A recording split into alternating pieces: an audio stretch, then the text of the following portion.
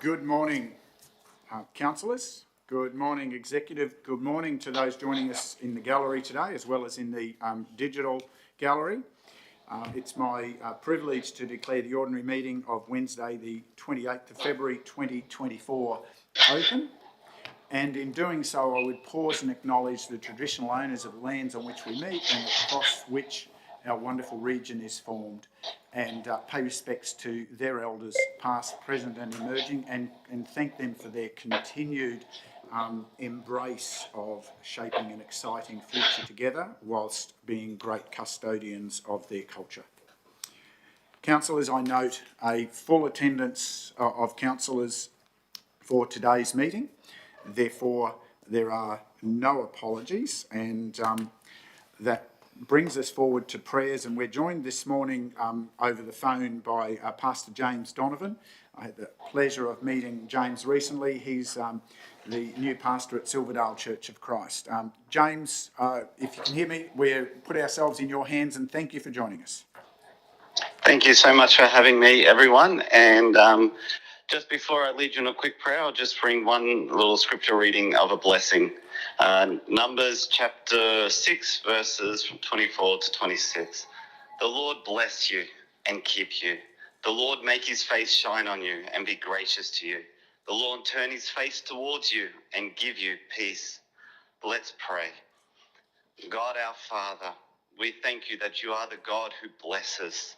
And Lord, we want to just pray a blessing over our leadership, over the Scenic Rim Council, for our mayor and our councillors and all those who serve this district and region. Lord, we pray, Lord, above all, that you would guide every one of them, that you would just enable them to make decisions that are for the benefit of the people in your community, and that we would be able to live in peace and harmony, and that things would go well. So I just pray, give wisdom to all our leaders. Lord, we just pray for this up and coming election as well. We pray, Lord God, that I know that our leaders will be very busy at this time. And so we ask, Lord God, that you would guide them and help them to communicate clearly all that they want to do and prepare for this land. We thank you so much for them, and we just pray that you would watch over them and use them to however you would choose. We pray in Jesus' name. Amen. Thank you. Thank you, James, for joining us. Thank you also for hosting that wonderful evening of prayer recently. I think he's gone.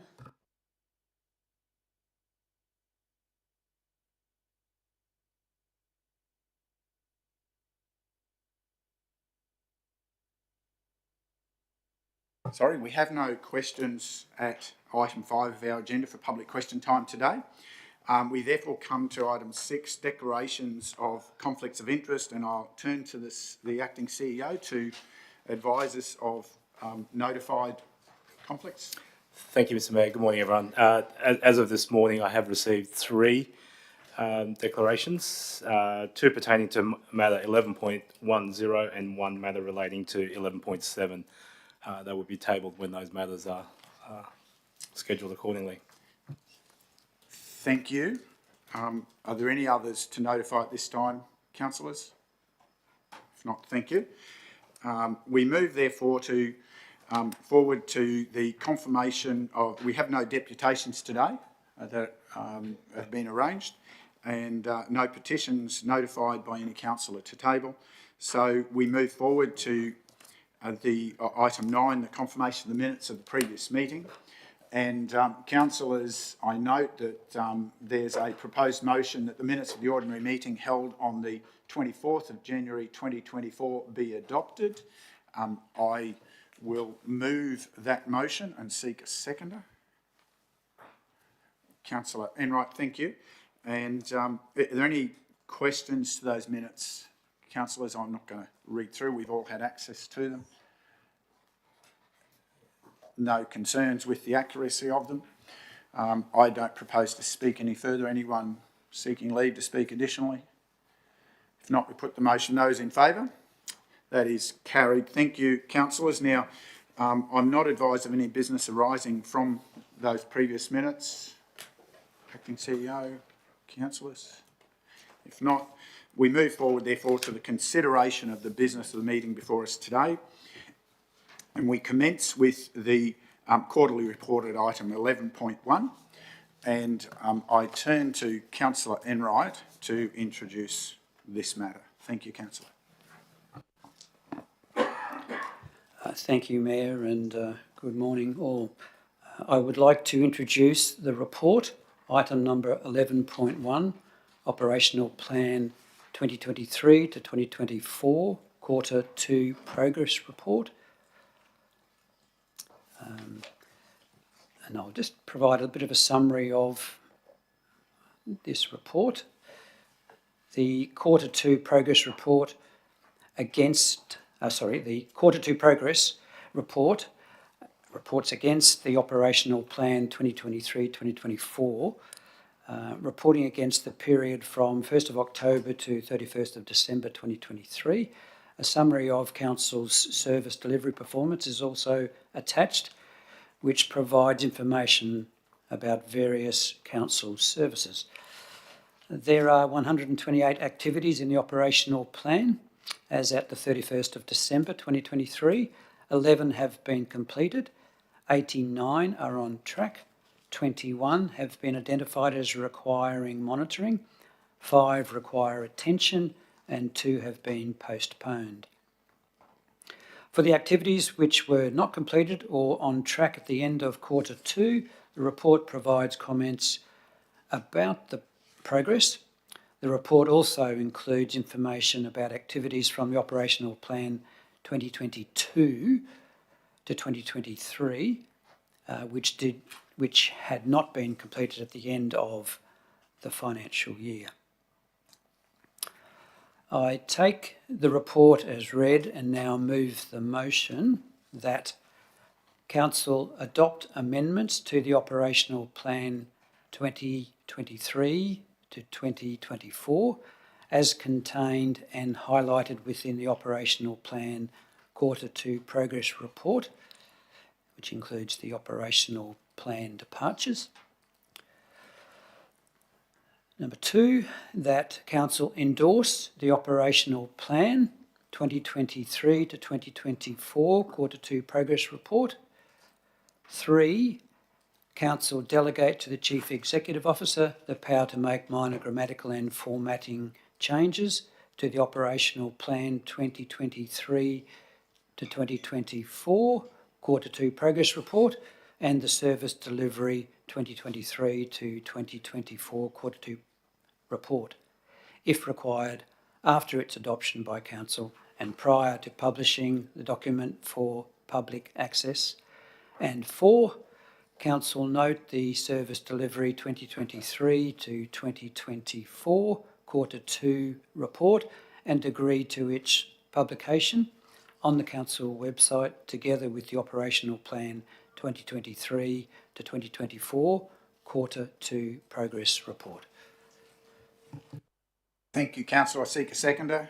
Councillor McConnell, thank you. Just before we proceed with any further comments or questions, for those following along at home, you'll find the full body of that as a separate attachment that's being published rather than in the body of the agenda, for those who are wondering where all the detail of those quite large number of pages are. Thank you. Now, Councillor Enright, further firstly, any further commentary before we move to questions, perhaps? No further commentary, thank you, Mayor. We move then to questions to the report before us, before we move to resolutions. Councillor Hay. Thank you, Mayor, and through the Chair, could I just ask for a brief explanation of the 2 items that have been postponed, please? Thank you, Councillor. I turn to Acting CEO. Thank you. Oh, thank you, Chair. I'll see if our Acting General Manager, People and Strategy, is able to provide comment. But those 2 items, it's contained in the separate attachment under... Sorry, I'm just trying to...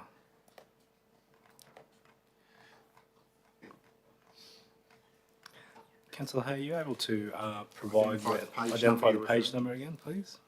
No, it's just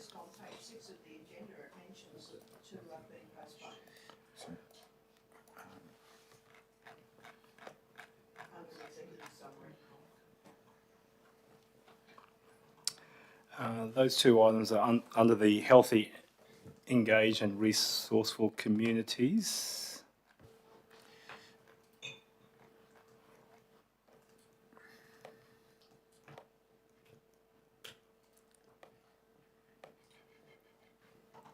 Councillor Enright? Through you, Mayor, if we go to page 86, it identifies Thank you. two that were postponed. There's a lot of pages in here, so thank you. Page of the attachments. Yes.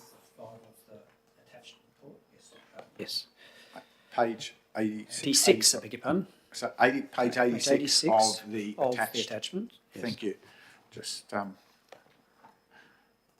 there's a lot of separate files for today's meeting, so we just got to make sure we keep on the same page, so to speak.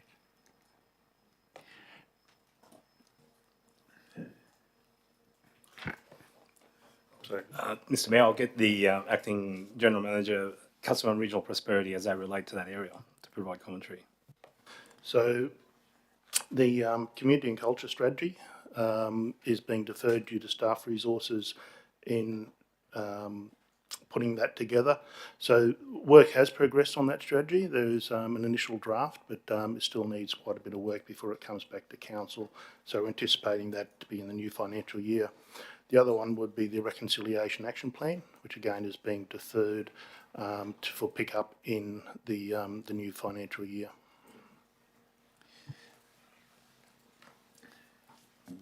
Just for completeness, it's worth noting that both of those have been addressed in a previous meeting, and they're just now carrying the update through into this report. Thank you. Further questions, councillors? Councillor West? Thank you, Mayor. Through you to the Acting General Manager, just on page 7, under Spectacular Scenery and Healthy Environment Successes, I just wondered if you might elaborate a little more on the cat's claw creeper and the other invasive species and what areas they've been treated in, because they're a bit of a hot topic at the moment. Thank you, Councillor. So we are treating 2 areas, Canungra and up in the Kerry Valley. We're starting that program pretty much in the headwaters, trying to work downstream to clear it out. It's a fairly intensive program. We're finding some cat's claw creeper which has been there for many years, some very large rootstock on them, that sort of thing. So I say the 2 valleys that we're concentrating on at the moment. Thank you. Thank you. Councillor McInnes? Mayor, if I may also comment on that question from a Scenic Rim River Trust point of view, we're actually in the process of trying to get some grants to do the Worrell and the Reynolds Creek, as well as those 2 mentioned by the acting GM. It is just killing so many trees in some of our rivers, and it's from a koala habitat point of view. It's a natural corridor that they really look at through the creeks, and it's a matter of urgency that we actually get in there, and there is just so many natural trees have died, but hopefully it's done sooner rather than later to have it. It's just horrendous. Thank you, councillor. Any further comment on that? If not, councillor Enright, you. Thank you, Mayor. I have a number of questions. First one refers to page 26. Under Sustainable and Prosperous Economy. A number of businesses, 33 in fact, participating in Council's Capability and Development and Knowledge Sharing Initiative is a great achievement. What are some examples of this participation by businesses? Thank you, Councillor Enright. I'll get Mark to provide. Thank you for the question, Councillor. The majority of those businesses involved in programs were involved in programs that are run by Council in conjunction with or in partnership with the Brisbane Economic Development Agency and Tourism and Events Queensland. including the Best of Brisbane Regional Experiences, Transformational Experience Mentoring Program and the Trade Ready Program. Additionally, with the business as usual, we also provide assistance to businesses generally on their engagement with particularly state government, and where assistance is available from the state to assist their business. Thank you. Further questions? Thank you, Mayor. Through you, my next question is on page 41.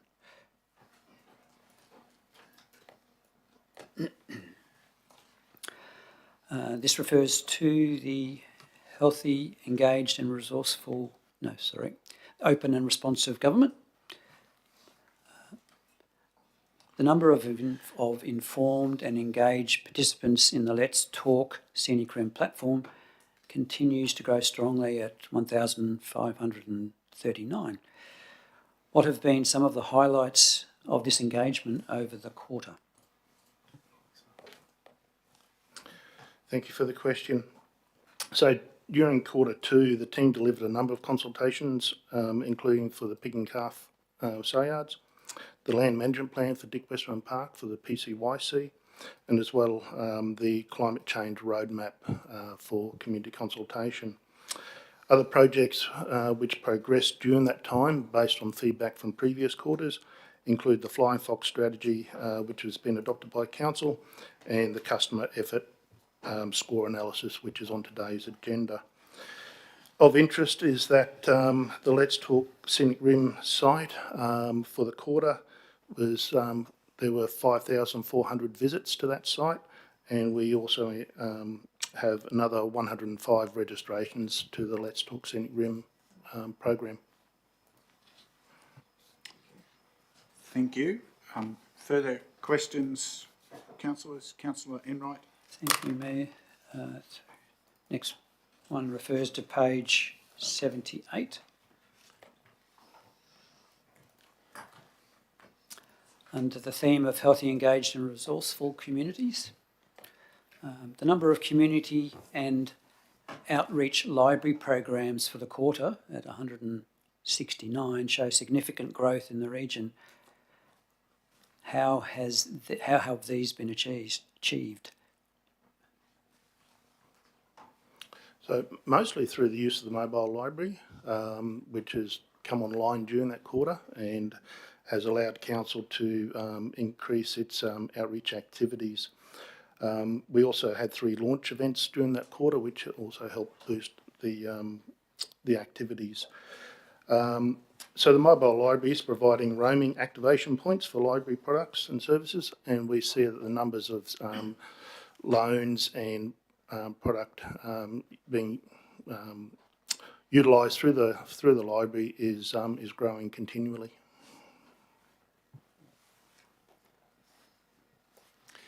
Thank you for that response. Further questions? Councillor Enright again. Thank you, Mayor. Next one refers to page 80. Council's Innovate Reconciliation Action Plan has been temporarily delayed.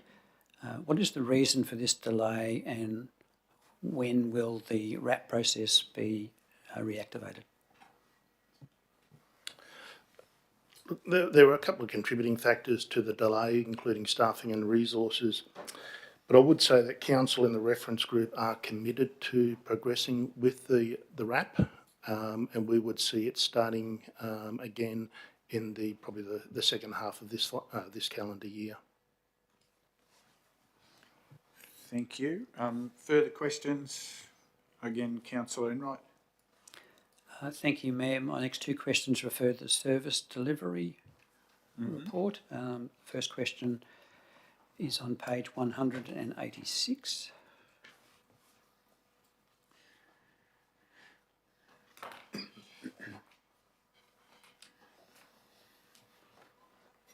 And this refers to the local purchasing. Record purchases with local suppliers at 8.9 million, or 39% of the total spend of the quarter, is a great result for the local economy, Is there a reason for this strong result for this quarter? Thank you. Through Chair. I can provide some comments on that. I think what we've seen, whilst those top 10 suppliers have been listed, there's been a total of 268 individual businesses throughout the Scenic Rim have been engaged for that quarter, amounting to that 8.9 million. Just with the scope of works, there is a fair amount of rehabilitation works associated with the flood damages and everything else. So we can see that there's material supplies and plant hire that's been contributing. And I think it is positive that where possible we are sourcing these products and supplies locally as opposed to looking outside. But we will continue more to that path, and obviously where possible. But I think it's the continued efforts towards trying to source local first before looking outside the Scenic Rim and activating what we can within the region. Thank you. No further questions on that item. You said you had one more in that area, and then Councillor Hay, I see you moving for the button. So, Councillor Knight. Thank you, Mayor. Through you. The next one refers to page 195.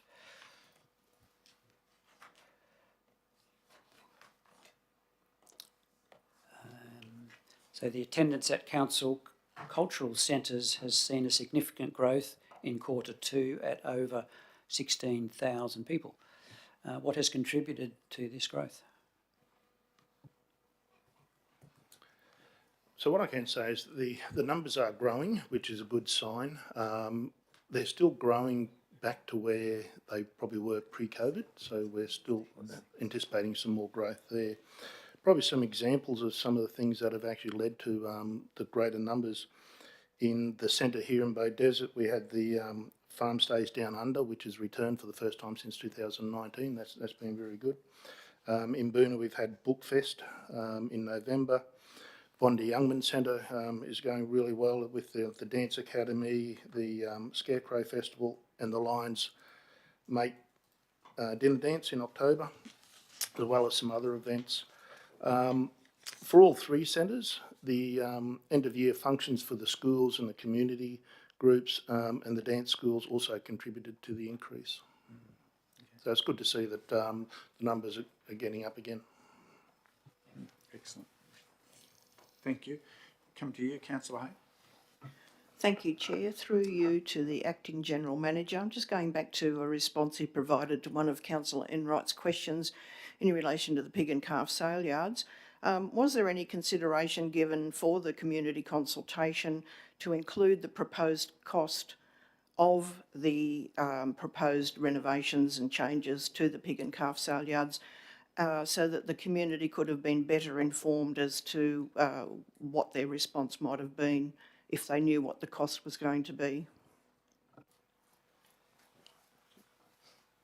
Thank you for the question, Councillor. I'm just trying to determine because it sits over both portfolios. Chris, are you able to provide a... Look, I'm not in a position to be able to answer that question fully. Certainly at the time, it was the consultation was around what was proposed as to be put in place at the location. The cost is readily available within, or the estimated cost is readily available within the budget, but that was not considered at the time to be included as part of the consultation. Thank you for that clarification. Further questions, councillors?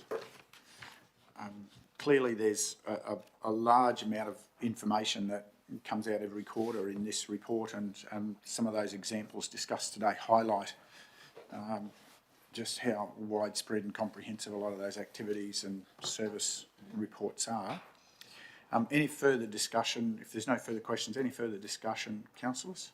Councillor McInnes. Question, Mayor, in relation to on page 182, in regards to lost time injury frequency rate. While it's less than last year, it's heading in the wrong direction, and by industry standards, I'd say, yeah, we were fairly ordinary last year, and I just wonder is there a reason for that? Is there fatigue? Does any staff member have a view, well, it was so low last year, so high last year rather, and but sort of it is heading back up towards that mark now. Thank you, And Councillor. what is the industry standard? In our type of industry, is it acceptable? Thank you, Councillor McGuinness. I might turn to our Acting General Manager, People and Strategy, to provide some insight to that. We do get a regular report in terms of workplace health and safety matters. And Yes, thank you for your question. Excuse me. I guess in relation to what is acceptable, there is no benchmark that I'm aware of that says what is an acceptable level. However, what I may be able to get to at some point is what is the benchmark currently in place for the industry. I don't have that information though in front of me now. I guess we do generally, and as we can see through last year's figures as well, we do tend to see a spike around that towards the end of the calendar year. What we have done very recently is employ a person within that team who is focused on rehabilitation. And so what we'll be able to do is dig more into what are those underlying reasons and be able to put in some proactive measures around those reasons to try and mitigate any instances of that happening in the future. Can I just ask a supplementary, just to tease out an important point, that whilst at present this is reporting, as you refer to on page 182, on lost time injury frequency rate, I note that there's a key focus to move towards total recordable injury frequency rate, which is certainly, from my awareness, something that's much more now of an industry best practice to recognise that there's very little difference when an injury occurs. There can be quite often little difference between a lost time injury and the other injuries that can be better managed. Is there any observational feedback you can add to the way that pivot is going to take place and how that will help with education? Sorry, I can't respond to that at this point. It is a very new change that we are putting in place, and I think as we start to get some more data behind that, we'll be able to identify those issues further. Thank you. I've just, the other supplementary comment is the removal of journey claims from your reference reporting is actually a really important normalisation, not to lose sight of them, but for those who haven't had a lot to do, the legislation in Queensland, the employer is responsible for liability for journey accidents on the way to or from the workplace, and that's a very liberal interpretation from my experience, and therefore you can have a lot of impacts that aren't within your operational control, that in fact, so it would be interesting to see how that normalises our information. Anything else, Acting CEO? no. Oh. Sorry, Chair. I'm just getting back to Councillor McGuinness' query, and I've just opened up the report. Were you, in particular, the types of claims impacting in that particular period? And No, or more general. Yeah. Thank you. Any further comments or additional discussion to the reports, councillors? Okay, then we move to speaking to the motion. You wish to speak to your motion, Councillor Nuff. Thank you, Mayor. The Operational Plan Q2 Progress Report and the Service Delivery Report provides a highly transparent update on the progress of hundreds of projects and programs delivered by Council for our community in the second quarter of the 2023-24 financial year. This report provides the quantitative assessment of progress of specific tasks against the approved operational plan, tied where possible against budgeted dollar values or other appropriate metrics. This report provides the actual achievements against targets for specific items and an update on the business as usual tasks delivered every day for our communities. I commend this report, as I also commend our council staff, who are the ones who deliver these amazing services to our community. Well done, and thank you. Thank you, councillor. Anyone wishing to speak against the motion? Anyone seeking leave to speak additionally?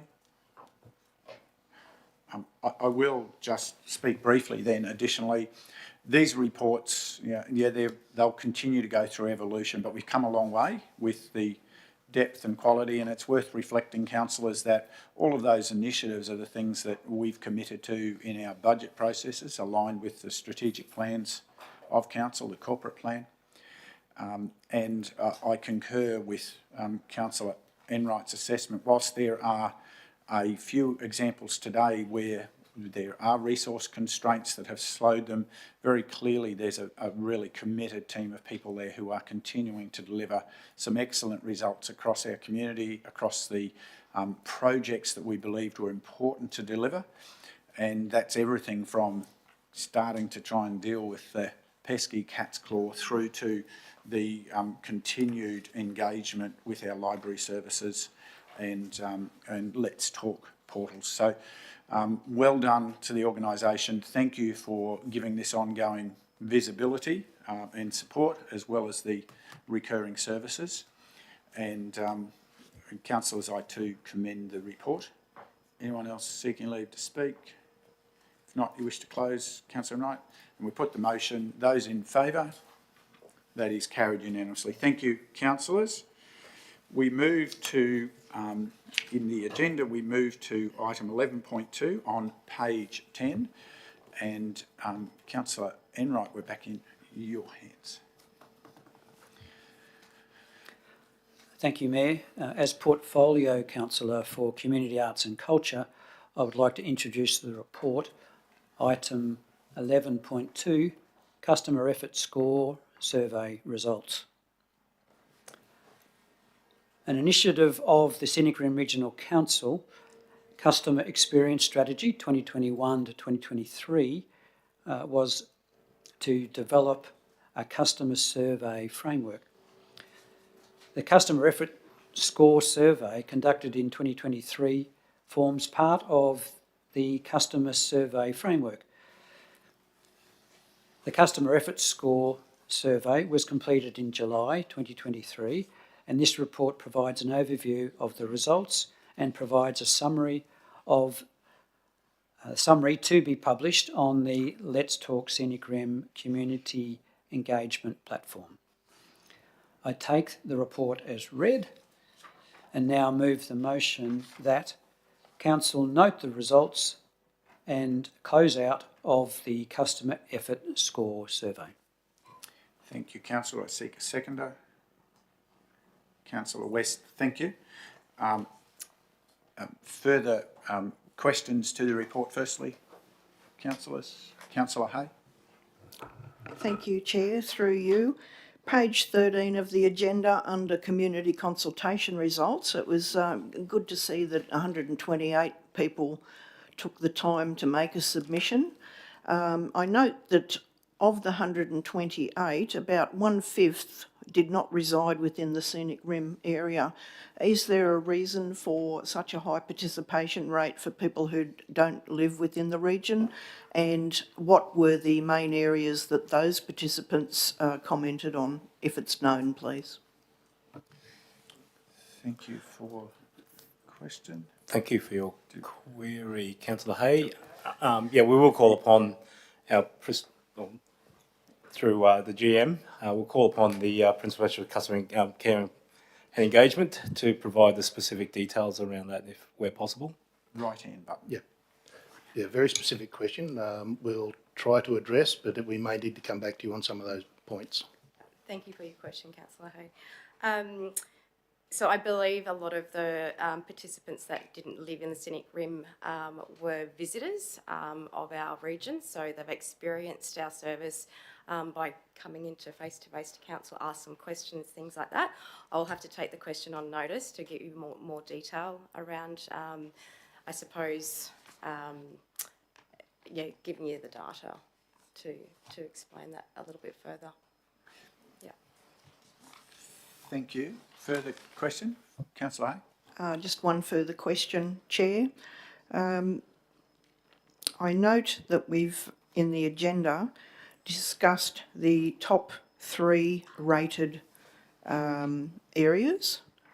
Is it possible to expand upon what the bottom 3 rated areas were, please? That doesn't seem to be in the agenda, or if it is, I can't see it.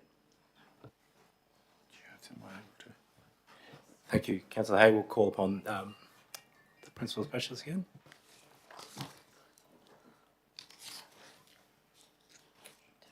With me. Bottom 3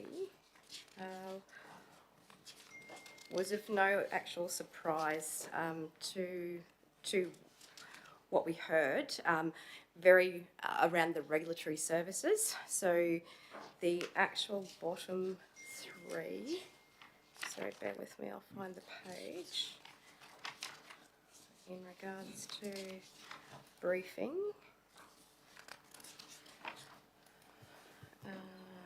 So was in our planning and development services, our roads and footpath and regulatory services. So we understand that there's lots of legislation and constraints around those areas. So it is of no great surprise that those 3 areas did fall in the lowest categories, but it also provides us an opportunity to look at those comments in detail to see where we can improve.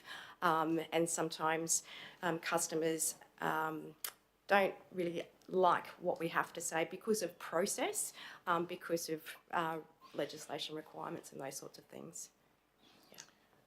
And probably what's the most important thing in those in the survey is the comments, because that actually addresses what the concern is. Now, we're not always able to go back to those people individually or the like, but it certainly gives us some understanding of what their concerns are. Sometimes they are founded. Sometimes it's, as Natiga says, is an understanding of our processes and the fact that sometimes we do have to deliver bad news, or their roads might have to wait a bit longer than they want, that sort of thing. So as part of the progress with the report is that Natiga's team will talk with the various managers around council and identifying the issues that have been raised through the survey, and make them aware and try and address those issues. Thank you. Well, that was going to be a supplementary question as to what have we learnt from that and what are we doing moving forward to address those 3 lowest rating areas. Thank you. Thank you for your response. Thank you. Don't go away, there might be more questions. Further questions, councillors? Yep. Councillor Chalk. Yeah, thank you. On page 13, it talks about sampling bias. Can you just enlighten us more on that? And is there a process that we look at the results we get from these types of surveys and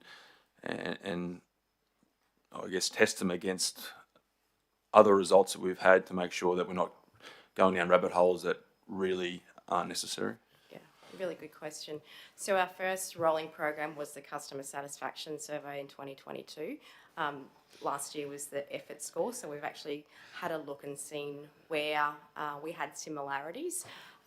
So we actually had more responses and more participation in the effort score, which was due to the fact we also reached over 3,500 people with our snowballing emails and those sorts of things to get the message out there to increase that participation, which is a great result. In regards to sampling bias, we've actually discussed as a team how we can achieve more of a reflective I suppose, percentage of our demographics in the region. So let's talk touches only on the registered participants, but by snowballing that information out, we're hopefully getting more registration, which is what this project achieved. So there will be further discussions later on this year in and around how we go about benchmarking some of that I suppose the survey bias and eliminating that risk in other portfolios as well. So looking to update the customer experience strategy. Part of that would be looking at the corporate plan, update those sorts of things and rolling it into more of a broader community survey. And if I can just add, the Let's Talk Scenic REM platform is really good for getting community comment.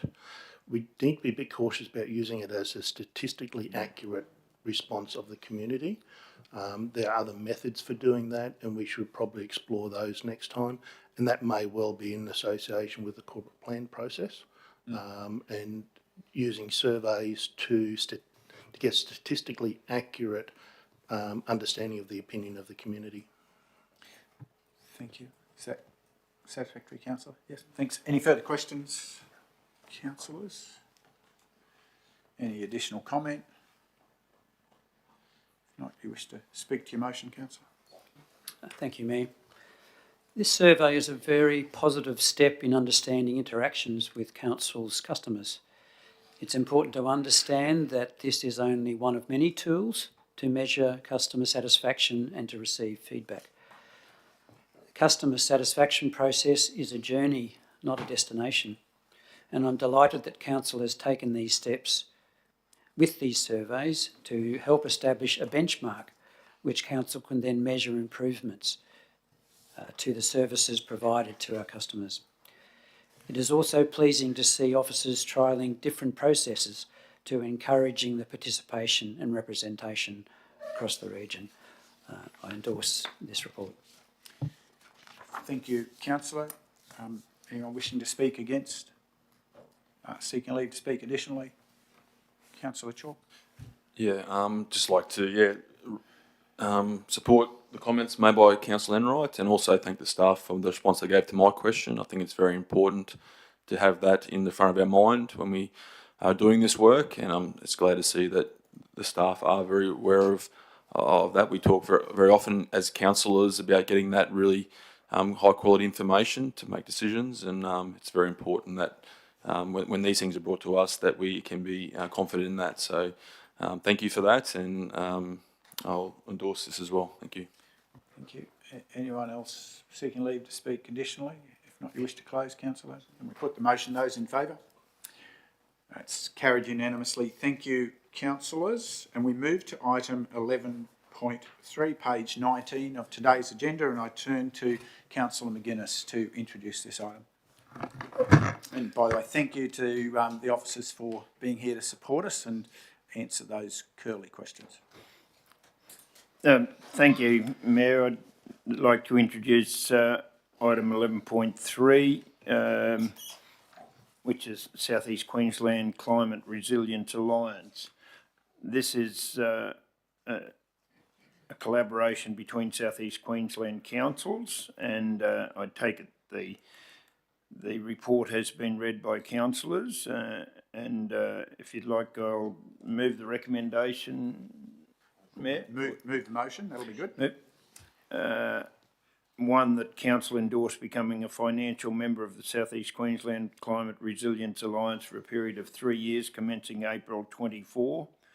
Council note the nomination of the Principal Specialist Biodiversity and Climate Change as council's authorised representative to the Executive Steering Committee. And 3, council note the nomination of the Biodiversity Officer, Land Sustainability and Climate Change as council's authorised representative to the Coordination Committee. Thank you, councillor. Seek a seconder.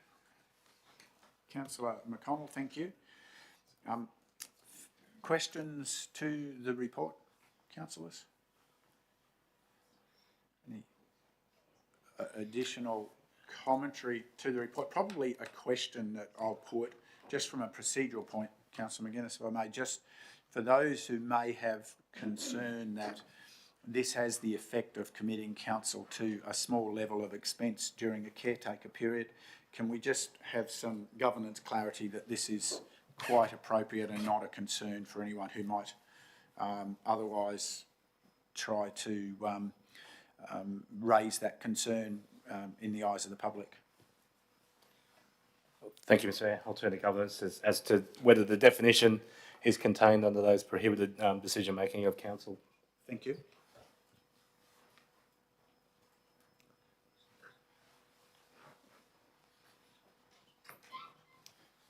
My apologies, CEO. Can you just refer me to the actual decision?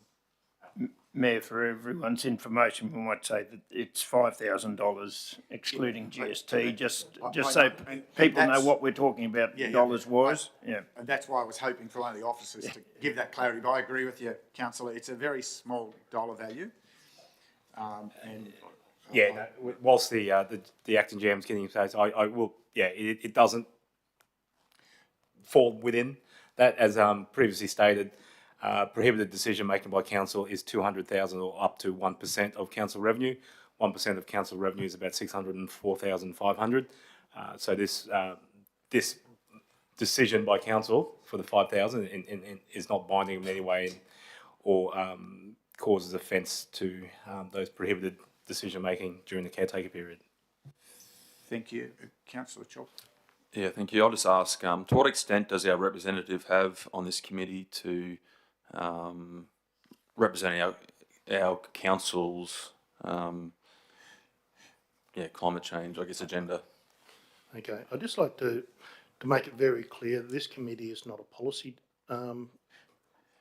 leader for council, so we're not, in a position where we will be having policy dictated to council. It's really a working group of officers who will exchange information, assist in policy development, which would come back to council for its own consideration. The benefit to our council is that being a smaller council, we don't have the resources of our major neighbours, and we are able, for a very small fee, to have access to a lot of their material to assist in our policy development now going forward, but also in relation to purchasing, so bulk purchasing for goods and services that would benefit climate change, reduced carbon outputs and the like. So what we would see coming out of this is probably a higher level of expertise feeding back into council to allow council to make its decisions on climate change going forward. Just to that point, for those who are trying to follow that along, if you go to page 21, I think it is, of 152 in the agenda, it highlights, it contains a discussion of the structure, but it also contains a structure of the opportunity for exactly those issues in somewhat more detail for those who want that colour and clarity to what's being addressed. Councillor McInnes? Yes, Mayor, that's a good point.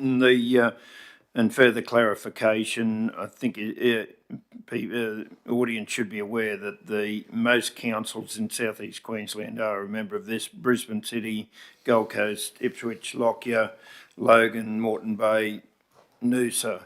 So it's there's not too many that aren't part of it, and ourselves and Sunshine Coast are seeking approval at the present time if this follows through. So I'm trying to think who, apart from Somerset, mightn't be in there in South East Queensland. So it would be almost the odd one out if we weren't part of this. Thank you, councillor. Thank you for the question. Any further questions to the report? Any further discussion? Councillor Hay? Thank you, Chair. I'd just like to comment on what Councillor McGuinness has just stated. And if we go to page 21 of the agenda, and you've referred to the opportunities, it's good to see that for a very small nominal amount, we will be reducing duplication of effort. So the $5,000 that we spend in providing, I think it's 2 representatives, is likely to result in a much greater reduction in the time and cost of staff that would otherwise be reproducing the same wheel. I think that's, look, I agree with you, councillor. If I were to add a comment, we've got a number of examples of these focused collaborative activities across, particularly across South East Queensland, with councillor mayors leading some of those. And it does accelerate the opportunity to learn from others, information, and shorten the lead time for people to come up with high quality executions, as well as then in the opportunities when it fits with the planning of our action plan for us to capitalise on the procurement opportunities that might also arise. And it is worth remembering that this is all couched as a piece of activity that aligns with our previously endorsed climate change action plan as an important step forward. So it's good to see that momentum being maintained, in my view. But any further comments, councillors, about the content? Any questions? We've got a very diligent officer here ready to answer everything you want to throw at it. If not, thank you. Councillor, you wish to speak to your motion? Yes, Mayor. Just put your microphone on. Good discussion there, and it's, as I read out earlier, it is good to be part of all those other councillors, and I'm sure staff appreciate the interaction with them, and it's right to raise it at this point just before the election, and I had the same concerns, but it isn't a significant amount of money, and Councillor raises a very good point that it's from a net benefit point of view, we're actually probably ahead doing it, so which is good. So I endorse the motion, and I'd urge people to vote positively towards it.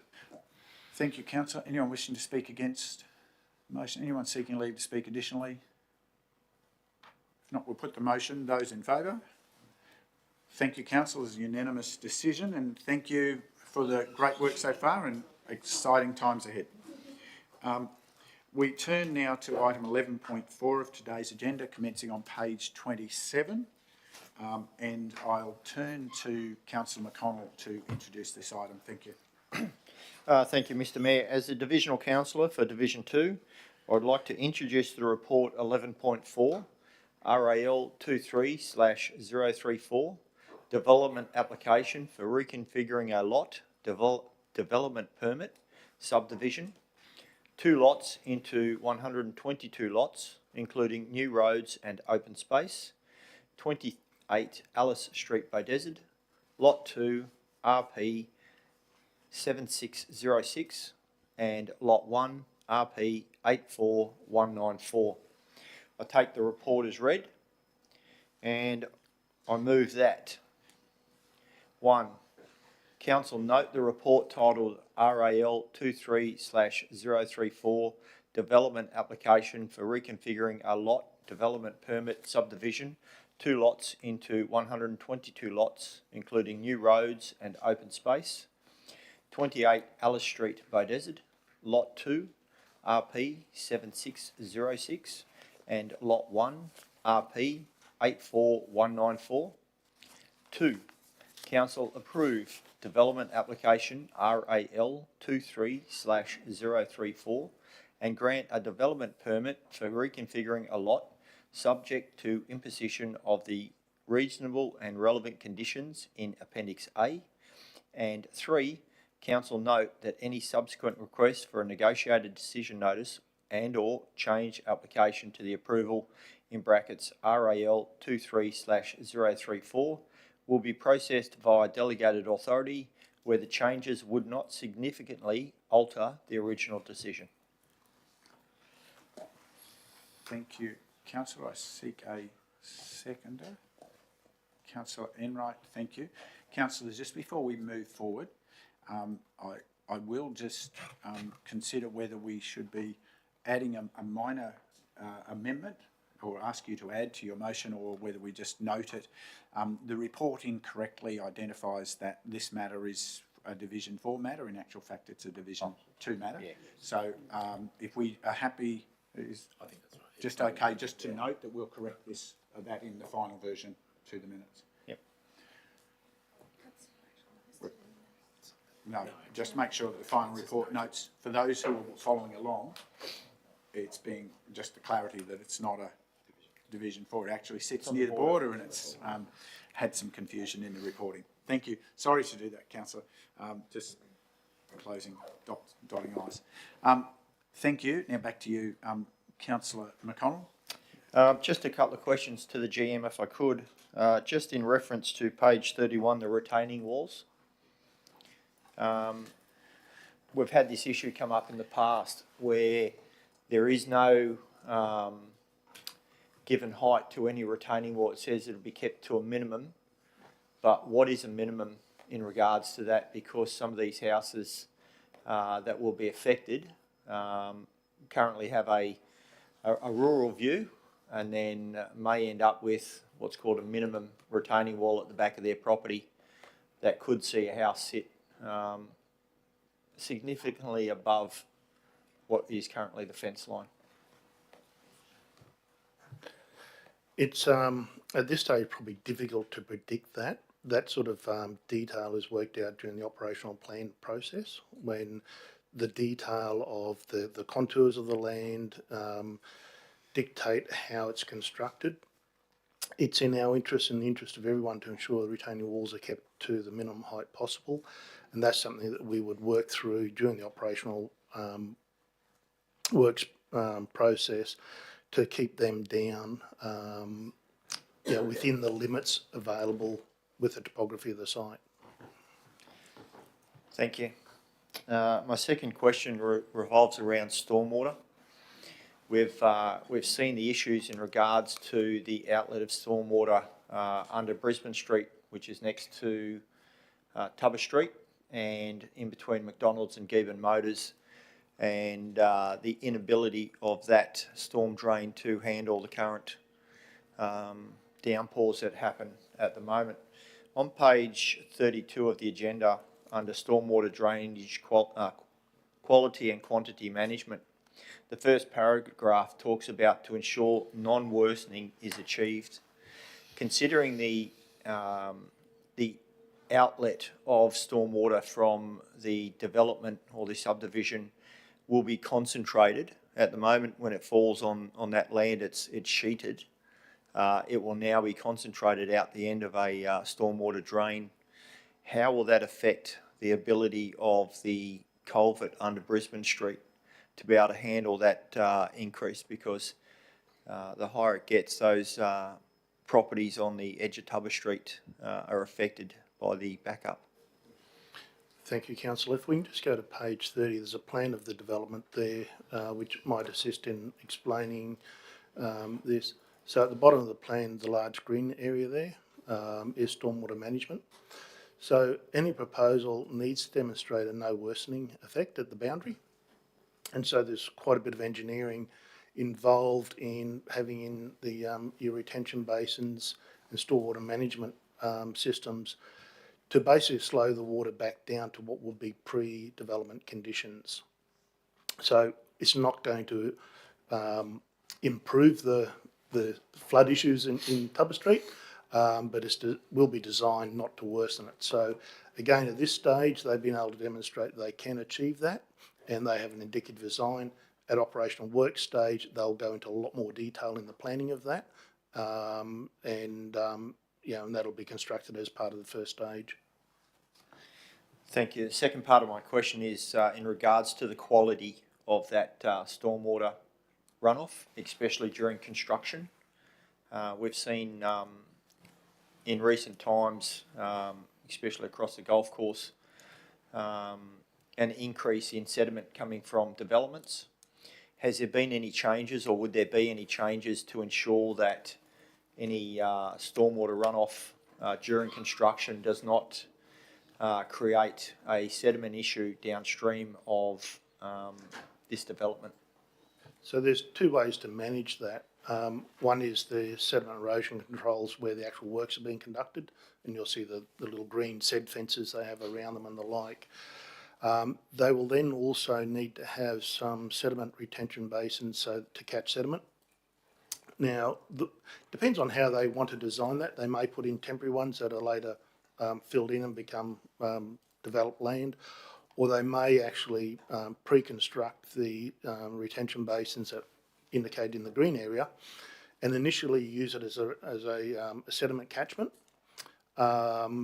basin, and then once the development gets to like 80%, they'll transfer it over and redesign it so that it actually catches more things such as waste or contamination on road, coming off road reserves and the like. So they turned into a bio-retention basin. So again, there's options available there. there is a commitment and a legal responsibility of all developers to ensure they don't cause sediment and erosion into the waterways, and we monitor that. And they have, as I say, different options on how they can implement that. Thank you. One more, if I could. Further question? Yes. Yeah, just on page 34 and 35 talks about the walkable neighbourhoods or the footpaths, and page 35 has our plan for footpaths. The footpaths, I believe, are in black, the heavy black. Can you enlighten us on how it's decided which side of the road the footpath goes on, and how that interacts with being able to get around the neighbourhood? Thank you for the question through the chair. So at the current design they've shown here, it's still just at concept stage. So when they do apply for the operational works for road creation, it does look into a bit more depth and detail in terms of footpath arrangement. It's for the applicant to demonstrate that it's achieving in accordance with council's road hierarchy and the PSP. So the planning scheme policy for infrastructure design, there's certain specifications there, minimum requirements. In terms of its functionality, that would be a consideration for it, that assessment process as well of the operational works permit. Thank you. Just a supplementary. Yes. We can see that the footpaths reach down to Alice Street, down the bottom and up past Drynan Memorial Park. Once the kids or whoever's walking on these paths get to there, are there footpaths for them to continue, or is it then onto the road? And considering the school is just up the road, what is the ability for any additional children in this to be able to get to the high school without being on the road? Thank you, Councillor, and through the chair. From any kind of infrastructure provision beyond the development site would need to be considered in terms of what we would call a necessary infrastructure condition. So it's where we're imposing the development to serve potentially a greater catchment to just their immediate development. There's potential for them to offset that cost in terms of any infrastructure contributions and the like. In relation to this specific application, that probably hasn't been explored to that extent in terms of how it wider integrates from a pedestrian network beyond the immediate development.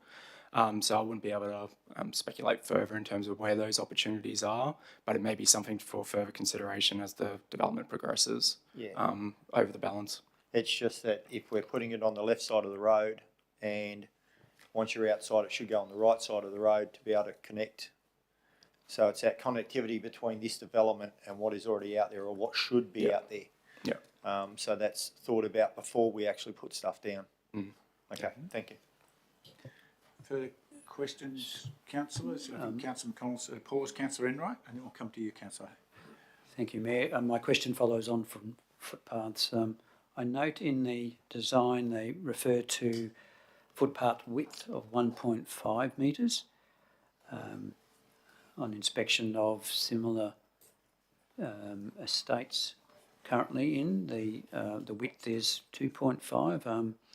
Can I ask if 1.5 is the appropriate standard for today's footpaths, or will this be considered at the operational works stage? Thank you, Councillor, and through the chair.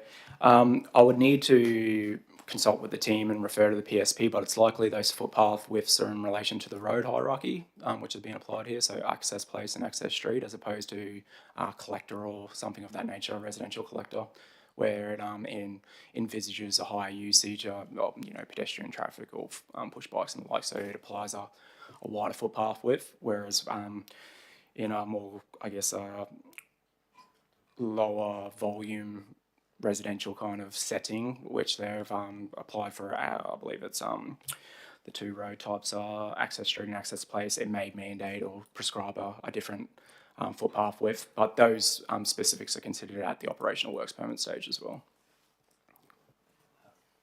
Supplementary to that, if there are proposed additional stages that then would increase the traffic volumes on roads, is that factored in at this stage?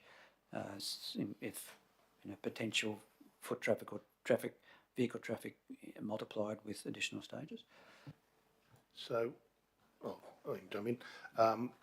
So part of the the process here, looking at this stage or number of stages, is we look at the master plan for the whole site, and for roads and footpaths and the like, if they will then service other areas, they need to be designed accordingly so that when those stages come online, they meet the standards. Thank you. Thank you. Sorry, Councillor Hay's been waiting first. Councillor Chalk, and then I'll come to you. Thank you, Chair. Through you to the officer.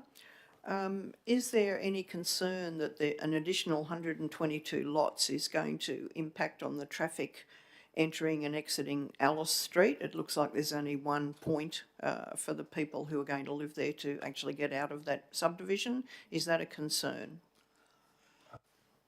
Thank you, Councillor, and through the Chair. So the development is supported by an engineering services report, which does look at the capacity of the existing road network.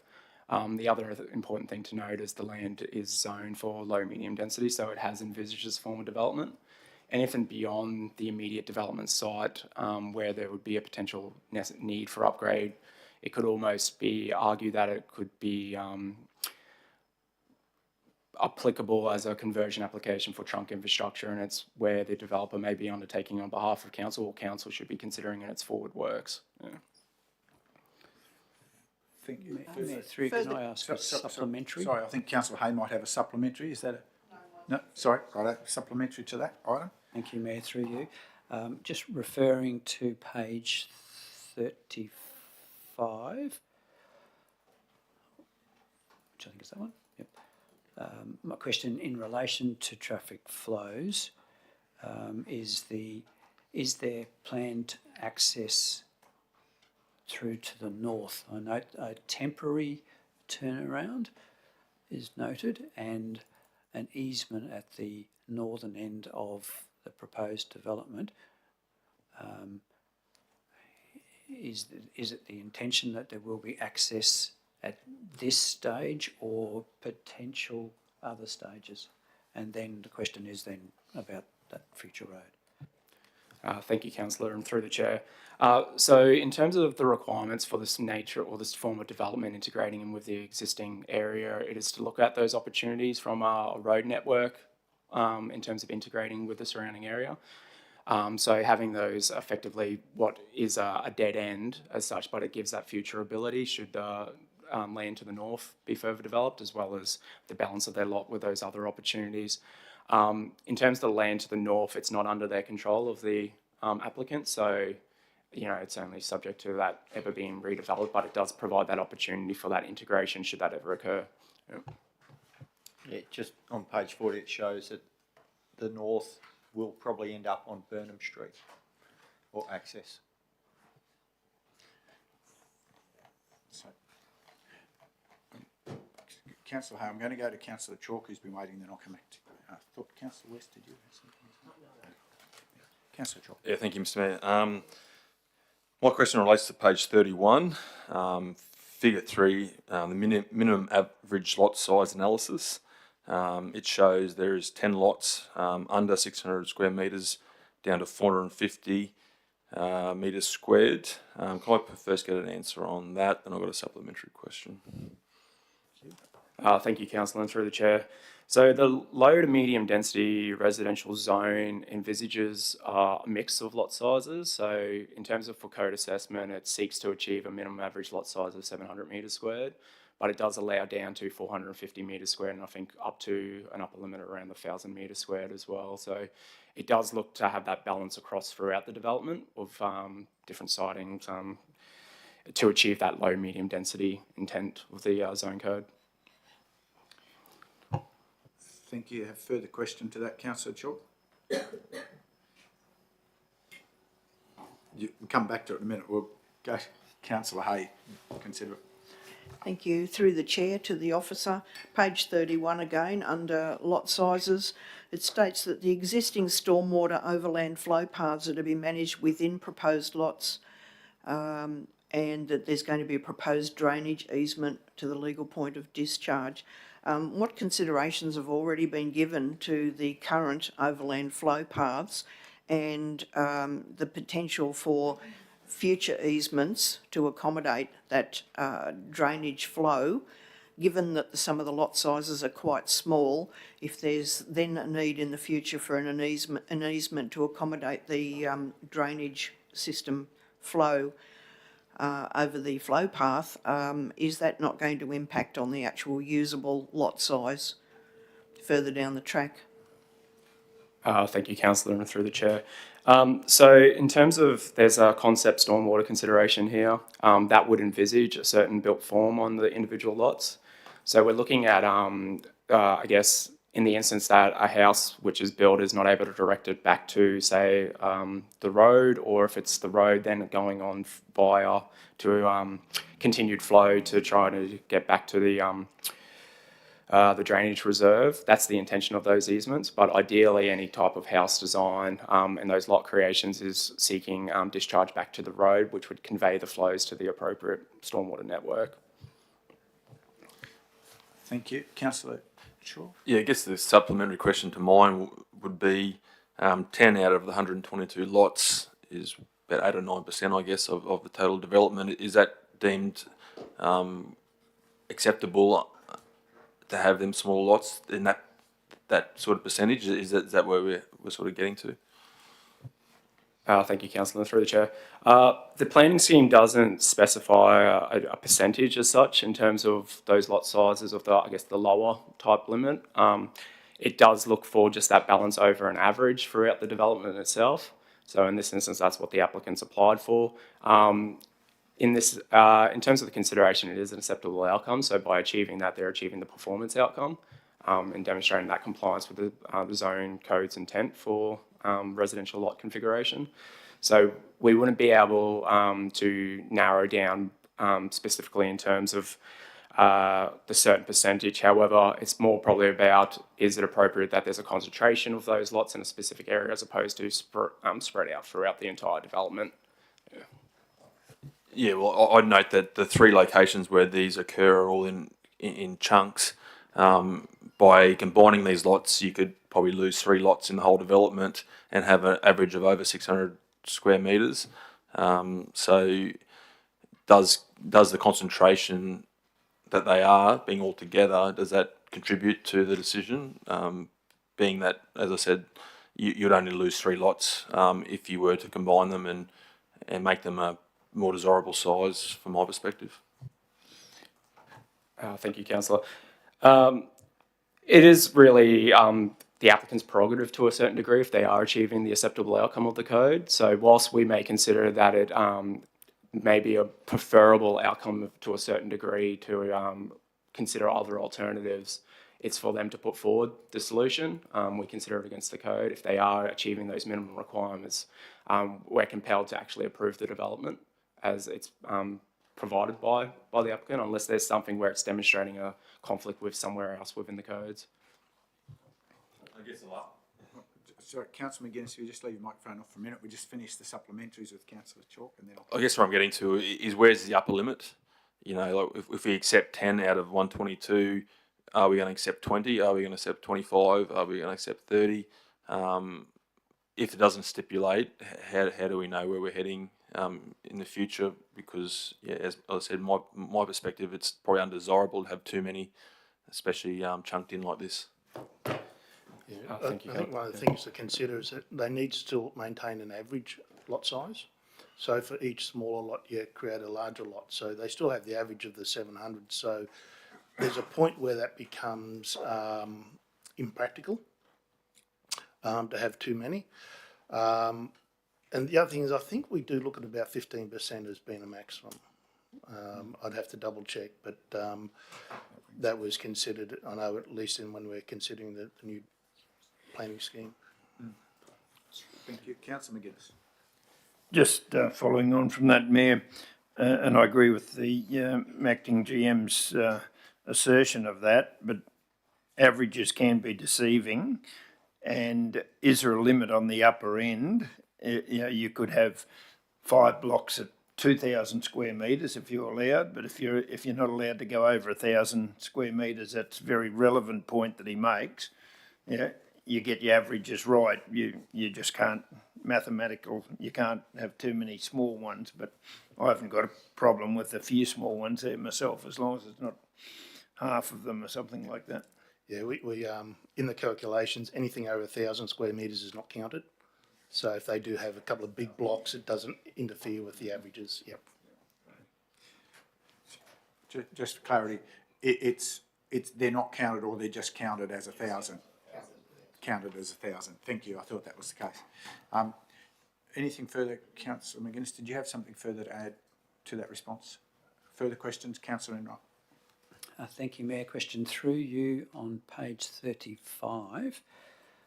And my question is in regarding parkland.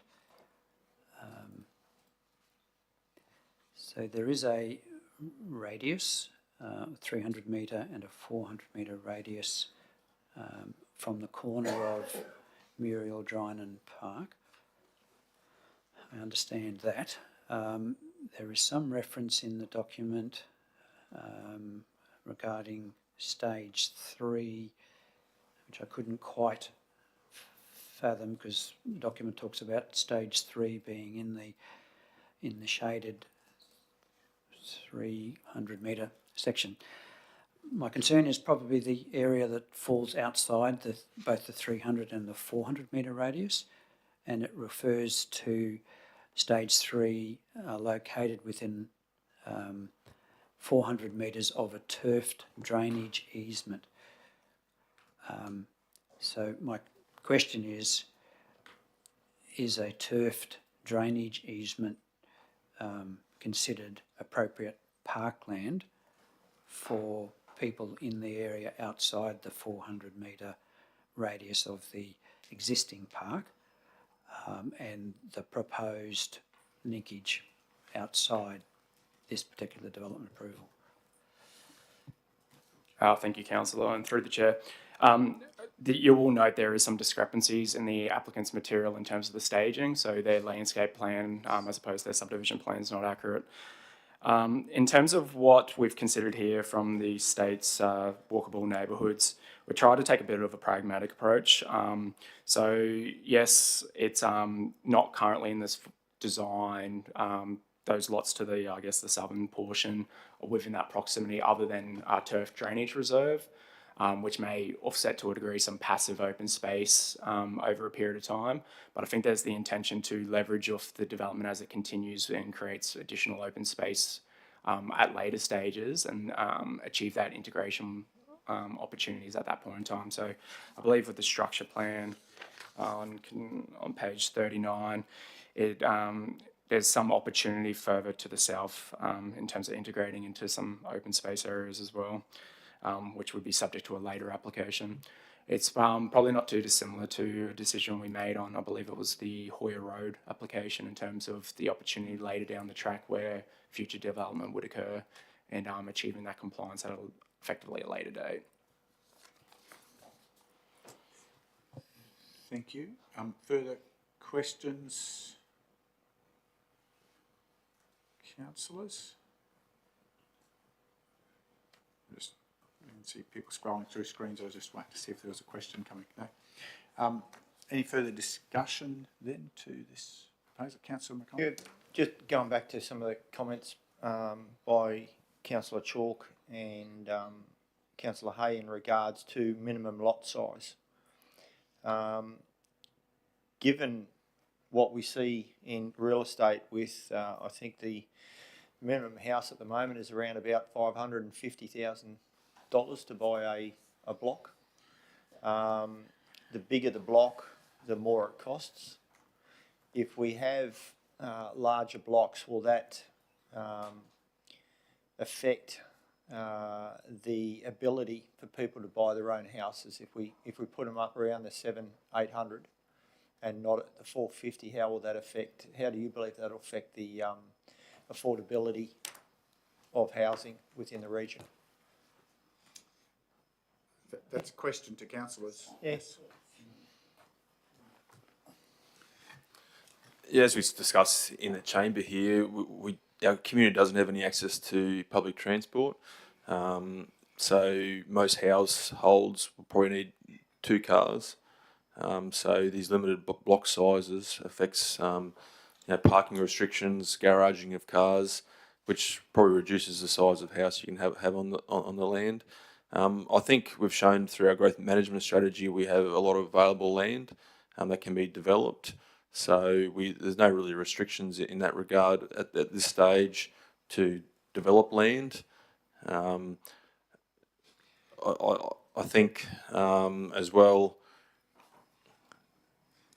it's probably more desirable outcome for our community to have larger houses with backyards. Takes a bit of the pressure off our community infrastructure like parks around the region, and gives a better family environment for children, which is probably a desire we all have as councillors. So yes, it may affect the price, but I think these lots in a small scale probably is not going to affect the problem to a degree to make a significant difference. So we probably got a bit bigger wins to gain by having the larger lots and the backyards for our families. Was there anyone else? Anyone else? I'll let others comment and then I'll add. Thank you, Mayor. I hear what Councillor Chalk is referring to. I think the challenge for us is we have a planning scheme that identifies areas within the region that are low medium, which the Better's corridor is, and which is the area that we have predicted under the growth management strategy as catering for over 60% of the future growth in the next 20 years. And the aspect of that approved planning scheme is that the average lot size we were able to achieve to provide a point of difference to some of the higher density areas of the neighbouring suburbs, neighbouring councils, is something that we fought hard to achieve. The diversity of housing and ultimately diversity of block sizes, which leads to the diversity of housing, is an important aspect. And given the current housing affordability concerns that certainly all of Australia are challenged with, I think we do have to provide opportunities for smaller lots in reason, and encourage development that provides for or fulfills the requirements of our planning scheme of that average lot size, in this particular instance of 700 square metres. The challenge for us is that what we grew up with may not necessarily be what our children grow up with, and the demands that we have dealt with in our growing stages, and I've grown a bit more than, or a bit longer than you have, or something, but I've had a greater growing. Anyway, I'll move on. Yeah, that's right. Yeah. We'll stay on course. Yeah. We'll stay on course. Save that for morning tea. Yeah, but the priorities for the future generations as opposed to current and past generations are certainly different, and I think this is how we have tried to achieve the best outcome in the work that we did to have the planning scheme approved to provide this improved outcome for our future communities. Thank you. Just before, I know the GM wants to add a comment here, but the acting GM, I just add, I think it's worth reflecting back on the conversations that we've had through the growth management strategy, through the development and approval of that and the recognition of the wisdom in that, but it's also the discussions in the SEQ regional plan, which we are also captive to, and the state expectation. We absolutely have defended a larger lot size than the hopefully future northern suburbs that will come back to us. That Councillor Enright alluded to that possible vision, but at the moment they're not part of us with those smaller lot sizes. But we don't have public transport that's meaningful, so going too small and having density without capacity to drive is always a concern. However, the balance that we maintain, the indicative 15% of that lot size mix is important. The challenge is not the lot size, and our challenge is not the lot size of what we do, it's the product that people put on it. And the clarification that I recall from the SEQ plan, but also from our data in the growth management strategy, is dealing with encouraging developers and having a solution to have a different mix of product in these new areas so that they're not just plonking cookie cutter 3 and 4 bedroom houses with the mindset of it all being different size of family, but we are dealing with that changing demographic and allowing a different mix of products in these places so that you get an integrated community approach rather than the notion that everyone's going to be the traditional nuclear family approach, that we do have to accommodate for those attracting those emerging generations who won't have children till later but are a couple, etc. And so the lot size is only one part of that equation. The transport capability is another. The affordable livability and the access that goes with that is always very important. Just before I come back to you, Councillor McConnell, the GM's been waiting to see if he's got some additional. So probably just a couple of things I'd just like to point out. The growth management strategy, when we went through that process, it identified that our housing stock is very consistent. It's 3, 4 bedroom homes, detached dwellings and the like. With the planning scheme, the way it's been drafted to allow for a percentage of smaller lots, it's not only about price. There will be a price difference, obviously, with smaller lots, but it's not going to be necessarily a telling factor. What we're doing is providing choice for people who don't need larger lots. We're heading towards a 40% single occupier house within the community. Those people don't need the large house or large lot, probably want to avoid having lawn to mow and the like. So that having the smaller lots is beneficial to them.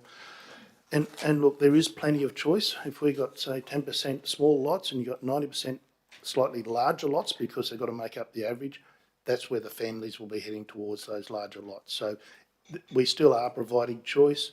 There would be a concern if the whole estate was 450 square metre lots where families didn't have a choice. That would be very concerning, but there is a range of choice here for lot sizes, both smaller and some obviously to make up significantly larger. Thank you. Back to you, Councillor McConnell. Yeah, it's good because the question was to stimulate some discussion on the variety of housing provided, because sometimes you've got a 800 square lot and a 450 square lot and the house completely covers the whole land. So the notion that the bigger lot is providing a playground out the back or bigger area for the kids to play is usually not sustained with what's being built out there. Just a question to the GM in regards to terraced housing and to be able to get that variety of housing out there, because as you said and as the Mayor alluded to, the nuclear family is changing at the moment and what people want. So is there an ability to put, say in sections, was it 203, 204, 205, 206, would they be able to put terraced housing in that area within our planning scheme, or is that something that's not currently in there? No, that ability is available now. We've actually had a number of subdivision proposals where they actually pre-planned for terrace type housing units, whatever you want to describe them, as being again a variety that the estates would offer.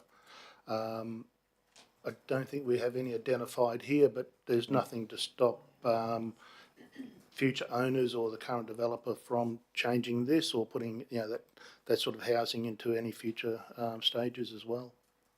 Yeah. Thank you. Any further discussion?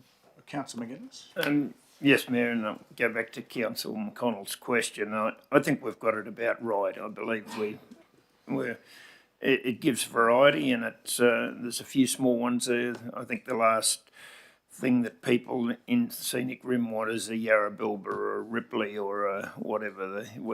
It just wouldn't fit our style, but I think something like this is right.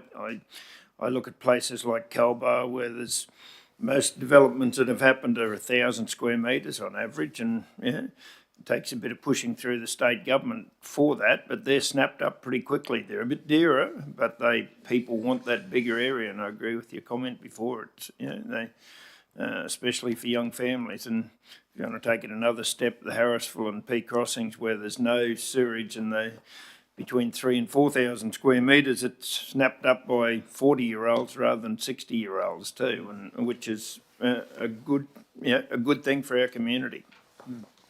Thank you. Councillor Hay, you were looking. Oh, I'd just like to make a comment on Councillor McGuinness and Councillor McConnell's observations as well.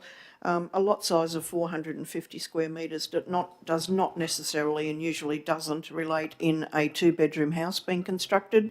You will still see that someone is going to want to build a 3 or 4 bedroom house on a 450 square metre block. No one's going to build a 2-bedroom one, and we don't condition that to happen. So that again impacts on the affordability. And my observation is that I don't think that affordability is forefront in the developer's mind when they're mainly concerned with maximum yield. Thank you for those observations. Councillors, any further discussion? If not, we come back to your motion, Councillor. All right, thank you, Mr. Mayor. As has been alluded to, we've got to meet the growth management strategy. We've got 10,000 houses in the next 20 years to put in. I think this development is the right fit for that area. I do have concerns with the ability of the culvert on Brisbane Street to be able to handle the increased flow from this and future developments, but that'll wait to see. I think the mix of lots is good. I think down to 450, being able to provide a variety of sizes to be able to buy and build. Is it going to equate to a variety of houses or housing? I don't think it will. I think they'll all just be 3 and 4 bedroom houses put in there. And I think we do need to have a look at encouraging terraced housing and units, 1, 2 bedroom lots in there to meet the ability of the young families or the teenagers that want to leave home that can only move into a house because that's all available in Beaudesert. So that's a future thing, but I think this is a good development for the area, and hopefully the northern side will be developed soon, and that road can come out to the top. And I think this is good for the Beaudesert area. Thank you. Thank you, Councillor. Anyone wishing to speak against? Seeking leave to speak additionally? Councillor Enright. Thank you, Mayor. Overall, I think this development is appropriate to provide a mix of housing. It is in the area that is designated for urban development. It fulfills the needs of the low to medium density as far as the average lot sizes. I have expressed concern about the lack of parkland access in this stage. That's probably something that I'm not entirely satisfied with. However, I'll accept the officer's view to looking at providing that at a future stage. That always does provide an avenue of concern when we are really looking at what's in front of us as opposed to what may come up in the future. However, on balance, I will support this application. Thank you, Councillor. Anyone else seeking leave? Councillor Shaw. Yeah, just quickly after I made a fair bit of comment on that, I'll just I will support this motion, but I'd just be cautious of a creeping effect of over the years of 9% of the houses being small to 15 and then to 25, what's going to be acceptable in a period of time. So just probably needs to be aware of what we actually want in these areas. And I take the comments and accept this development for this location. Thank you. Anyone else seeking leave to speak additionally? Councillor Hay. Thank you, Chair. I won't be supporting this motion. I have concerns about the legacy issues that the drainage is going to cause in future years, and we already have a vast quantity of legacy issues for drainage matters, so I'm concerned about that. We're supposed to be voting on what's before us, not what might happen sometime in the future with potential roads and potential open land and parks and so on. It's what is before us that we're voting on, not what may happen in the future. Thank you, Councillor. Anyone else seeking leave to speak additionally? If not, I'll put the motion to the vote. Those in favour? Those against? The motion is carried.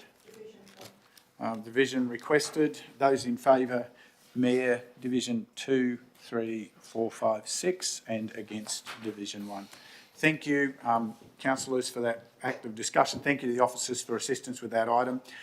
Councillors, we are at 10:35 going to adjourn for a break until 10:55 for 20 minutes.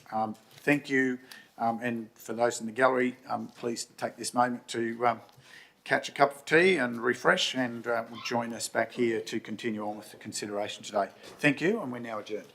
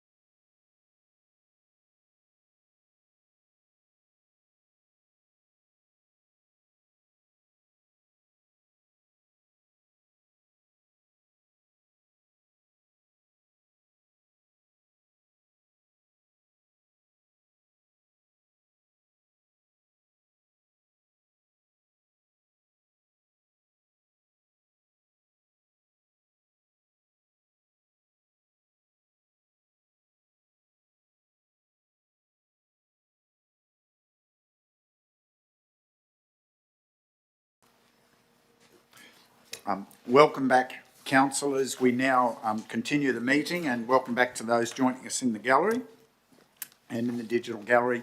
We turn our attention now to item 11.5, page 66 of today's agenda.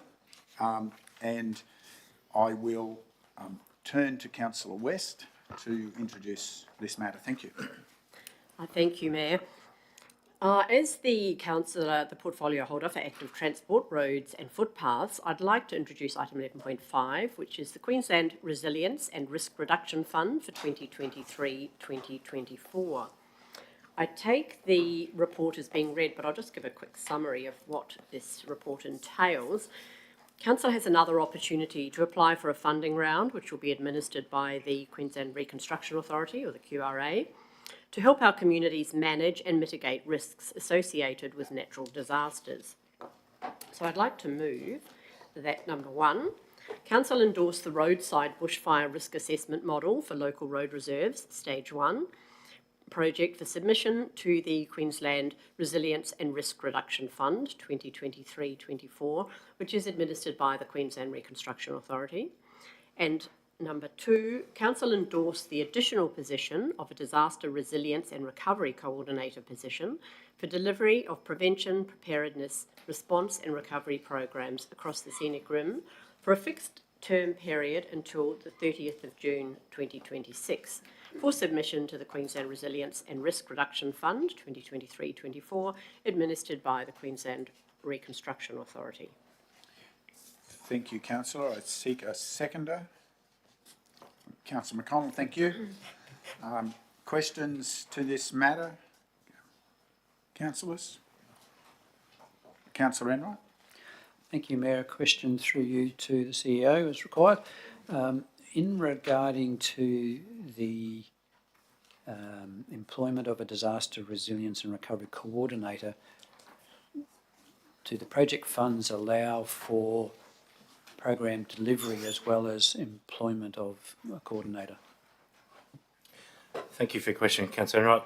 I do believe it does, but I will turn to the General Manager. Sorry, I didn't catch the question. It's the whether or not the engagement of the position falls under the funding program, which I believe it does. So Yes, it does, yes. Could I just clarify that the question was, does it provide ability to fund program deliveries as well as the employment of the coordinator? As far as I'm aware, it's in relation to the wages only.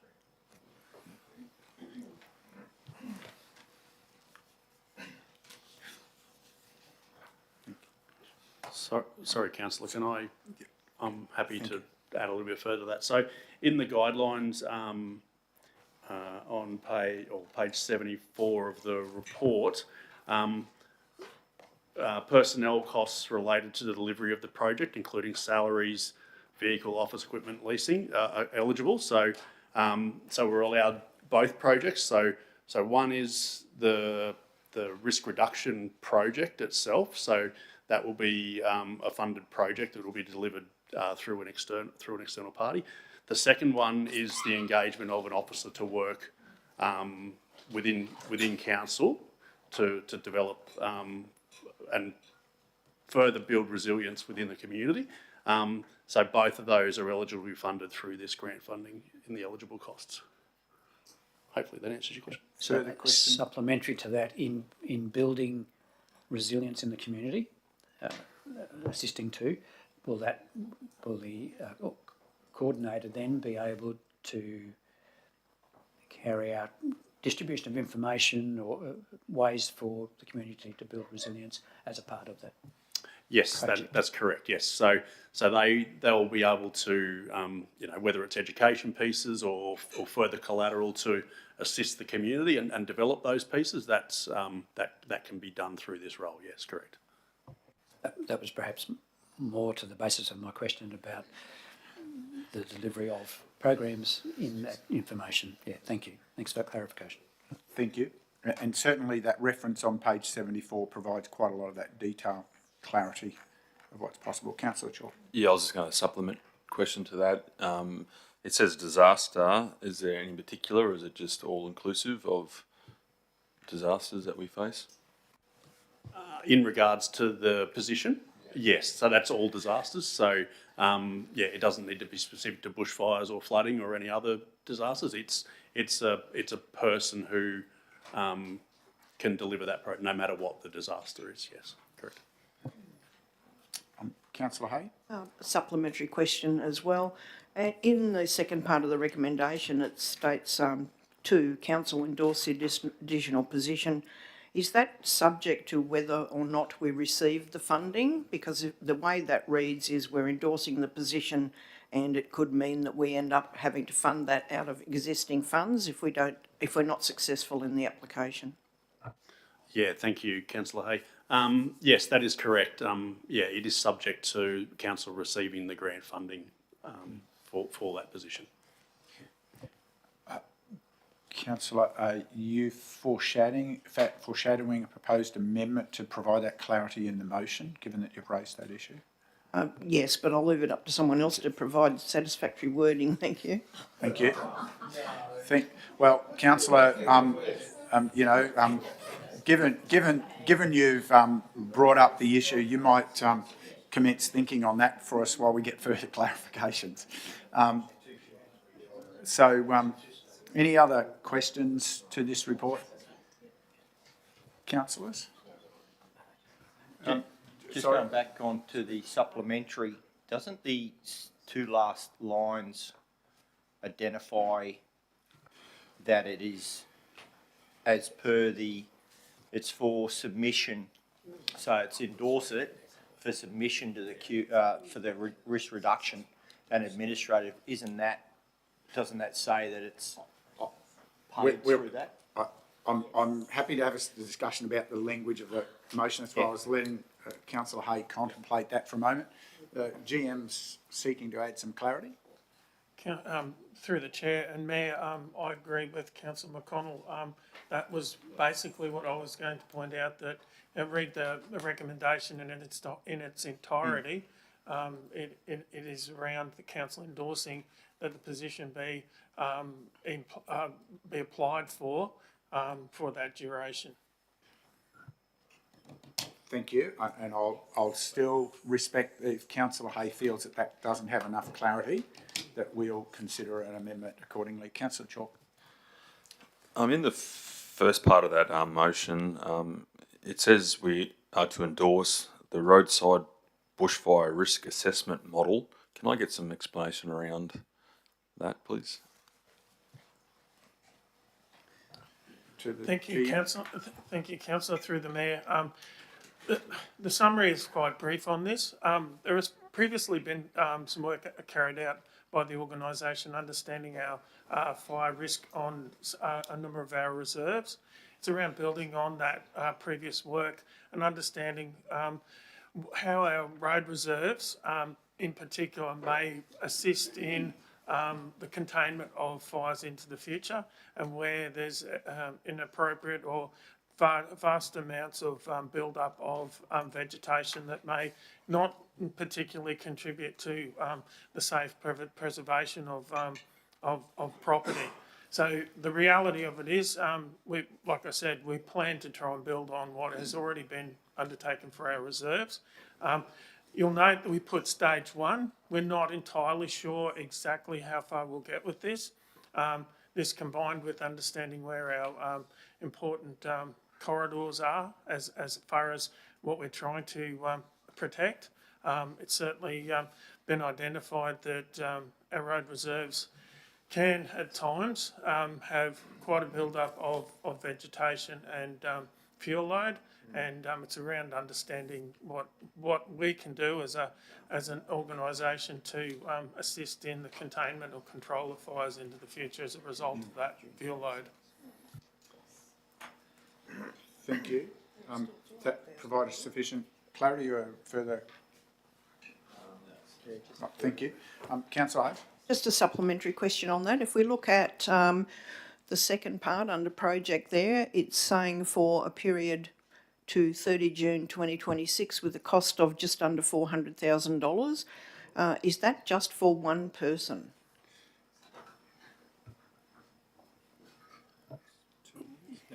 So, yeah, sorry, just seeing if the General Manager would answer that. Sorry, thank you, Councillor Hay. Yes, so that is, but please be mindful that includes, that's fully on-costed, so that includes statutory and legislative on-costs that are associated with that, so it's not just wages for the person, it's all the overheads that are attached to that as well for that 2-year period. Provision of transport and such like to projects. Yeah, okay, further questions at all, councillors? Councillor McConnell, did you have a question? Or just your microphone's on, that's all. Oh, thank you. Sorry. Right, thank you. Councillor Hay, you might find you're getting some advice or assistance from governance about a proposed amendment. So if there's no further questions, any further discussion on this at this point in time? If not, Councillor, is now a time where you wish to... Sorry, Councillor West? Yes, go ahead. Go ahead. Thank you, Mayor. Look, I just want to mention this with regard to the roadside bushfire risk assessment. This is only stage 1 of the process, which has already been mentioned. But it will, just to elaborate, it'll enable council to assess the risks and ensure that maintenance is prioritised across the whole area of the scenic rim and the road networks. And examples may well be slashing and backburning in some of these areas. For the second part, which is the position of disaster resilience and recovery coordinator, this person would work with stakeholders to improve further recovery process programs and resilience of the community throughout the scenic rim. And we know that we are no strangers in the scenic rim to disasters of many different kinds. So I believe this would be a very welcome position should we be successful. Just also to mention that there will be a council contribution to both projects, which one of them is budgeted at this stage and the other one is over time and will involve some in-kind funding as well. So I'm happy to support the motion. Well, thank you. We'll get to talking to the motion now. Sorry, Councillor McConnell? Yeah, just confused me. I thought, yeah, just in regards, going back to the 400,000, does that include vehicle and all that sort of stuff, or is it just wages? If required, if determined, yeah, it would include a vehicle, yes. Yeah, so yeah, as I said, it's not purely wages, it's basically wages plus their statutory overheads plus whatever operating overheads included in that. So that includes laptops, phones, vehicles, any other operating requirements that are needed for that role as well. Yeah. Thank you. Thank you. Councillor McGuinness? Yes, Mayor, and I just taking in what Councillor West, and I don't disagree with it, but when I look around the district, and albeit anecdotally, we don't slash on gravel roads, and that's where our biggest fire risk. That's the biggest build-up of fuel. Let's say on those, most bitumen roads are slashed. Well, all bitumen roads are slashed, and a lot of people keep the whole of the roadside in a very well maintained area. So it's, for me, there's a big step away from what we've been doing to keep that fuel load down and on every gravel road around the place.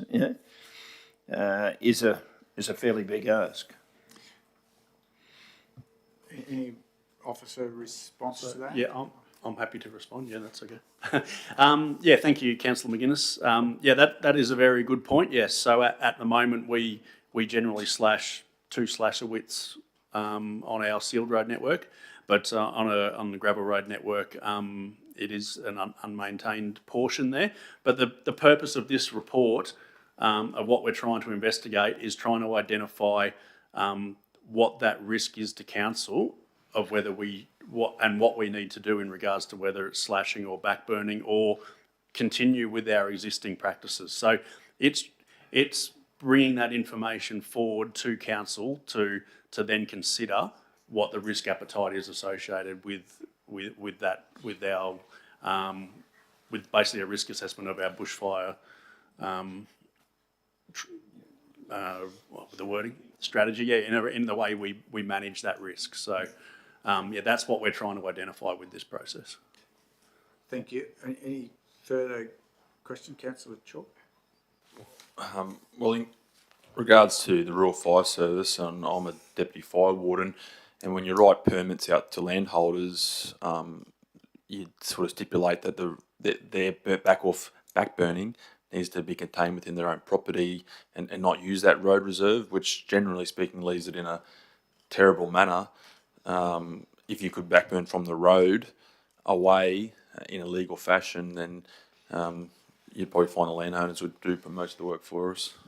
Just an observation. I've had dealings with this, writing permits and the intricacies around it. So,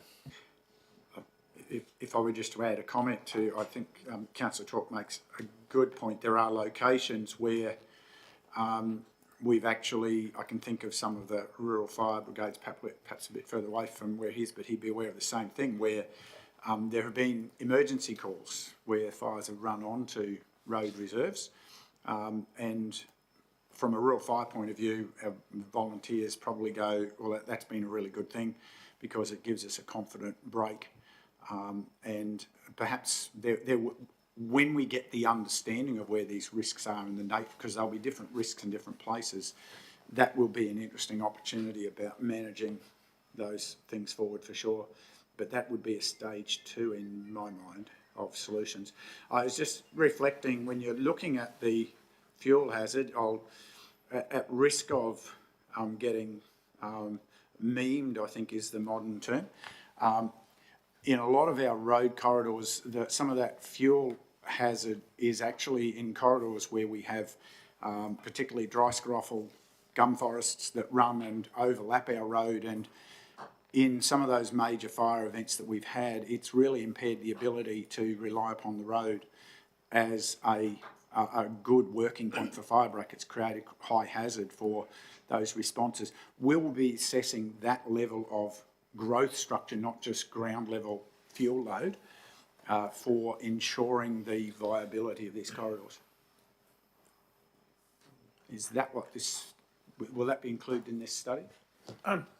Thank you, Mayor, for the question. And yes, it is envisaged that all fuel load within the reserve will be certainly taken into account. Thank you. Any other questions? I'm going to return to Councillor Hay. Do you have a proposed amendment that perhaps the mover may have an appetite to accept without us and include in the original motion? Thank you, Mayor. Yes, I do. It's a minor amendment to paragraph 2 of the motion. It's just the addition of 4 extra words for clarity. The proposal is Council endorse the additional position of Disaster Resilience and Recovery Coordinator position for delivery of prevention, preparedness, response and recovery programs across the Scenic Rim for a fixed term period until 30 June 2026, subject to the successful submission to the Queensland Resilience and Risk Reduction Fund 2023-24, administered by the Queensland Reconstruction Authority. Councillor West, without us going through a formal amendment process, would you be happy to adopt that as part of your original motion? Yes, Mayor, I am. Councillor Hay, thank you. Thank you. That saves us that procedural activity. Thank you, Councillor. That brings better clarity to what was discussed as the intent. Is the seconder happy with that? Yes. Thank you. That being the case, no further discussion. We move to speaking to the motion. Councillor West, do you wish to speak to your motion? Well, I have spoken to it actually, I believe, but... We wondered. Yes. So thank you. Anyone, so we'll note those earlier comments in support of the motion. Is there anyone wishing to speak against the motion? Anyone seeking leave to speak additionally? Councillor McConnell? Yeah, I will, Mr Mayor. I think this is a great grant to go for. Any time that we can get funding from outside our budget to provide extra personnel or additional personnel to carry out these tasks is always great. Otherwise, this may have been given to a burden to a current employee and given another hat that they've got to get this work done as well as their own. So I think applying for this grant is a great initiative by the GM to be able to have this work completed without burdening our current workforce. So I fully support the motion. Thank you. Anyone else seeking leave to speak additionally? If not, I will speak additionally. The piece of work that's being talked about is a really important part that we need to continue working on around, this is about a bushfire risk assessment, but we know from other events that we equally have corridors that need further assessment in the future about, that we've already worked on about some of those things like flood. Sometimes the watch is... Sorry, we just have a technological challenge with the smartwatch. If anyone's looking for a cheap smartwatch, there's one sitting just outside. Sorry, councillor. But look, this is an important piece of work, and there will be other pieces of this risk assessment work that we need to do over time for other parts of the area that are under our responsibility. So I'm really pleased to see this work given that focus, and thankful that the Queensland Government through the QRA are seeing the importance of investing in these types of activities to improve resilience and safety for our communities. Do you have any further speakers? Councillor West, do you wish to close? Oh, thank you, Mayor. Really just to say, very worthy projects, and we really hope that as a council we're successful in this funding round. Thank you. Thank you. Put the motion. Those in favour? Carried unanimously. Thank you, councillors. We proceed to page 80 and for item 11.6, and I'll turn to Councillor Hay for the introduction of this matter. Thank you. Thank you, Chair. This agenda item relates to the 2023-24 Infrastructure Capital Works Program delivery, and it relates to the whole of the Scenic Rim region. And just to expand on what this covers, I'll just read out the executive summary. The delivery of Council's Infrastructure Capital Works Program supports Council's investment in community infrastructure. An overview of the delivery status of the 2023 to 2024 Capital Works Program is provided, and I'll take that report as read. The recommendation is that Council note the Infrastructure Capital Works Program update as presented. Thank you. Thank you, councillor. Questions? We've got officers with us to assist with clarifications. Councillor, so any questions pertaining to this report? Councillor Enright. Thank you, Mayor. A question through you to the CEO to appropriate officers. There's a number of items... Sorry, apologies, councillor. I didn't call for a second. Councillor Chalk, thank you. Please continue. There are a number of items that have been proposed to carry forward into the following financial year. It'd be helpful just to have an understanding of any implications of that as far as funding channels and delivery of those projects into the following financial year. Thank you, councillor. I'll get the GM Asset Environment and Sustainability to provide the response. Thank you, Chris. Thank you, councillor, and through the mayor. Basically, any projects that actually are put forward for carry forward would not be specifically affected by any funding agreements that would be associated. We do have a number of project lines or activities, projects that are funded over numerous years. One that springs to mind for me is the Bridge Renewal Program. It's over a 3-year funding timeframe, and specifically when put forward, the first year is around design and pre-construction activities, and certainly into the second year, very similarly with the third year of delivery. So where you see carry forwards, it's around understanding the commitment the council has to the project and the fact that the project is delivered over a number of years. Thank you. Thank you. Further questions, councillor McInnes? No statement, Mayor, and my apologies. I note that in budget increases there that it's mentioned new for the 12 Hall Street, Harrisville, which is leased by the Harrisville School of Arts Committee, which I am on the executive. I think it's while I was going to leave for the budget. I'm just wondering council's view whether we're just accepting this, we're noting it, but I'm prepared to leave if council would see it that way now. And my apologies, as I say, I should have mentioned that earlier. It's more in the budget where I was going to leave. Thank you, councillor. I'd observe that this is a noting of the update at the moment, so it's not a decision process about adding or excluding things or committing additional funds. This is an update report for transparency purposes. So I'm happy just to deal with that declared conflict. I'm happy to move, councillors, that there's no materiality to the the declarable conflict that Councillor McGuinness has suggested, and that it's appropriate for him to remain for the consideration of item 11.6. Seconded, Councillor West. Any discussion to that, councillors? Put that to the vote of non-conflicted councillors. That's carried. Councillor, you're happy. You're welcome to remain. Thank you for being alert to that matter. Okay. Now, so back to the consideration that we just had about questions, further questions.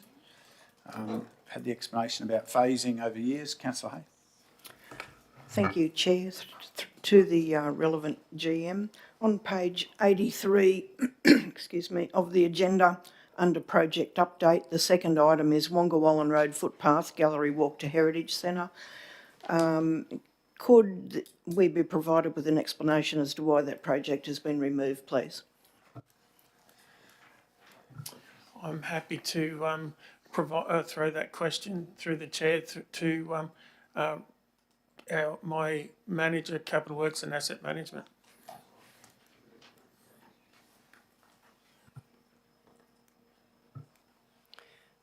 Thank you, Councillor Hay.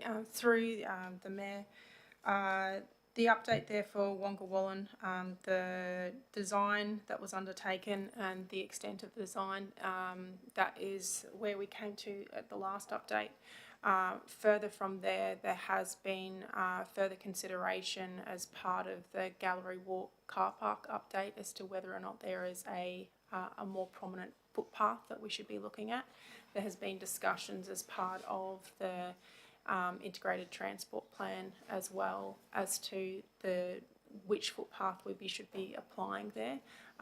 So a lot of the discussions have been internally as to whether or not that is the best application of that footpath. I believe some of the feedback from yourself through the community as well is the best application or the best location for that footpath. So we've taken that feedback on. We've held it at that point. We've said no at this point, and as part of the review of the integrated transport plan with the active transport network, is reviewing whether or not that is the best location, and also looking at as part of the gallery walk upgrades. Thank you for that response. I believe there were also unidentified issues with potential drainage as well at the preliminary stage of that proposal. That's correct. Thank you. Further questions, councillors? Any other discussion? If not, over to you, councillor, to speak to your motion.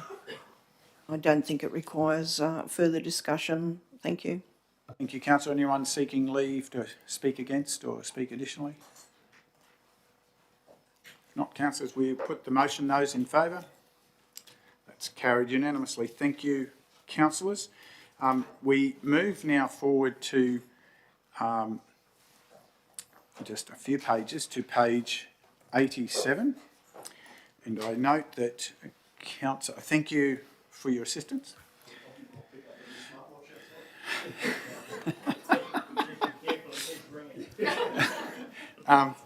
So, Councillor McInnes, you've earlier notified us that you wish to make a declaration at this item. Yes, Mayor, I believe it's in the interest of openness that it's part of the budget, even though it had been approved. This I am on the executive, as I stated a few moments ago, and I think it's the right thing to do is to leave the meeting for the discussion. Thank you, Councillor. I respect. Sorry, through you, Mr. Mayor, it probably just needs some more, as what you stated in previously, just to reiterate the position on the exact conflict, even though it was disclosed previously. On the Hawke Committee, who leased the land in question at 12 Hall Street, which is commonly known as the old hospital. Yep. That's the link to the from the Hawke Committee to this subject. Yeah. Yeah, he's an office bearer, yeah. Treasurer. Thank you, Councillor. So, councillors, we do have before us he's collecting his watch as he goes. We do have before us the December quarter budget review. As you know, each quarter we go through a review to reflect on the dynamic of what's happening and how that is changing both the phasing of activities or new activities coming in or new funding becoming available or updates to matters before us. And therefore, we go through this process so that there's a very clear and transparent understanding of what is occurring and how that has occurred. So I take the report as read, and I propose the motion that in accordance with sections 169 and 170 brackets 3 of the Local Government Regulation 2012, Council adopt the 2023-2024 December Budget Review as outlined in the 1. Revised Statement of Comprehensive Income for 2023-2024 through 2025-2026 inclusive. 2. Revised Statement of Financial Position for 2023 to 2024 through 2025-2026 inclusive. 3. Revised Statement of Cash Flows for 2023-2024 through 2025-2026 inclusive. 4. Revised Statement of Changes in Equity for 2023-2024 through 2025-2026 inclusive. And 5. Revised Relevant Measures of Financial Sustainability. I seek a seconder. Thank you, Councillor Enright. And now open for, firstly, for questions to this matter.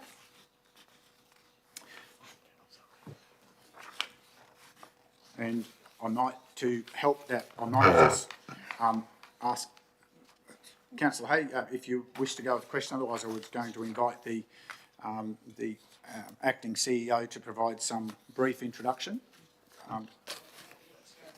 Thanks. Thank you then, Councillor. To you or to the acting GM? Thank you, Mr. Mayor.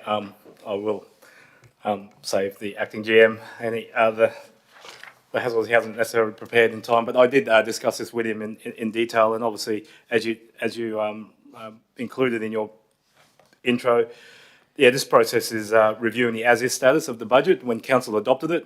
There are a number of factors that we need to take into account that that alter our original intended path towards 30th of June. And what the budget reflects is both the operational amendments as well as the capital amendments. Effectively, the December budget review, we've seen some slight changes, only very slight, very minor changes, but we have seen the key items are a reduction in our operating deficit of 2.6 million to 2.2 million, which is a positive, and that's on the back of increasing revenue and also offset by a slight increase in operating expenditure of about 400,000. So that's that $400,000 reduction in our operating deficit. The report details where effectively those minor changes are. And expenses, it's mainly due to the updated of the fleet running expenses as well as additional legal expenses that we've had to incur. But on the positive side, we've seen the increase in revenue mainly due to the continued activity within the region around the building, planning, and fees and charges, along with revenue from namely Lake Mulga Caravan Park. Council will recall there was an investment put in that park to upgrade some of the parks, and certainly seeing a positive return on investment on that by increased patronage, meaning additional revenue that we didn't originally anticipate. And to really wrap it up, Mr. Mayor, and to open up for questions, the main aspects of the budget will allow, item 5 of the recommendation is that we're maintaining to continue the relevant measures of financial sustainability in providing a level of assurance to not just council but also the community of the financial position and ongoing concerns of council. Thank you. I will return to that, but I'll come to you first, Councillor Hay. Thank you, Chair. I just have two questions. One is in relation to the legal expenses that the CEO mentioned. Where might we find those? I've done a word search and they don't seem to appear. So we'll do that one first. Yes. At the budget review, what we provide is the statutory financial statements, which will then all consolidate into the materials and services. If I take you to page 94, page 93 of the agenda. Halfway down is our expenses column, or operating expenses, but you'll see materials and services, there's an increase of about 1.2 million, and that's part of those costs. So you won't necessarily see a line item called legal expenses, because in the when council's under legislation, when council adopts a budget, the budget consists of your statutory financial statements. So it is consolidated in those additional materials and services. Thank you. Further question, Councillor?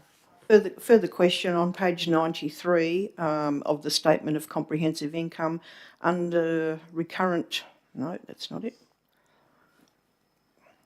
Under expenses, recurrent expenses, employee expenses, there's been a significant drop in the amount in the budget review 2 for 2023-2024. Could we have some sort of explanation about that reduction, please? Thank you for the question, Councillor Hay. Part of the budget review process is obviously when we start the financial year is we know the positions that are part of the budget, and the challenges are with the current labour market, and some of the positions are very hard to fill. Part of the forecast was that given that we're halfway through the financial year, what's the likelihood of those positions being filled through until 30th of June, and providing a reasonable forecast as to otherwise the reduction states that, well, it was budgeted for 100%, we're halfway through the year, at a minimum it should only be budgeted 50%, but then there was further forecasting to say, well, where are we in the stages of recruitment? How long will that actually be engaged for? And then appropriately reflect that in the change of budget. So namely due to the vacancies and reflecting that out through 30th of June. Just a supplementary on that before I move to something else.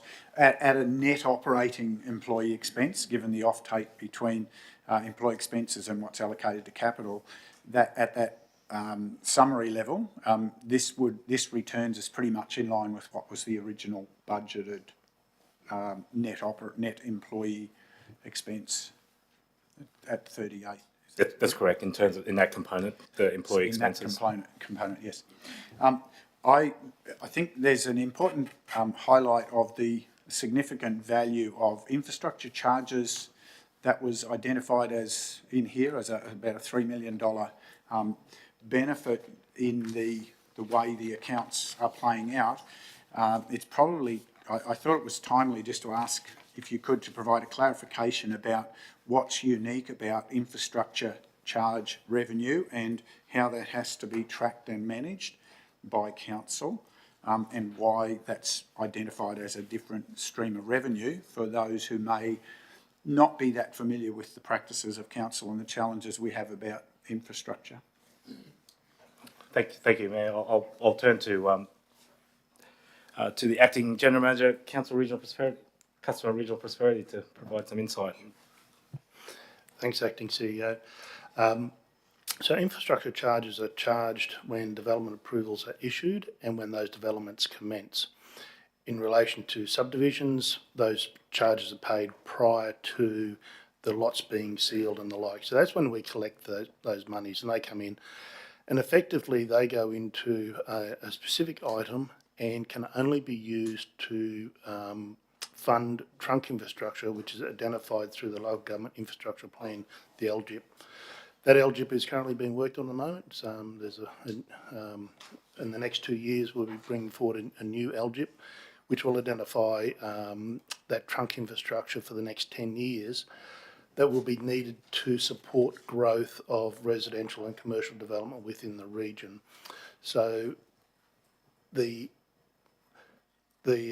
funding that's received through infrastructure charges must be used to do trunk infrastructure.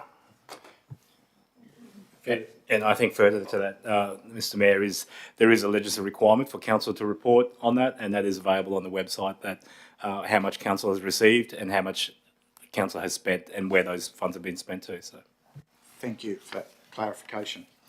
Any further questions, Councillor McConnell? Yeah, thank you, Mr. Mayor. On page 100, the top section 201, council-wide transactions. It's got a $1.3 million adjustment there, or amendment, on the additional funding that we provided for the budgeted VATV. Is that just a phasing change, or is that a reduction in costs for that project? I'll have to turn to the GM to provide insight, but it just wasn't quite clear in the comment. Thank you, CEO, Acting CEO, and through the Chair, and thank you for the question.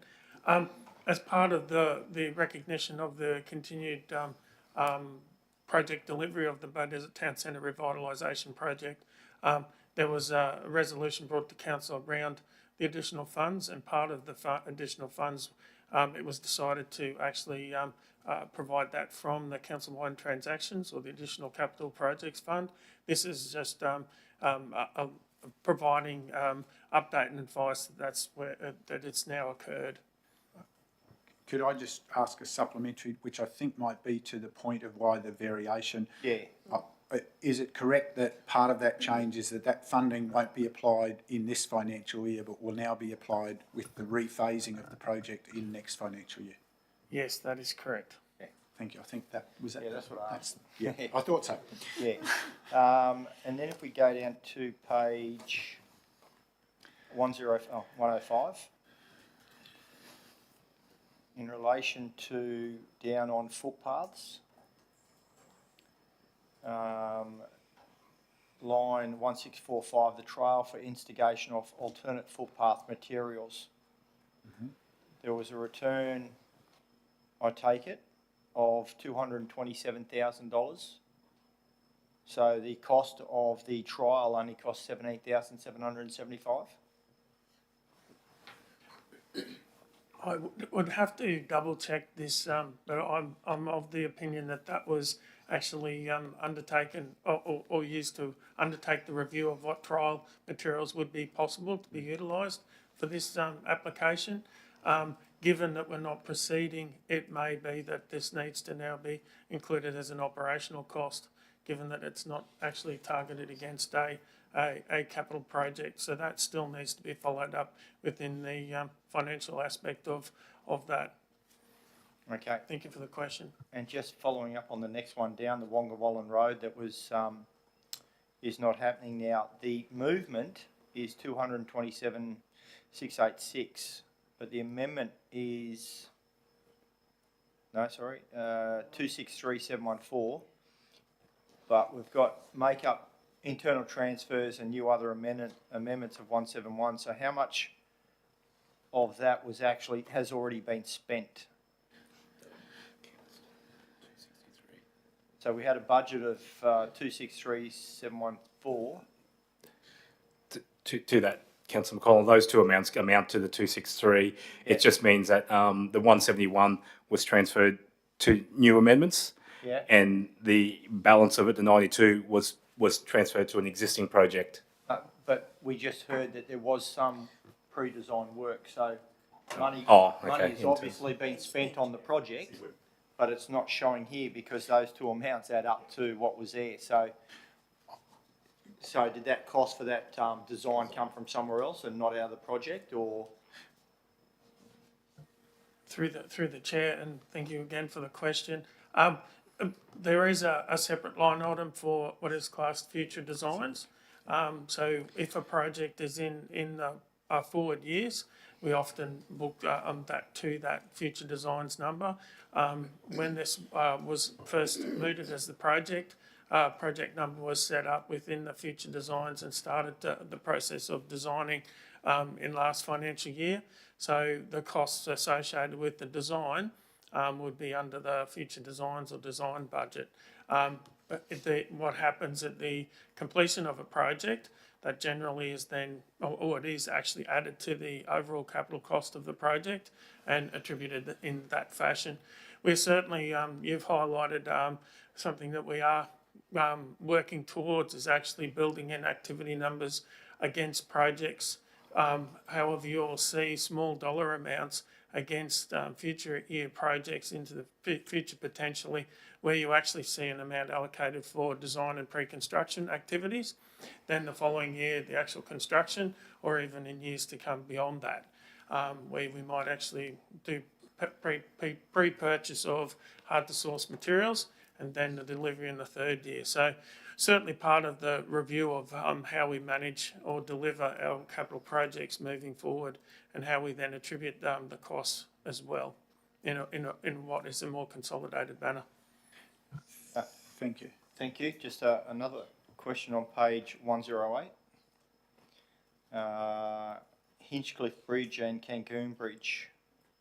So it talks in there, budget combined with the number 1.5, budget doubled up when carried forward. And it's the same with the one down below. So there's new amendments of 1.5 and 1.4.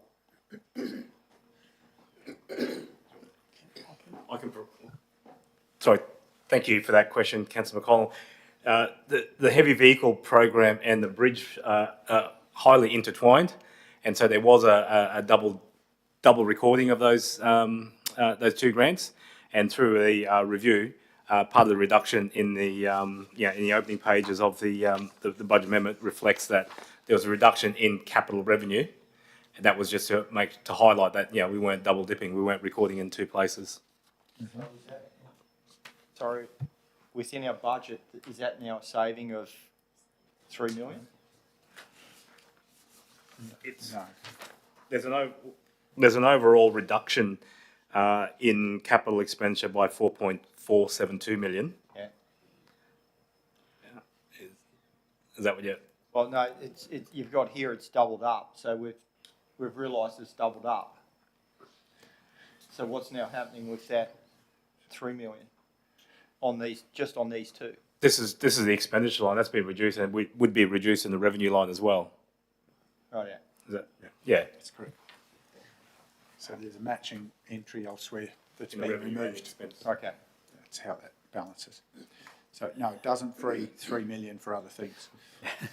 I was just looking. I think that's looking at the sporting that's fields. the summary of that outcome. Yes. Mayor, if I could just make a comment on that. Yes. It's pleasing to see that this was identified in the thousands of transactions and things that go with the budget, but it's pleasing to see that review did reveal that there was a double up in the interlinked heavy vehicles and bridge renewal programs. Thank you. Any further queries, councillors? Councillor Hay? Thank you, Chair. Through you, excuse me, page 106, grant-funded local roads and community infrastructure programs, item number 9001499, Alpine Terrace footpath. I see there's 50,375 still appearing on there. Is that funds still remaining in the budget for the landscaping?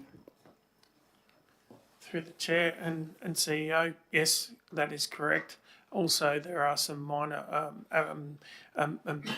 modifications required to some of the handrail as well. Thank you. No other questions there. Councillors, I'd just like us to move forward to page 111 if I could.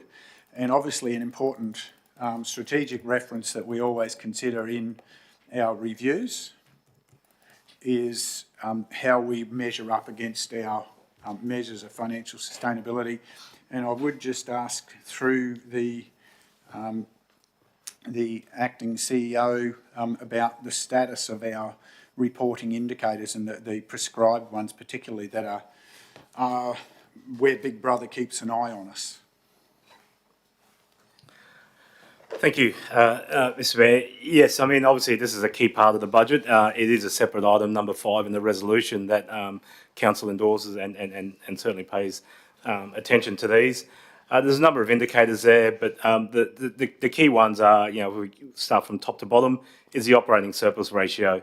So you'd recall when we originally adopted the budget, there was a modest, if not a balanced budget. It was about 400,000, I believe, $260,000, $280,000 operating surplus. Through the subsequent carry forward budgets, that increased. Budget review 1, which was a September budget review, the deficit further increased, and you can see in that grey column there, we've reduced that by 400,000 down there to minus 2.2. Whilst it's mainly imperative to try and adopt a balanced budget, there are occasions that cause deficits, and sometimes that's accounting related as well. We do receive funding in a particular year, and we receive those funds, and then we don't then spend that the following year. So the revenues received the prior year, and then the expenditures captured the next year, which, yeah, from an operating sense, you received the money last year and you're spending it next year. That's an automatic deficit. But in most parts, there are, what's provided the council in considering the budgets and the budget reviews are some considerations around the why the deficits are in place. But you can see the forward years, the long-term financial forecasts indicate that council returns to an operating surplus that's within the targeted range. You don't want to be returning operating surpluses greater than 10% because that just means you're raising more revenue than that's required. Another key one, there's a lot of conversation around the capital works, the asset sustainability ratio. This ratio is a mechanism of how well council is servicing its assets as they are consumed or depreciated.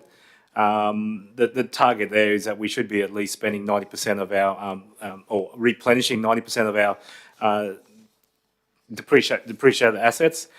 You can see that on the indicators there, we're currently 300%, which means that those assets that are requiring attention, getting them back to a desirable state is really the prerogative. That being said, it would be nice to maintain a level of 300% if we had a bottomless drawer, as we're currently sort of still have a number of assets out there that the community knows that still require attention, but we're limited in terms of the resources to fund the necessary works. But that's a challenge that we have. And the other key target is our cash holdings. This is a measure of council's liquidity. Those figures there, when we originally adopted the budget, it's 3.5, which means we've got enough cash for 3.5 months ongoings, depending on our ability to meet our expenses. With the budget review, with those minor savings, some of the reductions in the capital works and whatnot, that's seeing an improvement on our cash balance of about $4 million. So that's increased our liquidity to around 4.3 months. To give a level of assurance that whilst our cash on bank seems high, a lot of those dollars are restricted cash and they're earmarked for particular projects. But in terms of unrestricted cash, we've got enough cash to, if something was to happen, something dire, we would have enough cash for 4.3 months to operate to allow us to rectify any situation that may need. Thank you for those clarifications. Just worth a bit of clarity around the asset sustainability ratio. That number is abnormally adjusted at the moment by the disaster recovery funding and the not quite never-ending, but it feels like never-ending reconstruction activity, which means that there's more funds going into that effectively as insurance payments that are greater than what would be typical as the depreciation expense. Is that a correct summary? Yes, that's correct. Thank you. Councillor Hay. Thank you. Through the chair to the CEO, on page 21 of 24, which is page 111 of the agenda, the final item on that page is the debt service cover ratio, where the target is greater than 5. I note that we've not managed to achieve that target in the past 4 years, and we're not likely to achieve greater than 5 until 25-26 under those predictions. So could we have a brief explanation of how those figures are arrived at, please? Effective debt service ratio is your the number of dollars that we have for every dollar of debt. We've got $3 to sort of cover. Ideally, you'd have 5. Obviously, with, as we said, you got to read these in I guess in correlation with each other. Whilst we don't have high bank balances like our other councils, we have got our budgets are fairly razor thin in terms of what we're getting in. We're effectively spending.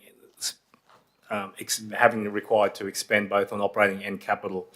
However, in line with the future or the long-term financial forecast, we see some of that correction hopefully down the track. As you said, in 25-26 when it gets back up to 6.8. But their forecast at the moment, obviously there's room and time for additional disasters and disruptions and everything else in the budget. So we, as best as we can, forecast with our crystal ball. That's how that's the current state of play. Thank you. Thank you. I'd just like to correct, it wasn't the last 4 years, it's the 4 columns there. Thank you. Yeah. Yep, we understand. Thank you. Any further questions, Councillor Enright? Thank you, Mayor. A question through you to the Acting General Manager. Acting CEO. And look, just probably a supplementary question to the operating surplus ratio. Thinking back to our budget where we predicted a modest surplus and there were some prepayments of grants that were paid in last financial year that implicated the result. I thought it might be worth outlining the final outcome for the last year's financial year of $6 million surplus or whatever it was from memory that had a bit of this year's income in it. And thank you. That's a great question or statement. I think both the two. But yeah, as we alluded to, obviously we're the formation of the budget is on an accrual basis, so we're relying on the relevant accounting standing boards disclosures. As you said, prior to 30th of June 2023, Council received an influx of funding, which made our bottom line look very healthy. However, the subsequent result now is those expenditures are only being realised now. However, even though we've got the cash in the bank and received those funds last year, it offsets that we're going to be in deficit, and that's why that minus that 2% in terms of 2.6 million. So we're having to spend some of those funds this year, even though we received the funds last year. So it shows an accounting term that we're technically not in deficit, but it's a cruel base. So yeah, it's a cruel world. It is a cruel world. Yes, those indeed. accountants out there. Thank you. We always have to have one dad joke for the day. Thank you. Now, any further questions, discussion? If not, councillors, I won't speak extensively to the motion. Clearly, this is a recurring process. It's shown a level of detail and attention and helps us understand where the phasing of things is happening. It's inevitable when you have funding given to you in 1 year and then you're working out the program of works around a rolling schedule of surprises with other events, that you're going to have rephasing that takes those funds and moves them into forward years, which changes the effectively the cash flows that you're seeing reflected in the forecasting that we're looking at today and in that budget review. This shows we're in a sound place. There's good understanding of what's needing to be done and what has now had to be brought into the budget as well as other things retimed. And I commend the December review to the Chamber for support. Thank you. Anyone wishing to speak against? Leave to speak additionally? Put the motion. Those in favour? Carried unanimously. Thank you. We should go and see if he's fixed his watch. If we could see if Councillor McGuinness and his watch are ready to return, or just Councillor McGuinness.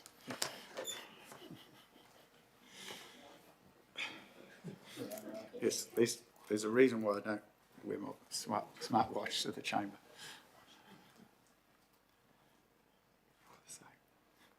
You're the same.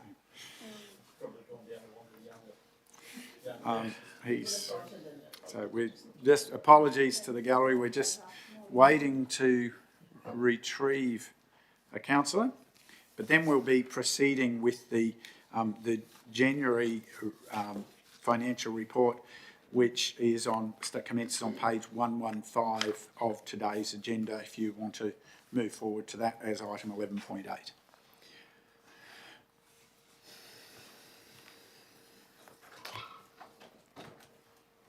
Here we are. So, welcome back, Councillor. The resolution was to support the review motion. Thank you. So, councillors, we now move forward to page 118 of today's agenda, and this is our normal monthly financial report that's tabled for us to consider and note and seek any questions. Sorry, 115. What did I say? 118. My apologies. 115 for those following along. And obviously, this is a recurring pack.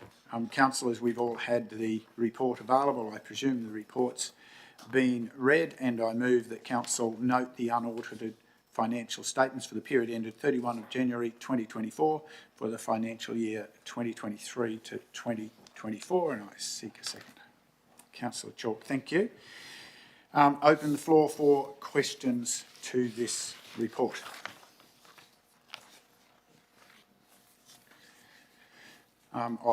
Before we go to questions, I will seek just some input from either the acting CEO or the acting GM. Thank you, Mr. Mayor. It seems this is a bit of an outdated report now, given that the amended budget's come through, but obviously the December budget review now will be reflected in the February.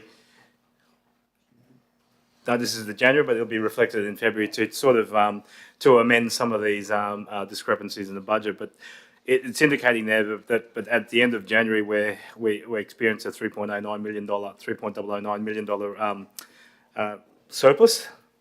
On the back of additional revenues, which I sort of highlighted before, as well as an underspend of about $1.76 million in material services and wages. The report details those specifically. We had an update previously on the capital works, and the reporting provides some of those. So if there's any queries there, the GM should be able to go through there. What I did just want to highlight, Mr. Mayor, is that on page 211 of the report, or on page 120 of the report, we did indicate that a couple of meetings ago there was a couple of new graphs that were required. We've now reflected this into the capital expenditure. And unless you've got super supervision or zoom the page in 600%, 120. But that column in January now, it's actually 3 sections of committed costs. Up the very top there, which is, yeah, if you zoom in 600%, you'll see a tiny sliver of red. That equates to about $1.2 million. So that's new commitments raised for the month of January.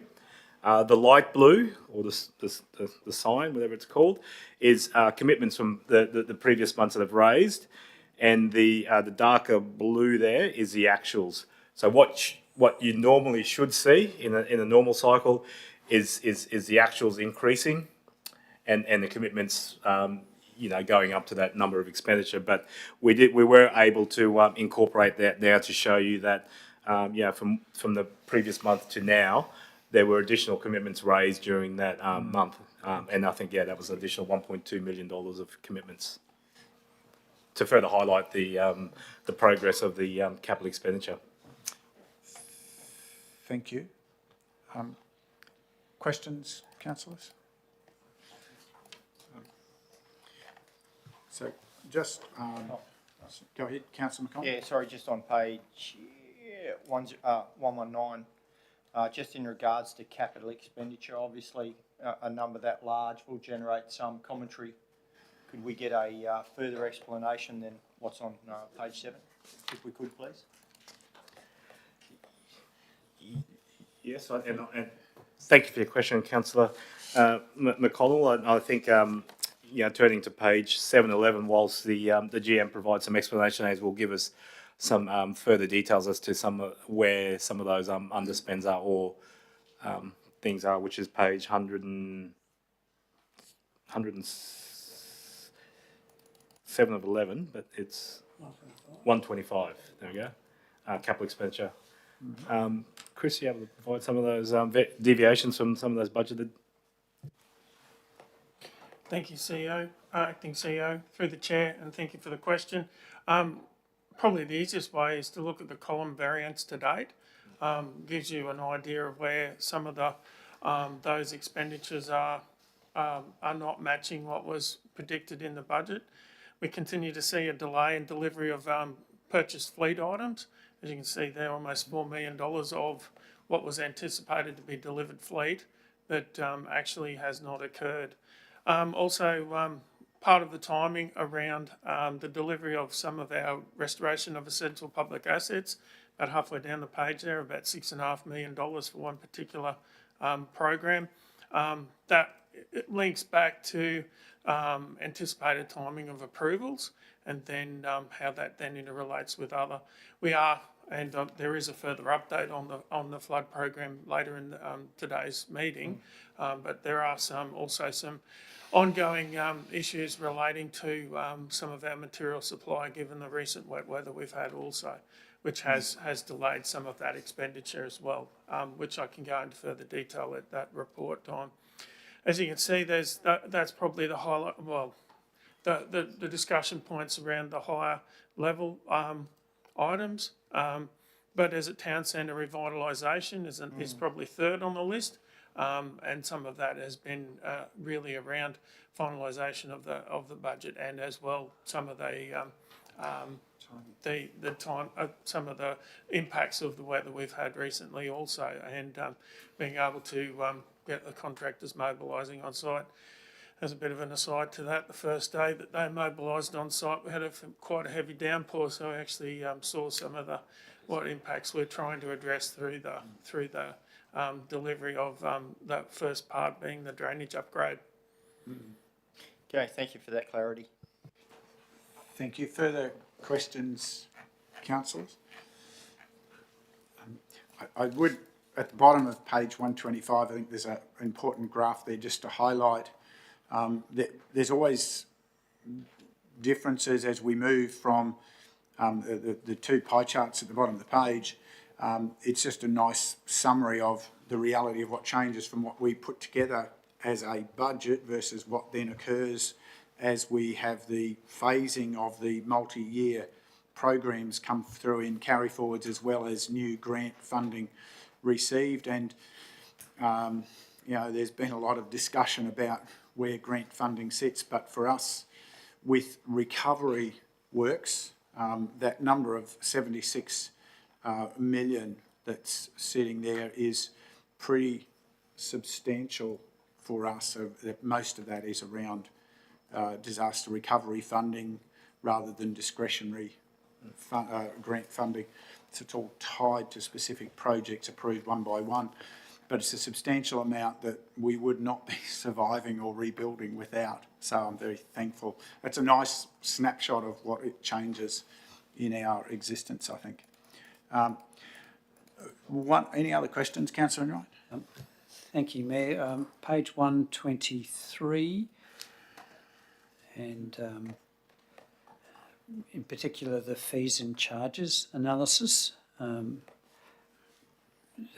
Perhaps it's not a question, it might be leading more to a statement, but it's pleasing to see that the actuals, all but one of those in the fees and charges for the user paid services that council provide, are all in a positive area, whereas additional $750,000 shows a very positive result for all areas of development assessment, plumbing certification, building certification, other building property related revenue, right down to animal management licences and food licences and the like. So Mulgra Caravan Park, as mentioned earlier, is also a very important one. So, and that all takes effort from our staff to deliver those services. So well done. Thank you. Further questions? If not, there'll probably be some more questions that may come out in the late item later about some of the expenditure items, but certainly there's really encouraging signs there about levels of expenditure with local businesses and so forth that continues to show great promise at the moment. No further questions, no further discussion. Councillors, no further discussion except to table the report and support the motion that we note this and move forward. Anyone wishing to speak against? Leave to speak additionally? Put the motion. Those in favour? Carried unanimously. Thank you, councillors. I will now defer to Councillor McConnell to introduce item 11.9 starting on page 130 of today's agenda. Thank you, councillor. Thank you, Mr Mayor. And just to, for clarity, the portfolio councillor is yourself, but I'll be presenting this one.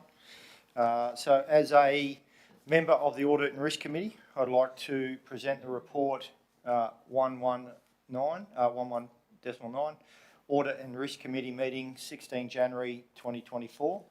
I'll take the report as read. I move the motion that Council note the report to Council on the Audit and Risk Committee meeting held on 16 January 2024. Thank you, Councillor Seeger. Seconder, Councillor West, thank you. Questions, councillors? Councillor Hay. Thank you, Chair. Through you. Page 134, the Chair queried the action taken to date to address procurement issues, and then there's mention that there has been a consulting firm engaged. Is there any indication of what cost has been incurred to date with the engagement of that consulting firm? Defer to you. Thank you, Chair. I can provide some commentary on that. With the vacancy of the coordinated procurement, the consultancy firm was engaged to as if carry on some of the preparatory work that the coordinator was doing, and that was developing a roadmap around ensuring the necessary systems, or reviewing our systems to make sure that they're all in line with the requirements. So there's been no additional cost to council, so the vacancy in that position has been utilised just to allow also some the ad hoc probity and procurement queries to also be forthgoing. The position is currently in the midst of being recruited, and hopefully that should be fulfilled sooner rather than later. Thank you. Further questions, councillors?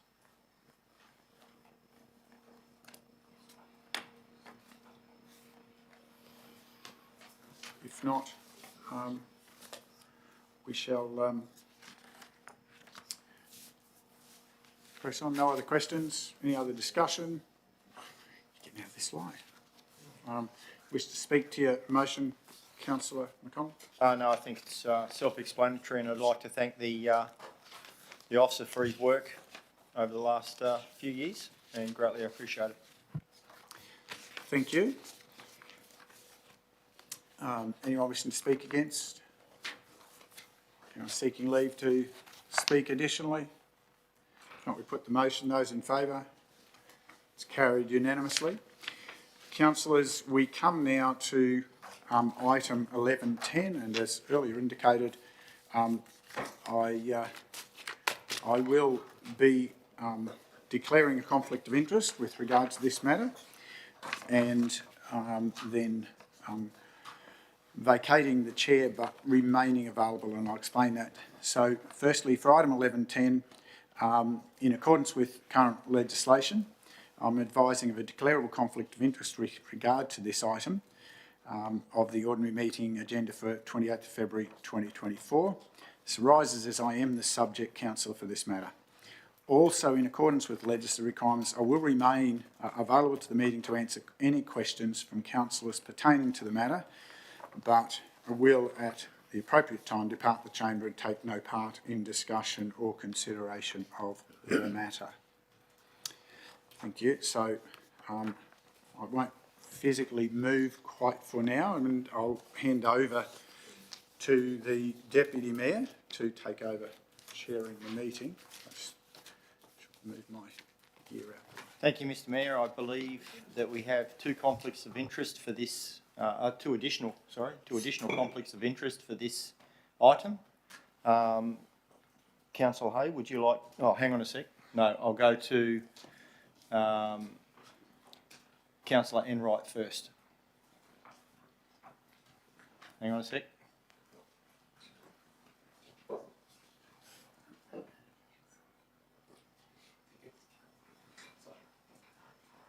We've only been notified of one, and that was Councillor Hay. Oh, okay. Sorry. Councillor Hay. Thank you, Acting Chair. I, Councillor Amanda Hay, inform the meeting that I have a declarable conflicts of interest in item 11.10 due to the following. Number one, prior to being elected in 2023, I signed a petition that was tabled in Parliament calling for the removal of the Mayor and the appointment of an administrator for the Scenic Rim Regional Council. Following receipt of an OIA complaint, which resulted in a direction to declare further conflicts of interest, I declare the following three additional declarable conflicts. Number two, prior to being elected, I engaged lawyers to write to the Mayor regarding his alleged conduct towards me on the 27th of October 2020. Number three, in addition to two above, I also referred the alleged conduct towards myself on the 27th of October 2020 to the Queensland Police Service. And finally, number four, prior to being elected, I raised concerns about the Mayor's conduct with the Scenic Rim Regional Council with a view to the matter being potentially investigated. Although I have declarable conflicts of interest, I believe a reasonable person would perceive me to be impartial given the age of the conflicts and that none occurred since I was elected to council. I do not stand to gain personally from today's decision. Therefore, I wish to remain in the meeting and ask the eligible and unconflicted councillors to decide if I may participate despite my declarable conflicts of interest. Thank you. Thank you, Councillor. Any questions from councillors? No?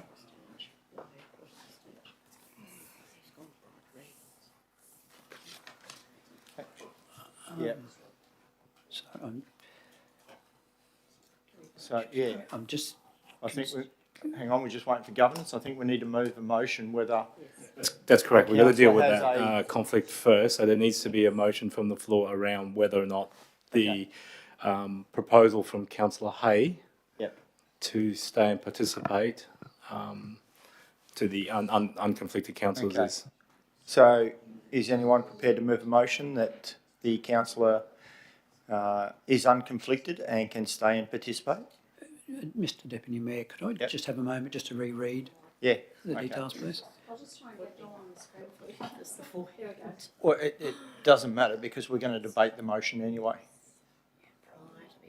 So the motion is that she's asked to stay, so that will be the motion.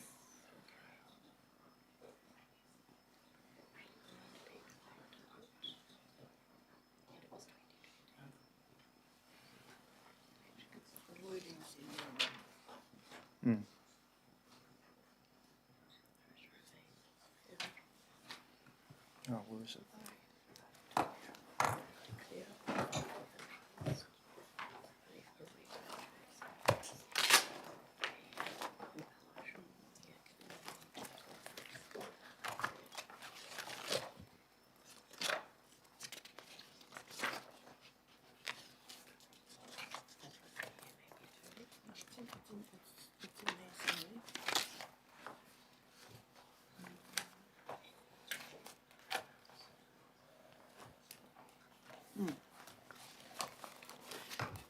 We're just waiting on a bit of guidance from governance.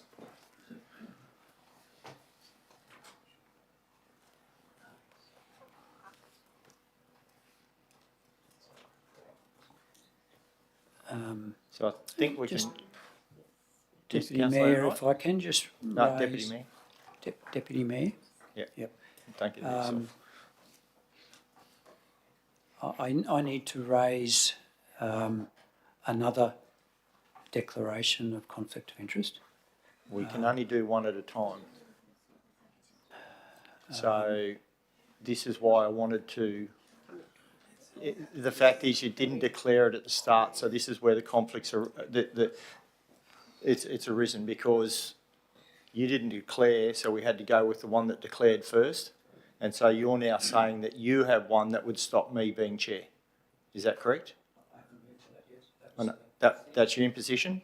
Okay, if we can just The question is about, yes, I guess. if we can just ask governance. Yeah, through you, Chair. The position we're in right now is we're making a decision, or councillors are making a decision in relation to Councillor Hayes' declared conflict of interest. So unless a councillor has a belief that someone in the room has a conflict of interest about determining Councillor Hayes' conflict of interest, Correct. then we would proceed on. However, that hasn't been raised yet, that a councillor believes another councillor has a conflict of interest in determining Councillor Hayes' conflict of interest. No, I don't. I don't have a suspicion that that the Deputy Mayor is conflicted in the decision for this conflict of interest. Thank you. Then we'll move on with the motion for Councillor Hay. Is anyone prepared to move a motion that Councillor Hay does not have a conflict? I am. Right. Councillor West. Well, I'm happy to move the motion that Councillor Hay be able to stay in the room and vote, given the fact that these issues date back... You've got to do the motion first before you discuss it. So Right, this is okay. it here. Right. Okay. I'd like to move that in the public interest that Councillor Hay participates and votes on the item, on the condition, oops, I think I need a bit more than this. Item 11.10. On item 11 point, now I've lost everything. Well, no, it's in here. On 11.10. 20, hang on, I'm going to get back to this. No, this is the motion. I know that, but I want to get Yes. the wording on the We need the wording. Yeah, no, yeah. it's- So just read it out slowly. Just I start again move if you could. that it is in the public interest that Councillor Hay participate and vote in item Slow down. Just watch the screen. 11.10. 11.10. 11.10.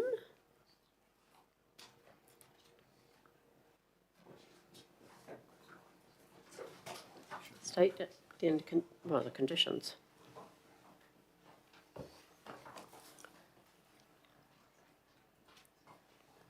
Yeah, there's there's no Yeah, there's no conditions, no, so I'm happy for councillors, yes, that's it, that's the end of it. Yeah. Oh, it's got to have that she does not have a conflict of interest. Which is what I started to say.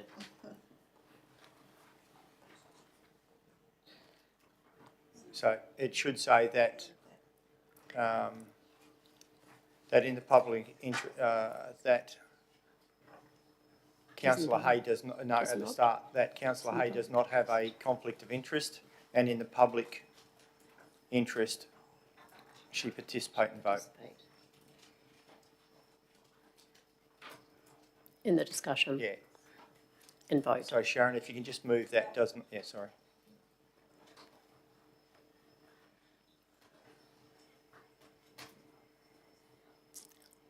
So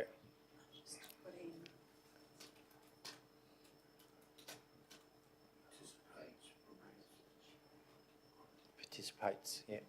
Yeah, participate in the public. Okay. Do you want to And participates. Can you just read Shall I that read out it for again? Yes, please. Okay. The motion being that Councillor Hay does not have a conflict of interest to item 11.10 and is in the public interest that she participate and vote on item 11.10. Thank you. Can we have a seconder? Seconded, Councillor Chalk. So, would you like to comment? Yes, my comments. Could I just have Councillor Hay's declaration back? I can talk about it. But look, I don't believe that there is a conflict, given that at the time, that back in 2020, Councillor Hay was not a councillor with the Scenic Rim Regional Council. Where are we? Hence, I do believe she's able to stay in the room and participate in the discussion. Thank you. Any other questions for governance or Councillor Hay? Councillor McInnes, reaching for it? No? Well, the Councillor West has spoken for the motion. I intend to speak against the motion. I don't think We're not quite up to that yet. We're just getting comments. So if anyone's got any questions of governance on what we're discussing at the moment, and then we'll get to speaking for and against the motion. Councillor Enright, reaching for the button. Thank you, Deputy Mayor. Question for clarification to Councillor Hay. Without recalling the wording of the particular petition that you signed in 2023, I presume that was January or February, before there was a by-election known.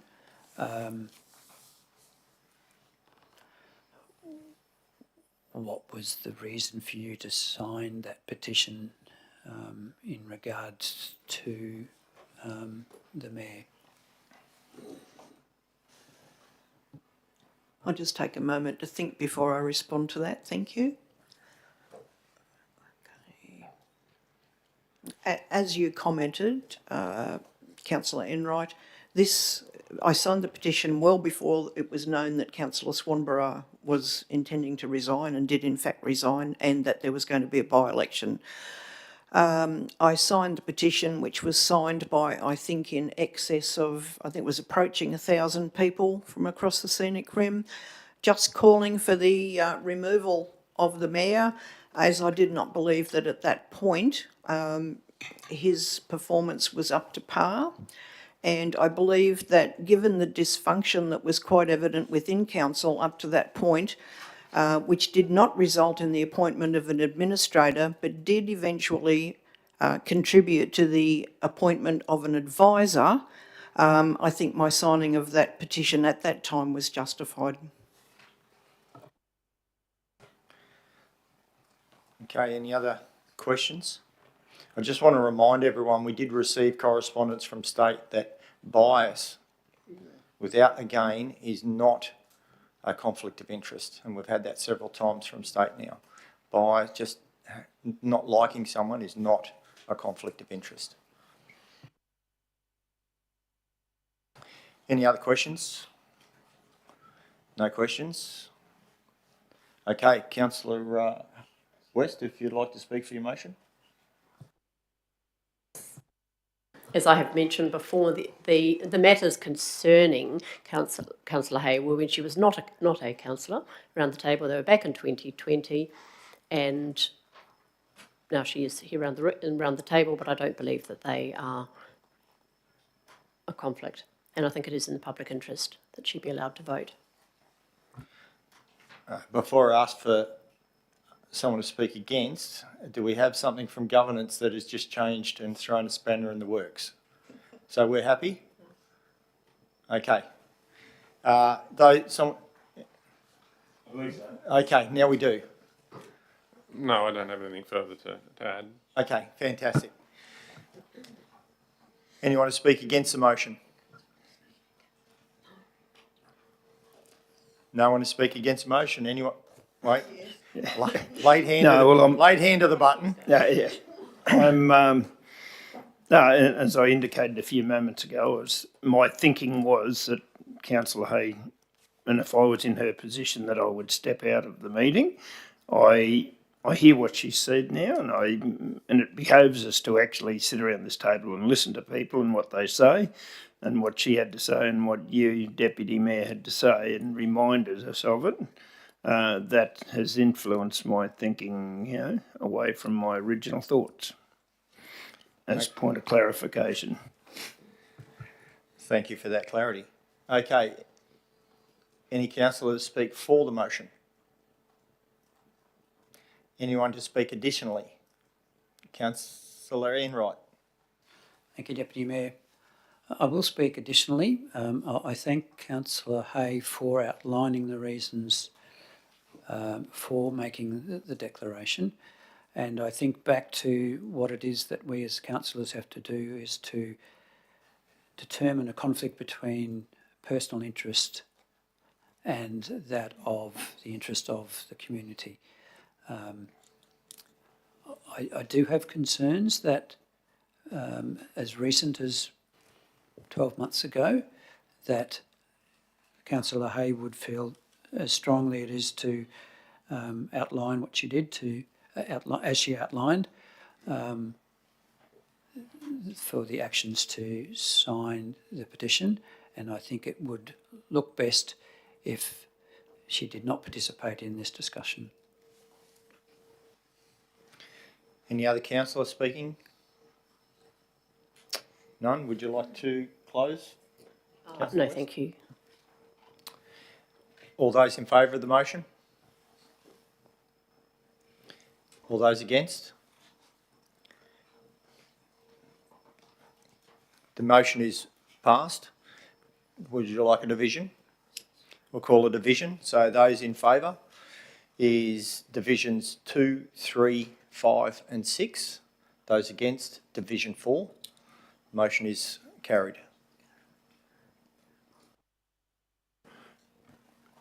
Councillor. For the record, Mayor, Deputy Mayor, I think we should note that Councillor Hay and the Mayor didn't Sorry, vote yes. here. Yeah, so the Mayor and Division 1 did not vote on this issue. So now we'll go to Councillor Enright. So you have, Councillor McGuinness, turn your microphone off. Councillor Enright, you have a further conflict of interest? Thank you, Deputy Mayor. Noting that no other declarations of interest have been brought forward, I'm compelled to raise a suspicion of declared conflict of interest against Councillor McConnell. However, before I provide further information, I would like to refer to governance for advice on how to proceed, given Councillor McConnell, as Deputy Mayor, is currently the Chair. Happy with that. Thank you, Councillor, and through the Chair, the situation now requires a new acting chair or a new deputy chair. That requires a vote of the non-conflicted councillors as to who will be the chair for this particular decision. Okay, so I can still chair that to get the next chair, which is correct? Yes, that's correct. Yep. So Councillor Enright has called a conflict against myself for item 11.10. So we now need a... Without being too pedantic, Deputy Mayor, it's a suspected. Yeah, it's not a conflict. I'll let that go. Yeah, No, no, it's not but a declared, it's just a suspected conflict Yep. of interest. So, yeah. Under 150 is EW suspicion of conflict of interest, yeah. Yeah, no, it's just Councillor Enright said it declared, but I'll let that go. No, my words were compelled to yeah, I raise didn't a see it. suspicion of a declared. Yeah. Okay. So we need a new chair. So is anyone prepared to put their hand up first? So Councillor Chalk has put his hand up. Is everyone in favour of Councillor Chalk, or is there anyone else that would like to put their hand up? No? All those in favour of Councillor Chalk to chair the conflict? That's unanimous. With those voting being one, correction? Yeah, yeah, she did.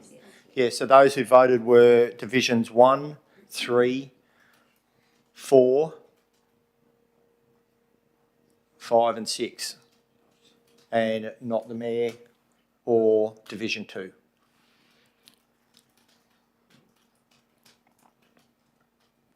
So that resolution's passed, and I now hand the chair over to Councillor Chalk. Thank you, Deputy Mayor. Are we intending to continue through this declaration before we take a break for lunch? Is the first thing I'll ask before we start.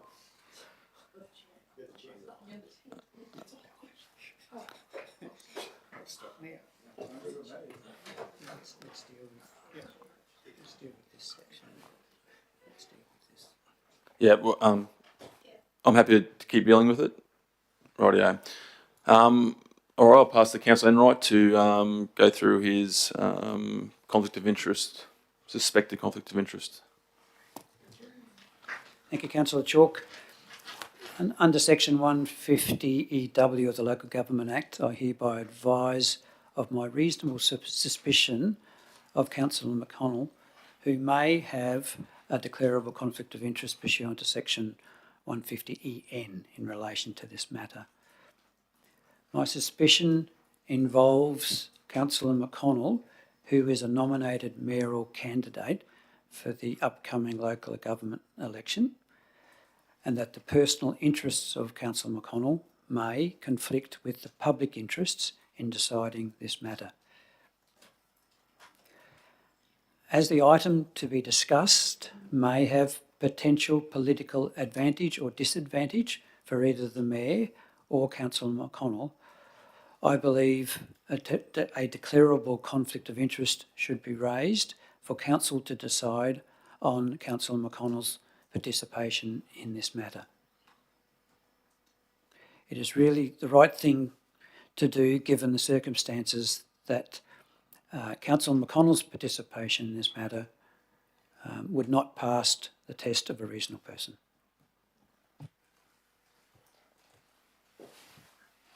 Thank you, Councillor Enright.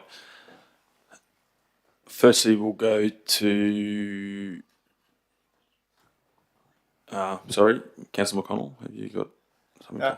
I'd like to thank Councillor Enright for raising his concern, and after listening to it, although I don't believe I have a conflict because it is a bias, and I believe I would be impartial to any decision made as the chair, I will respect his raising of this issue, and I will now declare that I have a conflict of interest in deciding the matter. So it's a declarable conflict of interest. So I'll agree that given his concerns, and because he's raised them, I will not participate in the decision making of this item 11.10. So just to be clear, Councillor McConnell, the decision making or the discussion and decision making? Discussion and, well, I will not participate in item 11.10 then. Okay.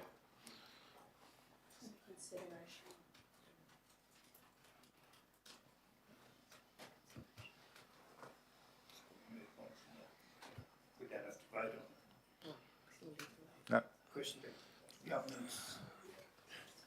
Question to governance is, Through the yeah, chair. we don't have to vote on that. Mr. Councillor McConnell's is not participating. That's end of story. Yes, that is correct. That's option one in the dealing with a declarable that the councillor has acknowledged and decided not to participate any further. On that matter.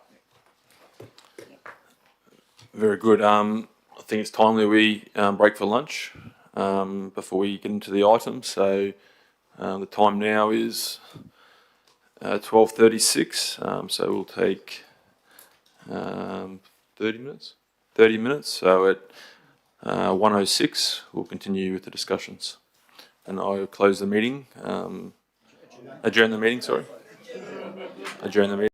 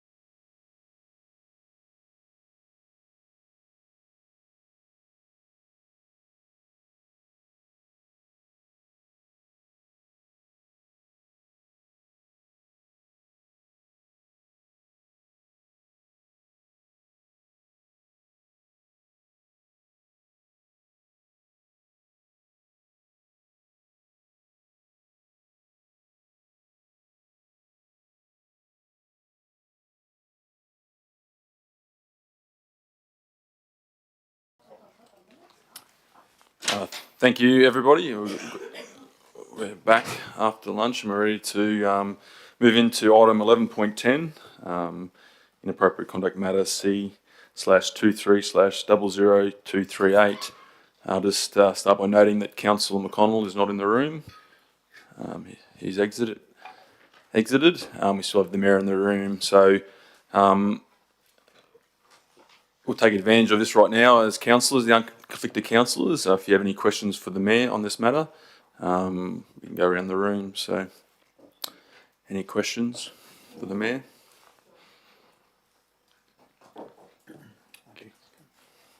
Yep, Councillor Enright. Thank you, Councillor Chalk. If I could ask the Mayor the question,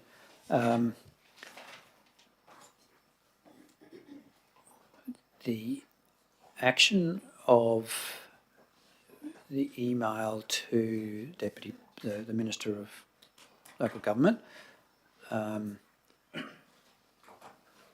what was your belief that the action was a personal matter, not a council business?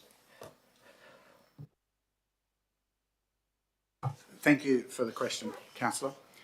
Obviously, there's a lot of material in the report, but there are two factors to it. One was the influences on my frame of thinking at that time. There was a level of cumulative fatigue, and that goes back to some of the matters councillors have heard today, where I've been the only councillor the subject of vexatious complaints to the OIA, as is shown in the public record.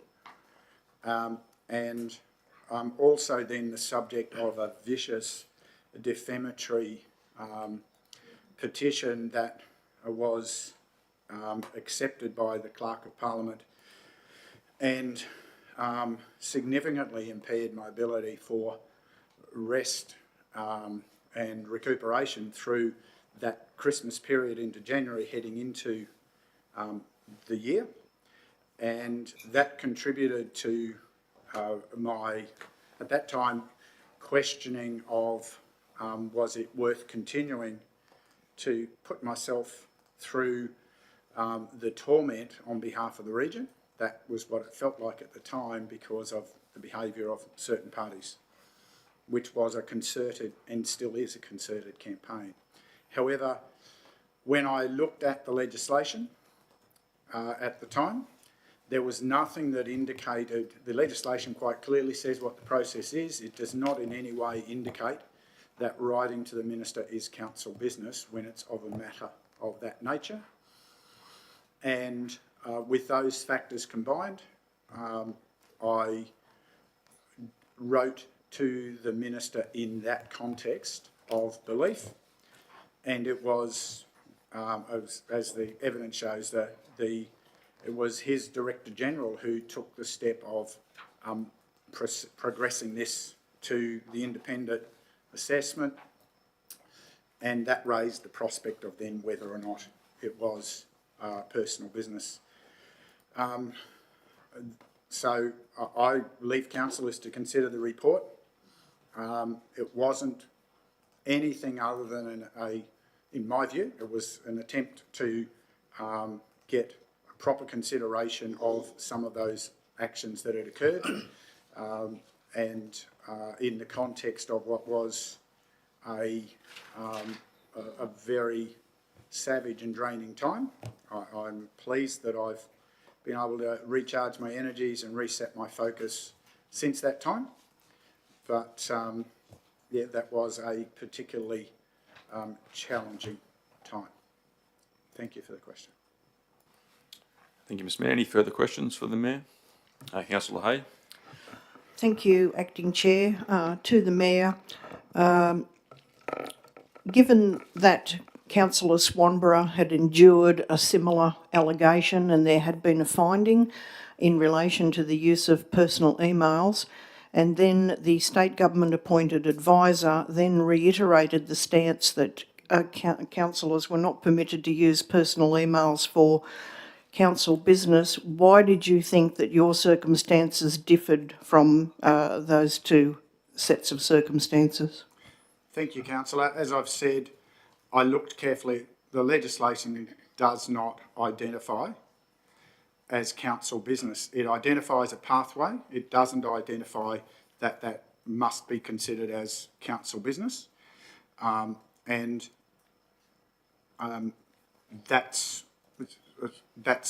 was my reference point at the time. When it was suggested that that reference point was flawed further down the track by the OIA in the interest of trying to achieve speedy dealing with it so that I could move forward, I took the simple path of conceding that if it was council business, then I mea culpa'd and I had acted in error. And I think you'll find that certainly has been the case. That was the basis of what I responded, which is, I won't talk any further because that is part of the confidential report. However, that's the key reference point, and it wasn't using a council resource to seek to benefit. It wasn't using it to disclose confidential information to another party or to do anything other than try to present some matters to the proper minister for the proper consideration of that minister. Any further questions? Thank you, councillors. No worries. Just note for the people online that the Mayor is leaving the meeting.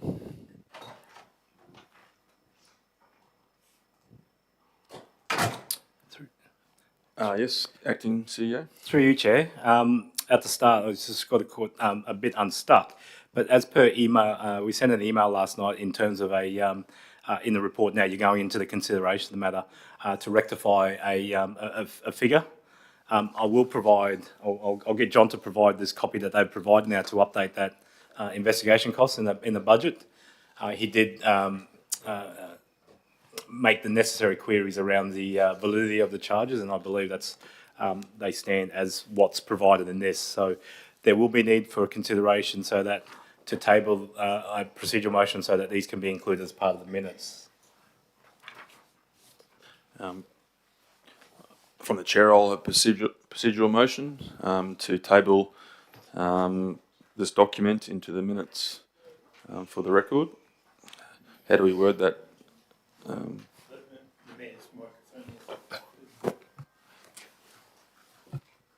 Yeah.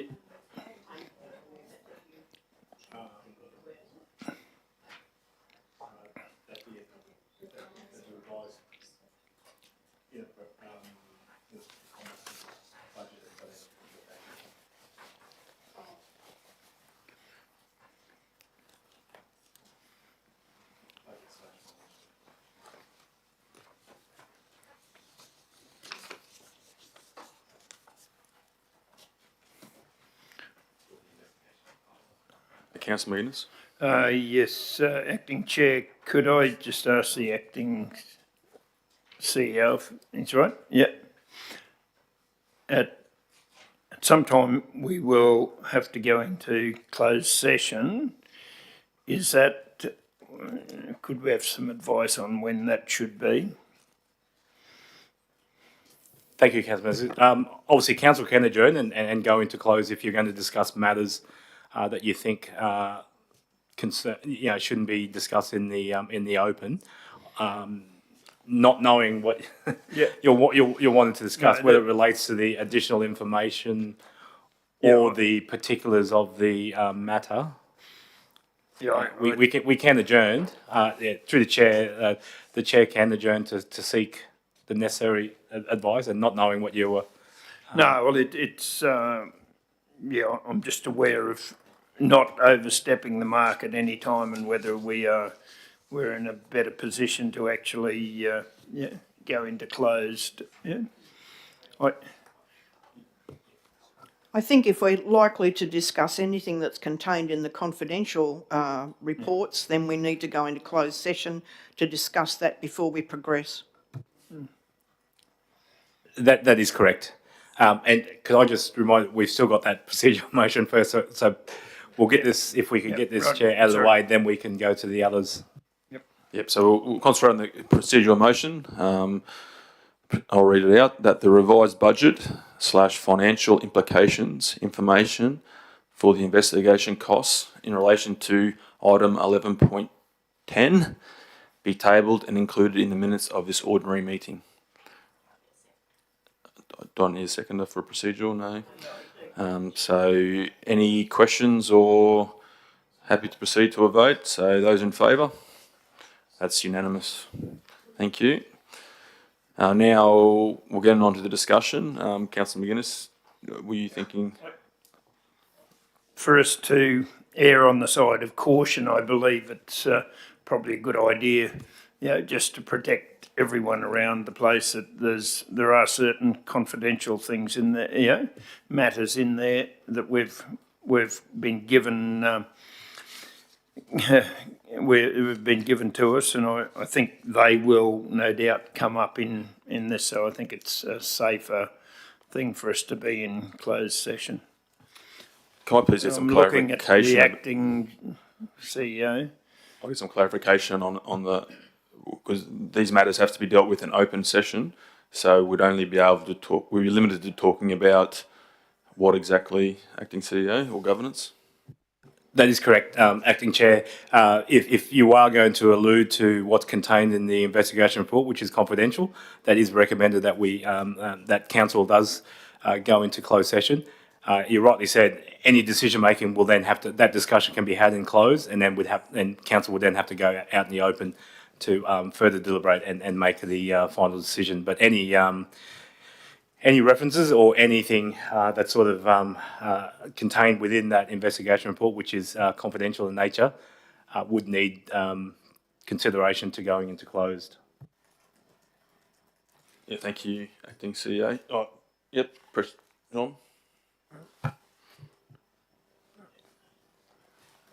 Thank you, Acting Chair. I just wanted to, I suppose, put some clarification into the reasoning behind going into closed session. So, Councillor McGuinness, if you think that the discussions are going to relate to affecting the safety and health of an individual involved in this matter, or another one might be if you're going to be discussing things of a commercial nature in relation to the engagement of the investigator and costs associated with that, or currently that investigation report is required to be kept confidential until after this matter has been determined. So if there's specifics in that report you want to refer to, then that would be a reason under 254J 3I to close the meeting. So depending on your line of thought and where that fits, we would have to specify one of those reasons, one or more of those reasons under the regulations.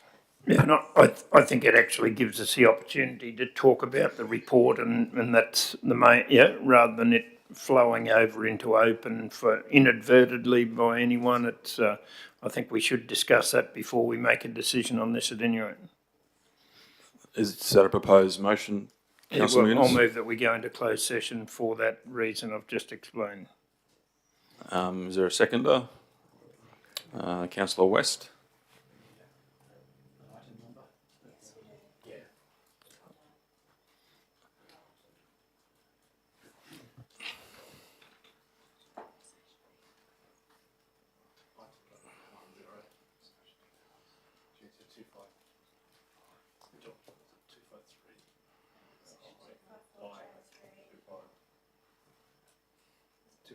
Sorry, 254J 3I. Yeah.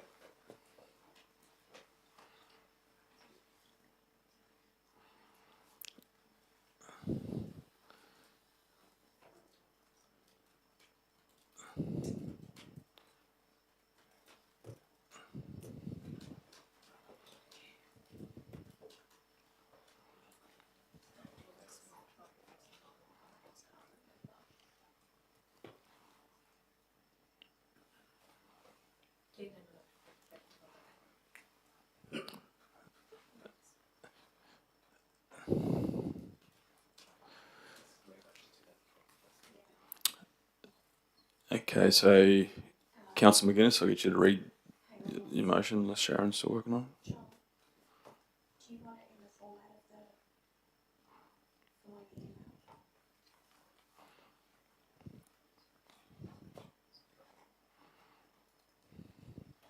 Yeah, through you, Chair. I think it is referencing that particular item number at the start of that, if it's not in there.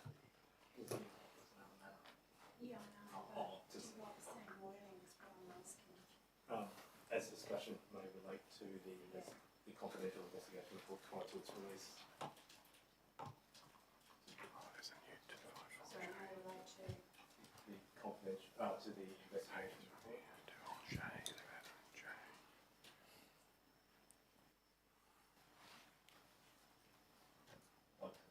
Confidential investigation prior to its. Is that the right one? Through the chair, I was going to say, I would suggest an amendment instead of I make it J.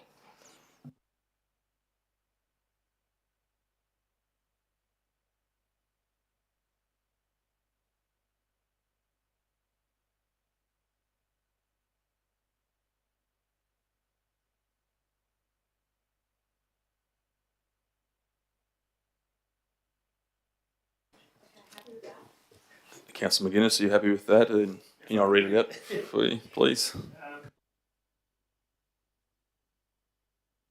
Council enter into closed confidential session for the consideration on this matter under S 254J 3J of the Local Government Regulation 2012, as discussions may relate to the confidential investigation report prior to its formal release.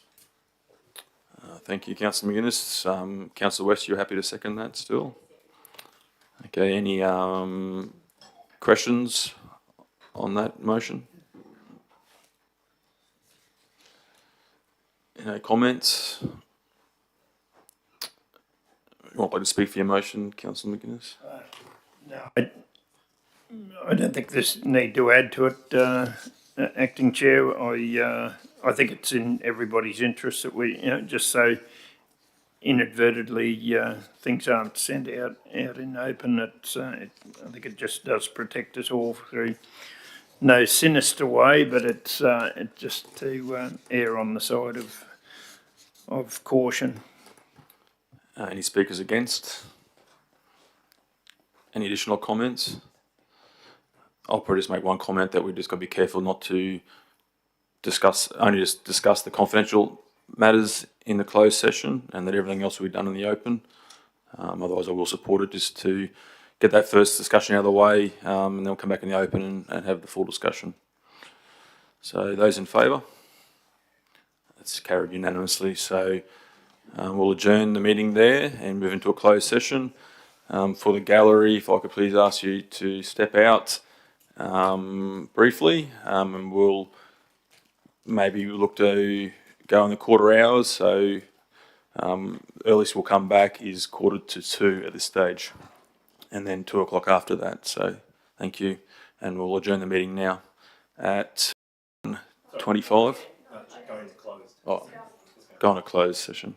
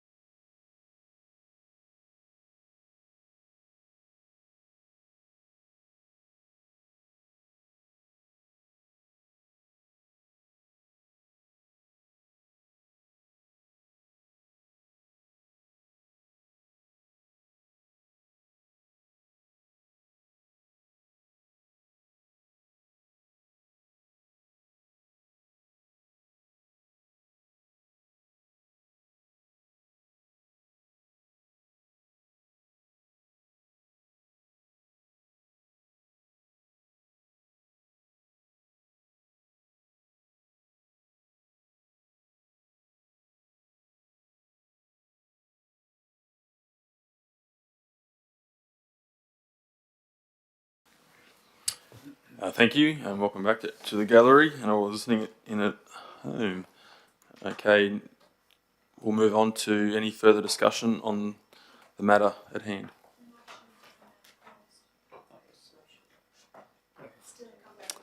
Sorry, we need a motion to come out of close. So, Councillor West, motion, seconded by Councillor Enright. All those in favour? Carried unanimously. Thank you, Sharon, for keeping on my toes. So we're now in open again, and we'll continue discussions on this matter. I'll go to the councillors. Any further discussion? Councillor Enright. Thank you, Chair. A question through you to the CEO or his office is appropriate. Could I first please clarify the reasons for the use of council's electronic devices for council business? What is the intention of this legislative requirement? Thank you for the question, and I'll certainly look to the governors also to provide support, but the fundamentals of it is obviously the capture, to allow the capture of any records, because any records that elected members use need to be captured to allow the necessary legislative requirements in capturing that information. So not using council equipment that's not on our system to allow the capture of it, it erodes that requirement.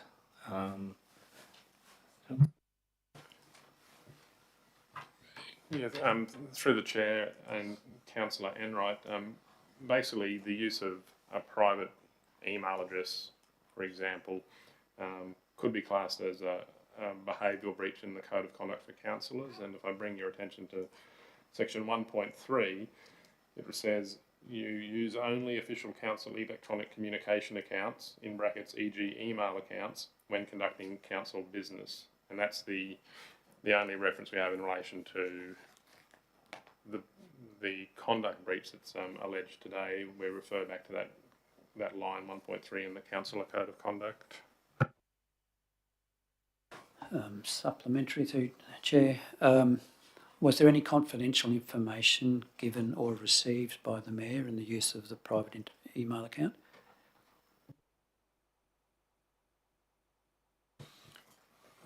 Councillor, referring back to the report, I think it's clear in there the email was a request from the Minister to consider a decision of Council on whether it was a sound decision.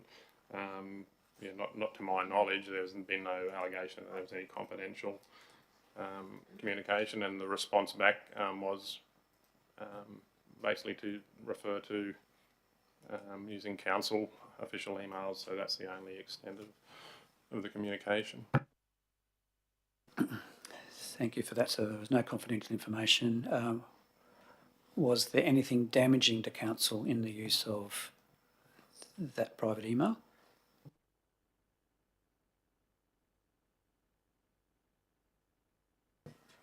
There's been no allegation or complaint that there was any damage caused to council as a result of that communication. Further question, if I may, Chair.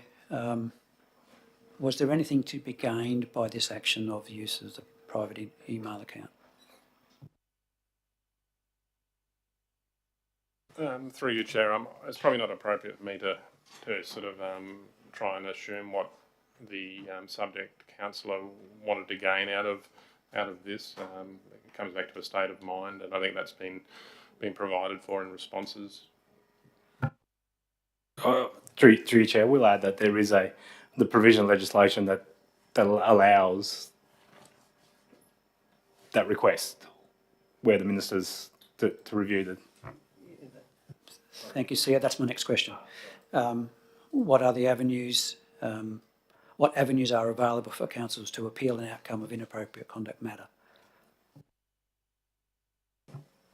Not necessarily, and what I was referring to is not necessarily appealing an inappropriate conduct matter, but it was seeking consideration from the relevant parties about a decision of council, not necessarily inappropriate conduct. That's what I was referring to. So there are other avenues around that, and I'm certain governors can provide, but that includes different courts and appeals and everything else. Further questions? Councillor Enright? Yep.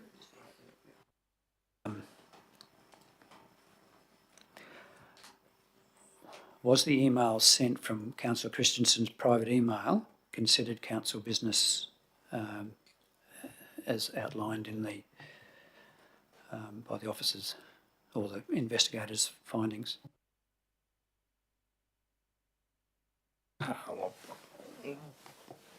It is a really hard question, that one. Even the investigators, and I'm having read the report and everything else, it's not conclusive as to whether, and I guess that's the role of council to determine that.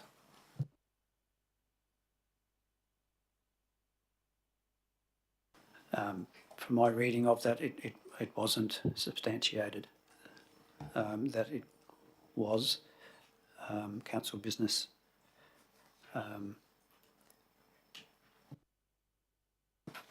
Final question. What was the recommendation from the investigators' report?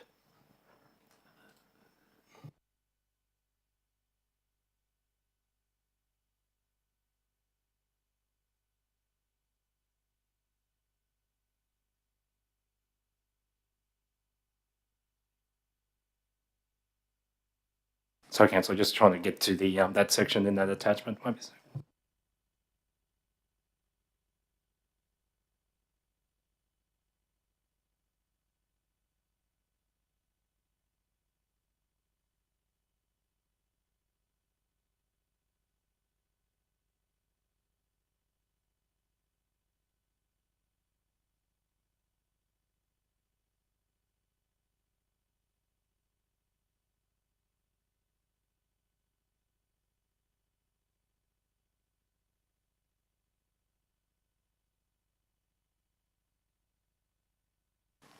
Through you, Chair, I can comment on the findings in the investigation summary, which was taken from the investigation report, and that was that the investigator found that the allegation that the subject councillor breached the code of conduct for councillors in Queensland is partially substantiated, and they preview that by saying the fact that the email was sent from the councillor's private email address to the minister was substantiated, but they weren't able to substantiate whether or not it was council business, and they left that to the purvey of councillors. Thank you. Thank you, Councillor Enright. Any further questions from councillors? Councillor Hay. Thank you, Acting Chair. To governance, was any other elected person likely to gain a personal benefit from the Mayor's action in using his personal email?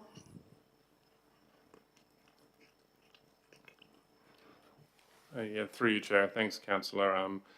It's probably not appropriate for officers to try and surmise the outcomes or the findings. I think they're fairly clear in that report, and all we're really doing is restating what the investigation report is. But it's clear for everyone that there was a request for a decision that impacted directly the subject councillor, and that was what the request was made about, and there was no other reference to any other councillors or anything like that in that actual request. Mm-hmm.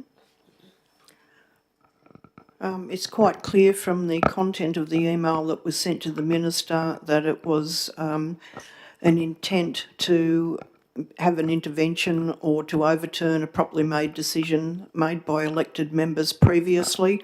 And in that regard, I would have expected such a request to be made by utilising the councillor's business email account, not personal account.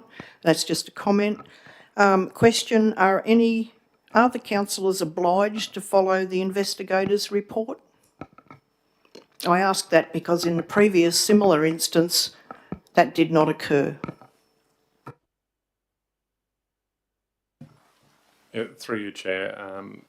Councillor, the investigation report is provided to assist councillors in making their determination. Ultimately, it's councillors who make the decision, and councillors will have their stated reasons as to why they accept or don't accept something within the investigation report. Thank you. Any further questions? Councillor McGuinness? No? I was going to ask Councillor Hay where she was meaning a previous report that came to this council.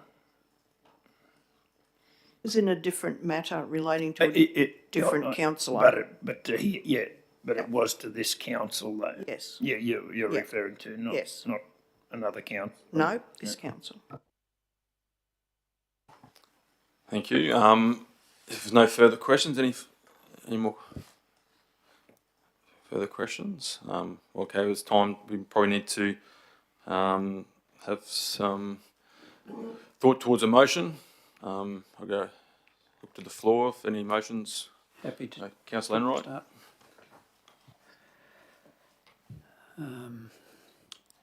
That in accordance with the Local Government Act 2009. This is the motion. Yeah.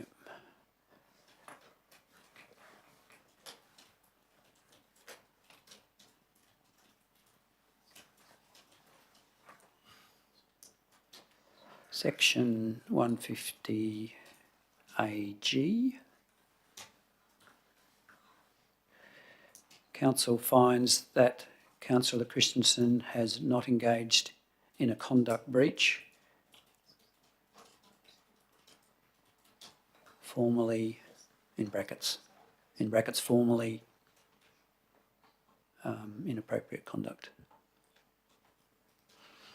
Is that the wording? It's formally.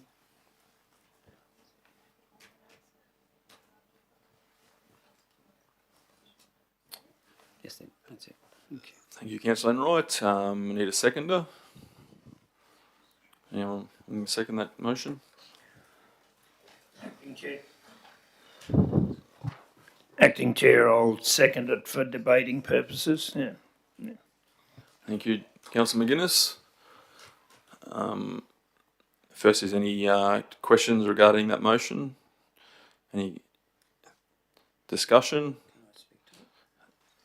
If no discussion, yes, Councillor Enright, you can speak to your motion. Thank you, Chair. I put this motion forward because I have referred to a letter from the Office of Independent Assessor, the OIA, as to what is inappropriate conduct.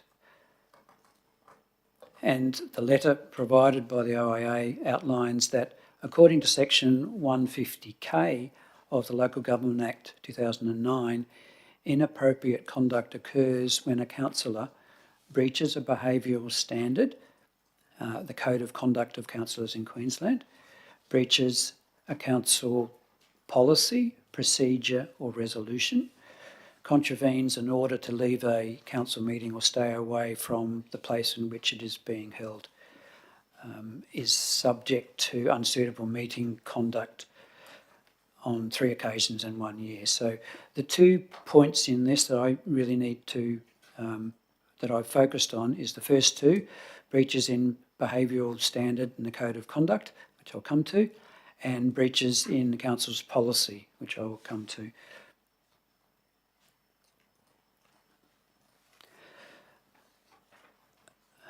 If I refer to what the council's Code of Conduct is, it refers to the 3 R's: responsibilities, respect and reputation. And those 3 dot points are carry out responsibilities conscientiously in the best interest of council and the community, treat people in a reasonable, just, respectful and non-discriminatory way, ensure conduct does not reflect adversely on the reputation of council. It is clear that the actions of the Mayor by erroneously using his private email account did not breach the councillor's Code of Conduct. They did not also breach council policy, because it has been determined that it could not be determined that the council policy could define that this email content was council business. So I believe that in this particular instance, thank you. So it is, in my view, it's important to understand that the Council of Conduct has not been breached. The factors determining what is inappropriate conduct has not been breached. And therefore, my motion is that Councillor Christensen did not engage in a conduct breach formally in appropriate conduct. Thank you, Councillor Enright. Any speakers against?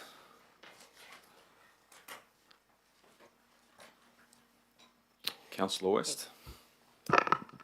Thank you, Acting Chair. Look, I feel like I do need to speak against this motion, understanding that the Code of Conduct for councillors specifically says that we don't use our private emails for council business. And I know in this situation it was kind of undecided really whether it was council business or not. But at the time we had an advisor here, we were doing sessions with the advisor who very clearly said to all of us again and reiterated again that to use our private email address for council matters was not appropriate.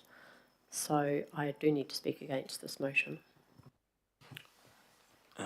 Speakers for? Any additional comments, speakers? Councillor Hay. Thank you, Acting Chair. Councillor Enright brought up the issues of respect and reputational damage. Was it respectful to utilise a personal email account given that the content would not be captured by the council systems and thus was totally hidden from the entire council, including the elected members? And does the action itself, by utilising the personal email, have the appearance of something that would cause reputational damage once it became public knowledge as it has today? Thank you, Councillor Hay. Any more speakers? Otherwise I'll get Councillor McGuinness. Just one other point, and I don't disagree with the last couple of points made, but also the Mayor actually did admit, as we, that and there today that he had erred in doing it, and I think he admitted that, and that as much as whether it was intentional or not, but it was he did do it, did it and admitted it. I wish to close, Councillor Enright. Thank you, Chair. Yes, I would like to close and respond to some of those comments. Was there any reputational damage to council through the action of the Mayor as what he considered at the time to be a private request for his reputation to be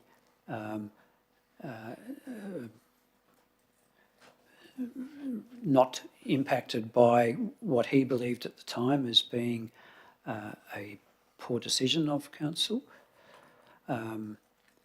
So I believe that no, there was no reputation damage to council because it was not a matter that related to other councillors. It was a matter that related to an impact on him as an individual. In Councillor McGuinness's comment is, yes, the Mayor has now, in hindsight, and I think all of us here are wise in hindsight, during the times when things are particularly stressful, it's very easy to focus on what you believe is the right course of action. In hindsight, the Mayor has conceded that it probably wasn't the right decision at the time. However, I think we must all accept that at times when the pressure is on, sometimes our decision making can be somewhat clouded. And I will refer back to the Councillors' Code of Conduct, the requirements of what constitutes inappropriate conduct, and in my view, there is not a breach that has been broken through this action of the Mayor. Thank you. I'll put it to the vote. All those in favour? All those against? The motion is defeated. Like a division? Or no division. So we go again and look for another motion. Is anyone willing to put forward something? Councillor West? Thank you, Acting Chair. Look, I'd just like to move that Councillor Christensen did engage in a conduct breach, formally inappropriate conduct, in the matter of C/23/00238. There you go, Sharon. Sorry. Oh, sorry, Sharon. Was I going too fast? Sorry. Do you want did engage in a conduct breach, and then in brackets, which was the new terminology, formally inappropriate conduct in the matter. I think is it? Whatever the C/23/00238. 238. Yep. Yes. Yes.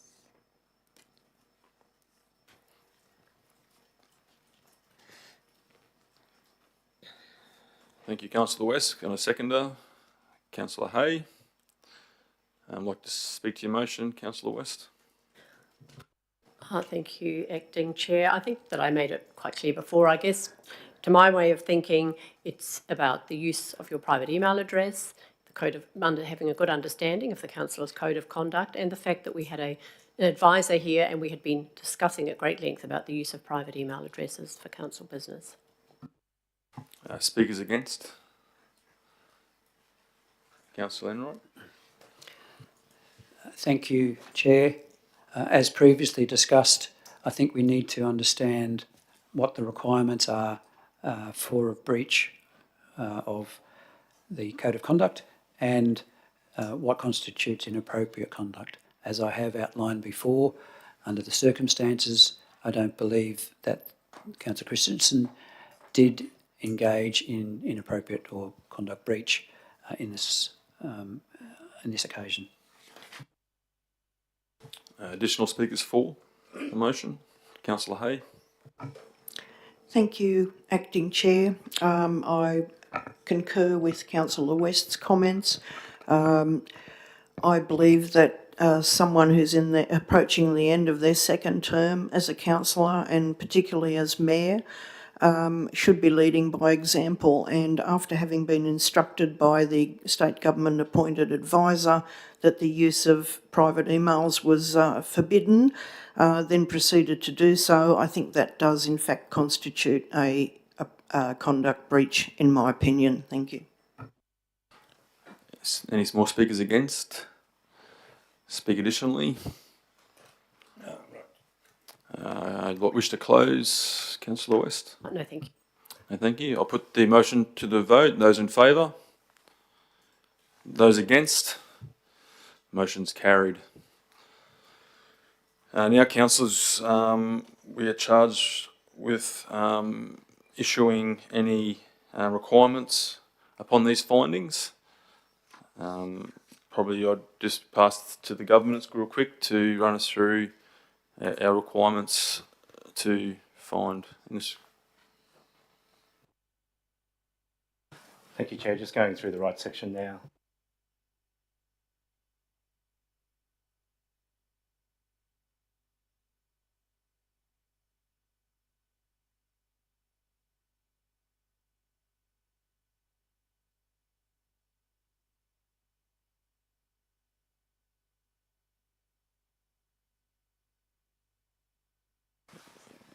Thank you. You want to see that? Yep, John. Yes, through you, Chair. There's a range of penalties or orders that can be imposed upon a finding of inappropriate conduct.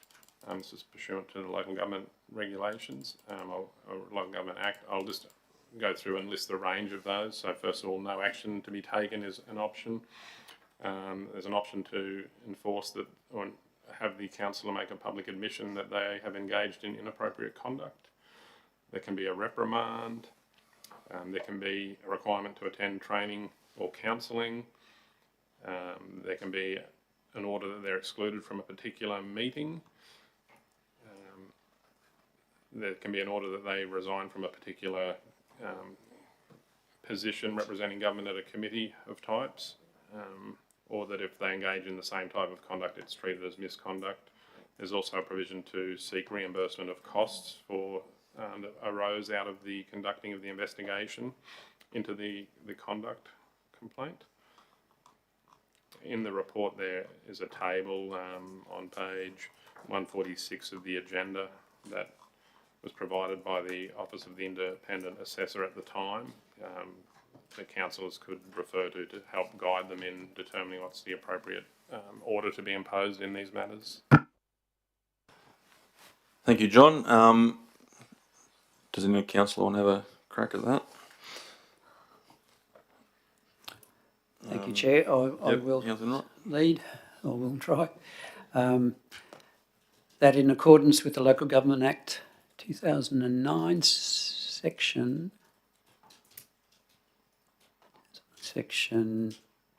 150AH, the following orders are imposed. An order that no action be taken against the councillor.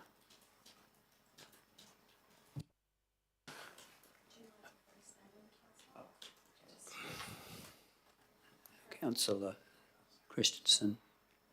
Where are we? Where is it? In order that no action be taken against Councillor Christensen on this matter. Thank you, Councillor Enright. Seek a seconder for that motion. No seconder. The motion's lapsed. I'll second it for discussion purposes only. Okay. You got a second, Councillor West. So off to you, Councillor Enright, to speak on your motion. Thank you, Chair, and thank you for the opportunity to speak to this motion. I think the first point of discussion, that whether this point of the matter was council business or private business. The investigation report has provided that that could not be substantiated. The officers have provided information that our policy has not determined that this was council business. So the whole crux of this matter is the determination of whether this was council business or personal business. And this has not been substantiated in both a very lengthy and expensive investigation and supported by council officers' investigation on our current policies. So in that view, if you're talking about levels of a scale of severity for an action that the Mayor himself has admitted that it was an error of judgment, I consider this a very low instance of severity, which had no impact on council, no benefit to the Mayor, no confidential information was shared, and it was really an action for the overturning a decision that he believed was not properly made. So I believe that no action is an appropriate way forward for this matter. Speakers against the motion? Councillor Yes, Mayor, given the resolution that we've just passed, that we believe he has breached that.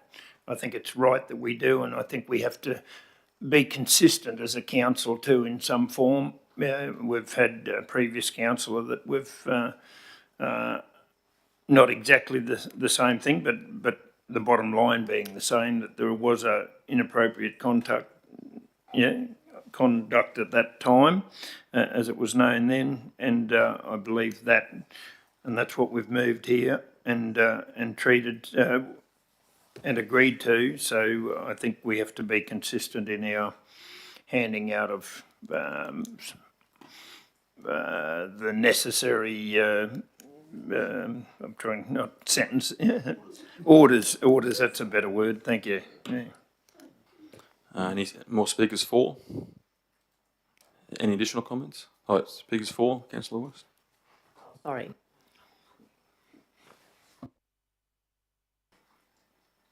Yeah, any additional speakers? Okay. I'm additional speaker, sorry. Look, thank you, Acting Mayor. Look, there's no doubt this is an awful situation for councillors to be in. Oh, sorry, did I say Acting Mayor? This is a terrible situation for councillors to have to sit around and make these decisions. And I understand that the investigation report was a little inconclusive, but I still do believe that consistency is the name of the game, and there are quite a number of actions that could be taken, and I'm not suggesting that we really take any of them except one, where the councillor concerned reimburses a portion of the costs that were involved in the investigation. Any more comments? Wishing to close, Councillor Enright? Thank you, Chair. Yes, I would like to close because I think if we have outlined a previous example and we are talking about consistent approach. We have decided that inappropriate conduct or conduct breach has been applied.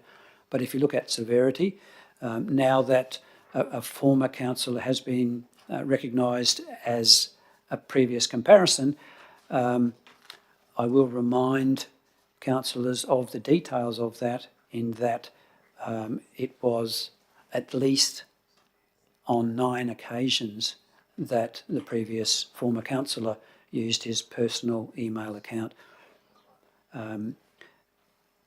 This particular action of the Mayor was 1 occasion, and it still lacks clarity in whether that is substantiated as council business. So if you rate 9 occasions or more of a previous example, as opposed to 1 that is not substantiated, the severity is extremely different.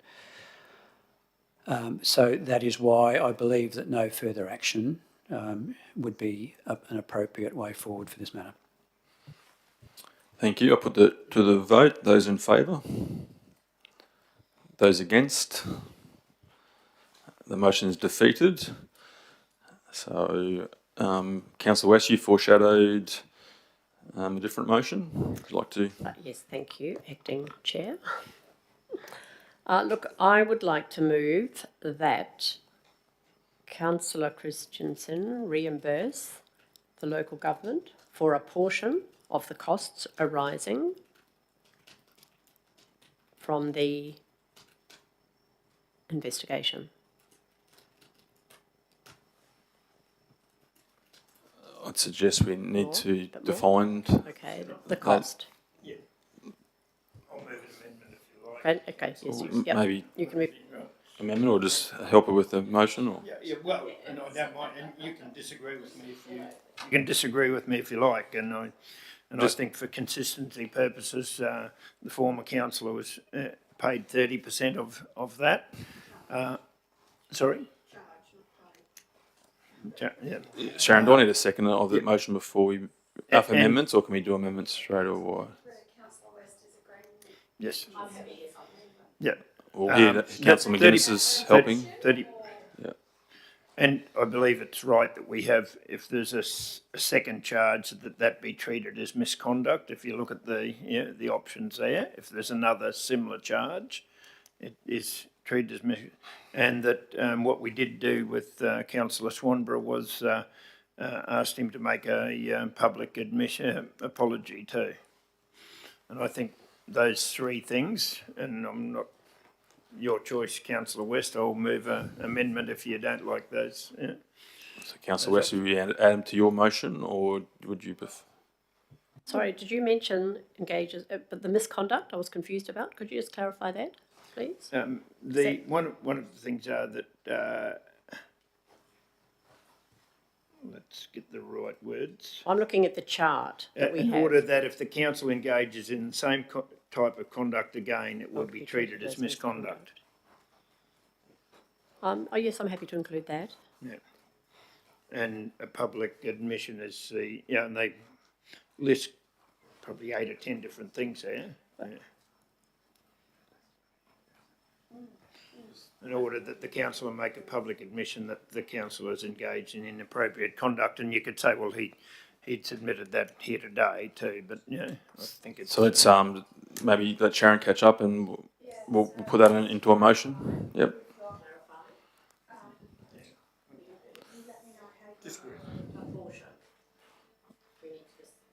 Discuss the portion. Councillor McGuinness suggested 30%, so 30%.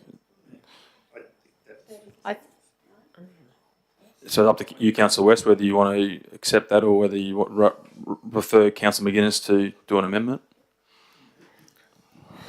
You're cool. I just think that we should do an amount of money in this situation rather than a percentage, perhaps, because I think this was a larger investigation and more lengthy. It's up to you to decide what you want in your motion. Okay, well, Otherwise, I'll leave your motion as you've moved it, then it would be seconded and then an amendment right. moved. I just need to read this. Content review investigation for $1,800 arising from the investigation, I would be saying. Is that your motion? That's my motion. Okay, so that's the motion. Because I'll probably just hold your amendment. Include those other two things in there. Yeah. Well, I don't. Public admission and a. Yes, and a public admission. I'm just having a look. Misconduct if there's a second. And the councillor make a public admission at the next council meeting. And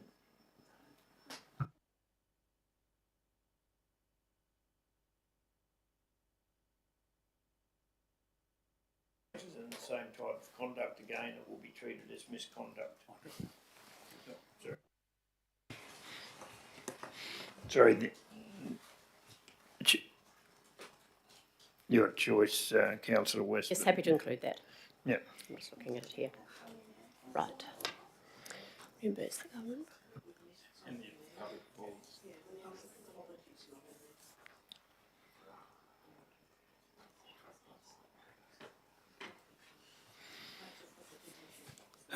Through you, Chair, we're just double checking the validity of that through governance, because I think there's within 12 months otherwise that's opened. Just getting verification. It doesn't say that here, but if, Yeah, through the chair, yeah, the legislation's silent on that, so it says that, an order that if the councillor engages in the same type of conduct again, it will be treated as misconduct. It would be open for councillors to put a time frame around that, but the legislation doesn't require it or doesn't stipulate that that has to be the case. Wondering if that's even appropriate given the time and the cycle of elections that we're in, perhaps, but. That's your motion, Councillor West, so Yes. if you want to kick it out the touch. Look, I will take that out actually, but I will put in that the councillor make a public admission, wherever we are, at the next council meeting, that they have engaged in a conduct breach. Got that?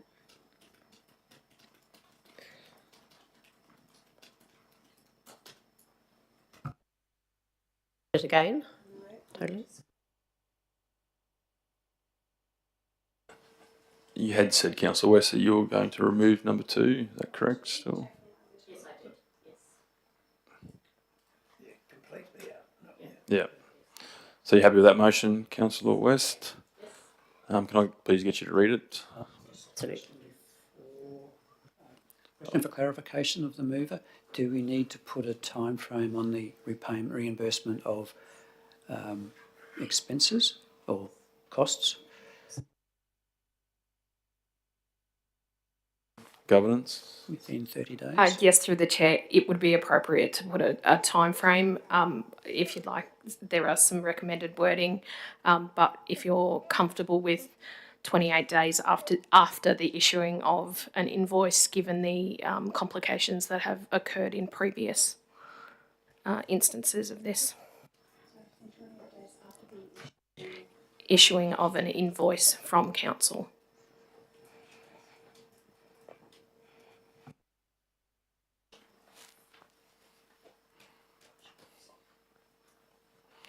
Okay. Shall I me to read it? Yes, please. The motion being, part number 1, that Councillor Christensen reimburse the local government for an amount of $1,800 for the costs arising from the investigation within 28 days after the issuance of an invoice from council. And part 2, that Councillor Christensen or the councillor make a public admission at the next ordinary meeting that he has engaged in a conduct breach.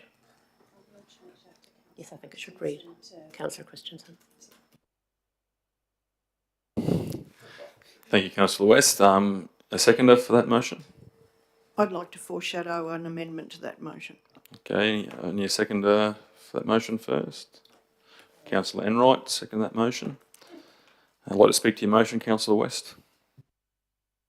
No, thank you. I think I've Sorry, spoken. No. Amendment, foreshadowed. Yeah. Point of order, I think the amendment's been Yes. foreshadowed, so it should be accepted. Councillor Hay, sorry, I'll go to your amendment first. Thank you, Acting Chair. I'd like to move an amendment to paragraph 1, being that Councillor Christensen reimburse the local government for an amount of 30% of the costs arising from the investigation within 28 days after the issuance of an invoice from council. Thank you, Councillor Hay. Is there a seconder? Got a seconder from Councillor McGuinness.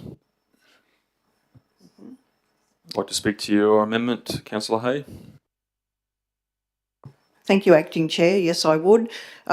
We do speak constantly about the need for consistency, and in a previous similar instance, and given that this is the second instance of a finding of inappropriate conduct against Councillor Christensen, in the previous finding against another councillor, it was a percentage which was 30% of the total investigation costs. I don't know that we've revealed the total investigation costs yet. Am I able to say that without falling foul of anybody? It's to be included in the minutes, Councillor Hay. That's it. Right. Supplementary. My motion is that Councillor Christensen repay 30% of the investigation costs, which totalled $25,143.30. Thank you, Councillor Hay. Any speakers against the amendment? Councillor Enright. Absolutely. If we're talking about consistency, we're being hypocritical. The percent is irrelevant when the dollar value is 5 times that of the original investigation, and you're aware of that. To suggest that the level of reimbursement for what has surprised us all at the exorbitant cost for this investigation should not be passed on to the subject councillor through this process. If we want to be consistent, it should be consistent in the dollar value that has been used previously as a comparison. Consistency needs to be relevant to the cost to the subject councillor, not a percentage. Speakers for? Councillor McGuinness. Yeah, I hear what Councillor Enright's saying, and no, whichever way you look at it, it's not right. But I think it's a percentage, and whether we're up for these sort of charges moving forward, who knows? It's just, the other one was some time ago now, but it's they certainly increase, and I think that it's probably higher. I have to admit that it's higher than what I thought it was, but I believe we should try to be consistent in percentage wise, and whatever these charges, the time was evidently done there, and the time spent on it, and is it fair for ratepayers to be picking up the rest of $23,000 or more than $23,000 to pay for the rest of that expense if we only look at $1,800? Either way is not right, but it's a difficult one. But I'm inclined to go with the percentage, no matter what cost it is. Speakers against? Thank you. I just want to mention, with these companies who come and do the investigations, they are all different. They all have different charges, And as we have seen today, and I just believe that if we are going to be consistent, we need to be consistent in the amount that is being paid back. I certainly hear what Councillor Hay is saying about the costs having to be picked up, but I believe that we need to go, in this case, with the monetary value as opposed to a percentage. Thank you. Anyone wishing to speak additionally? Now, Councillor Hay, you'd like to close? Thank you, Acting Chair. I would like to reiterate that given that the investigation costs were in excess of $25,000, if we only look at recovering $1,800 from Councillor Christensen, that leaves the vast majority of that investigative cost as a burden on the ratepayers. I don't think that's even remotely fair or an option, and I'm very much opposed to a monetary figure equivalent to what 30% of the previous councillors' fine, for want of a better word, equated to. So on one hand, we're looking at a percentage, and now we've changed our mind and decided it should be a dollar value regardless of what the percentage is, and I must say I disagree with that approach. Thank you. I'll put it to the vote. Those in favour for the amendment? Those against? That motion is carried. Division. Votes for was Division 1, Division 5 and Division 6. Those against, Division 3 and Division 4. So I'll go back to the mover of the motion. Are you content with the amendment, or would you like to not agree to it? Which you have, yes, Councillor Dennis? I think correct procedure is, Acting Chair, that it's the amendment now becomes a motion. Whether the original mover is in favour of that or not is her opinion, and she shouldn't have to agree with this, but it does become the motion now. So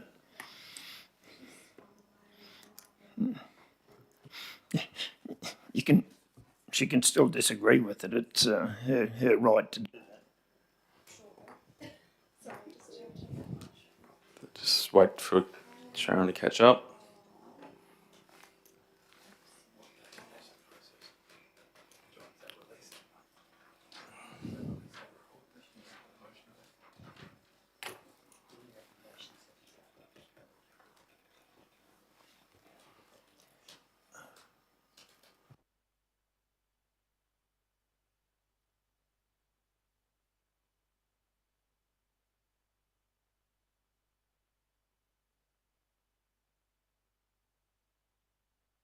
I need to seek some guidance, I believe, on this from the Acting CEO, please. Or, So we're just verifying as to whether or not there's an additional inclusion or a third, another recommendation about the report that's required to be released pending the necessary reduction. And Does that have to be in this motion, though? No, that's what the query was. Yeah. Sorry? Yeah, separate motion, I would have thought. a separate motion. Councillor West, you want to seek some clarity about your position on the as I the do, mover? because I don't feel comfortable with the part one, to be honest. Okay, can we get some clarification on that from Acting CEO through governors, maybe? Whether what Councillor West's position on this is now? Yeah, thank you, Chair. Under our Standing Order 17.1, it says the mover of a motion or the amendment will read it and state that it is so moved, but will not speak to it until it's seconded. So it's possible for the original mover of the motion to remain silent, and the councillor who's amended it can actually move the amended motion, if that suits. That would suit me very well, thank you. Okay, so Councillor Hay, sorry. I'll get the motion on the table first, maybe. So Councillor Hay, you are now the mover of the motion. Are you happy with that? Yes, thank you. A seconder? Yeah. Councillor McGuinness? I'll second. Okay, we've got a question regarding Councillor Knight. Yep. I wonder, given the imbalance, concern about that percentage, whether an appropriate amount, whether the mover would consider an amendment to bring that into perhaps a more comfortable amount that the original proposer, somewhere in between. I'll probably seek clarification for myself whether we can go for another amendment to our amended motion. Can that be proposed, governance? Just trying to backtrack again. Has that been put to vote? No, it's only a sorry. motion. Amendment was, so this is yet to be, it's now been moved and it's seconded. It's about to go to the vote, so it hasn't. Councillor Enright has asked whether he can further try to amend this motion. That's the question on the table right now. Yeah, through you, Chair, I believe that's possible. There can be multiple amendments to motions. Okay, Councillor Enright, would you like to propose your amendment?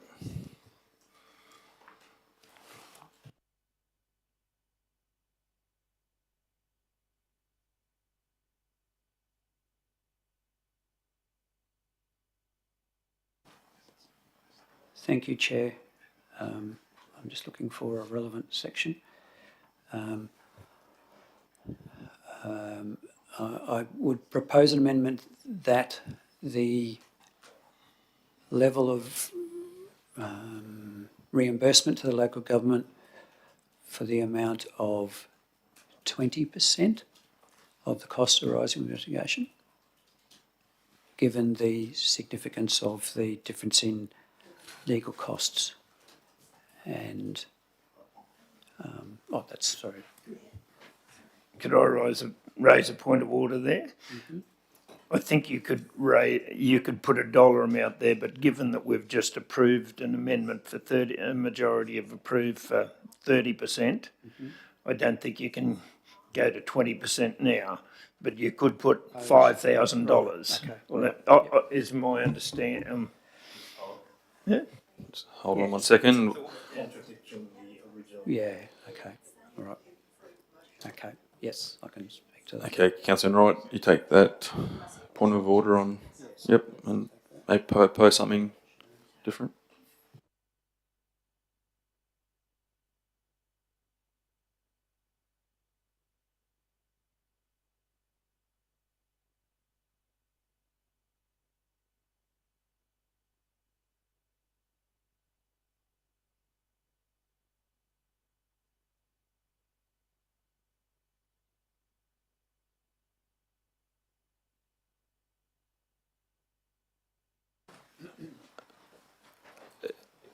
Acting CEO, have we got clarification whether amending that percentage to a different percentage is contradiction to the motion through governance? Through you, Chair, the amendment can't, or the amendment should maintain or further clarify the intent of the original motion and cannot contradict the motion, so it's fine-tuning the intent of the repayment. So it's not contradicting the original intent, it's just modifying it. Okay, so you can propose a 20% if you wish, Councillor Enright, I think, from that advice. So. Through you, Chair, I'll propose a slightly different wording, that paragraph 1 of the proposed motion, of the motion, be amended to an amount of $5,000.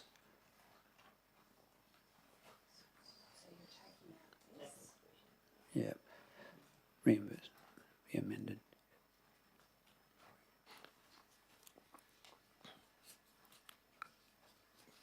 Can I please get you to read that, Councillor Enright? Certainly. Full amendment.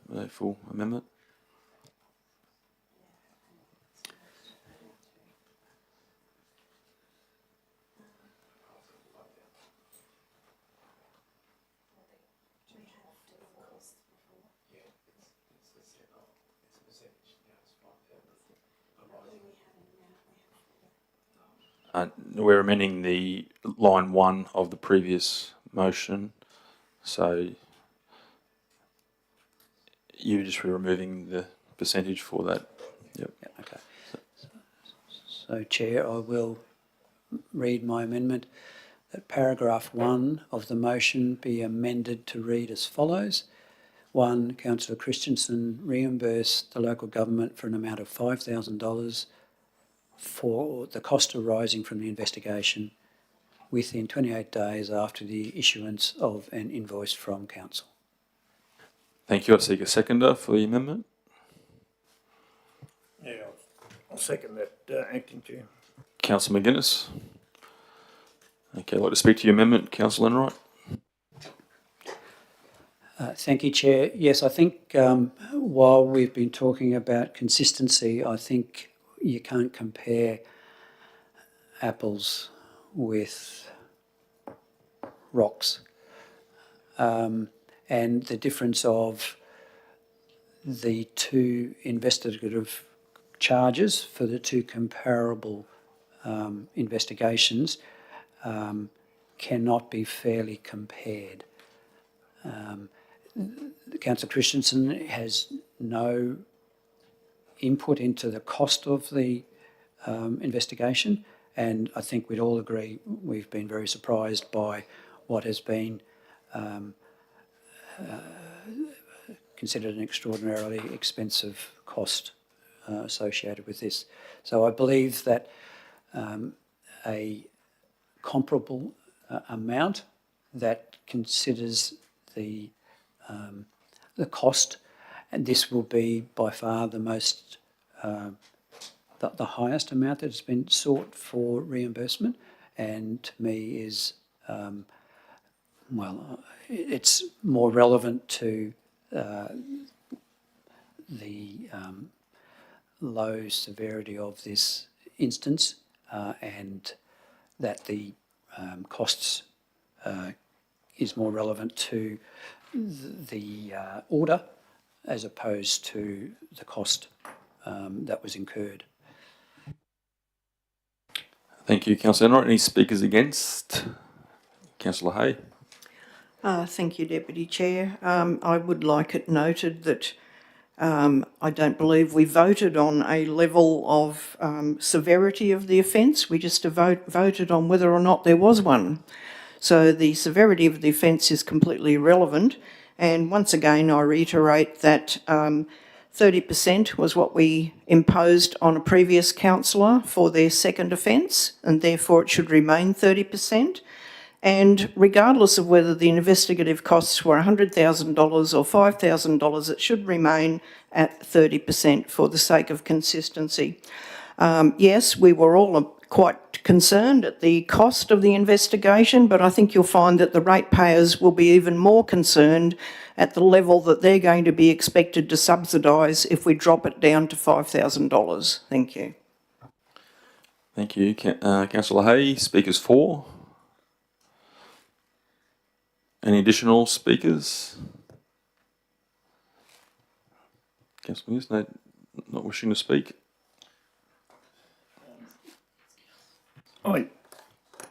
I hear what Councillor Hay says, and is it a compromise? Yes, it is. And neither figure's right, neither the low figure, the high figure, or this figure, and you can argue which is right. And I think it's as near to fair as I can live with this. None of them are right, as I say. So whatever you do is wrong. Wishing to close, Councillor Enright? No, thank you, Chair. I'll put the amendment to the vote. Those in favour? Those against? Motion is carried. Division. The councillors for Division 3, Division 4 and Division 6, and those against Division 1 and Division 5.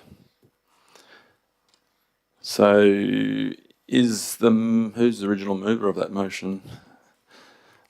Councillor Hay, are you? No, Councillor West. No, because she didn't. So was Councillor Hay took over the motion. So, is Councillor Hay, do you accept that motion? I don't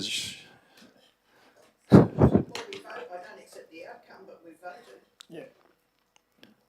So I think that means you do accept that motion and the seconder accepts it. Councillor McGuinness? Hey. You don't accept it? Yeah. I'll move that the amendment becomes a motion and that we vote on that motion now. I'll move that, the amendment now becomes a motion, so we should vote on that motion. Thank you, Councillor McGuinness. We'll just wait for Sharon to catch up with that. And just read if there's any gallery still listening in on the motion being that Councillor Christensen reimburse the local government for an amount of $5,000 for the costs arising from the investigation within 28 days after the issue of an invoice from Council, and 2, Councillor Christensen make a public admission to the next ordinary meeting that he is engaged in a conduct breach. Okay, moved by Councillor McGuinness. I need a seconder. Councillor West. Like to speak for your motion, Councillor McGuinness? No, I'm right. I think we've been around the horse yard a few times. Any speakers against? Any speakers additionally? Councillor West? Just to reiterate what Councillor McInnes has said, yes, we have been around the horse yard, and this is the really challenging, difficult thing that has been imposed upon councillors with OIA matters, and it's very, very challenging. Councillor Hay, you'd like to comment?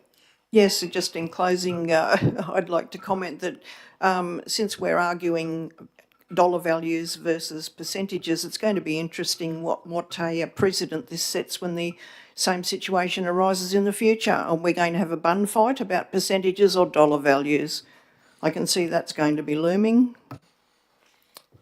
Motion to close, Councillor McGuinness? No. Okay, put the motion to the vote. Those in favour? Those against? Motion's carried. Division. Those for, Division 3, Division 4 and Division 6. Those against, Division 1 and Division 5. That concludes this matter. Chair, Okay, there is Councillor Knight. just a little bit of tidying up as outlined in the report. If I can move a motion, please, just in regarding to the redacted report. Yes, you're right. Councillor Knight, go ahead. So I move that in accordance with section 150AGA of the Local Government Act 2009,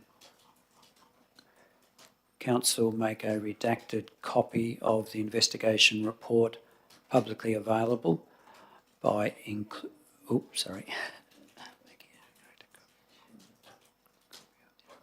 of the investigation report publicly available by including it in the minutes of the ordinary meeting.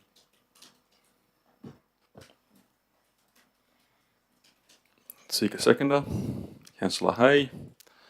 Any need to comment further, Councillor Enright? No, thank you, Chair. No one's wishing to speak against? I'll put the motion. Those in favour? Carried unanimously. Thank you. We'll now seek to return the 2 councillors, conflicted councillors, and get back to the agenda. Maybe we'll have a 5-minute... Oh, should we take afternoon tea, Sharon, while we get the opportunity? We'll just have 15 minutes afternoon tea, which will give us time to collect the councillors, grab a cup of tea, and then we'll get through the rest of the motion. So I'll adjourn the meeting now at 3:04, and we'll return in 15 minutes. Through the chair.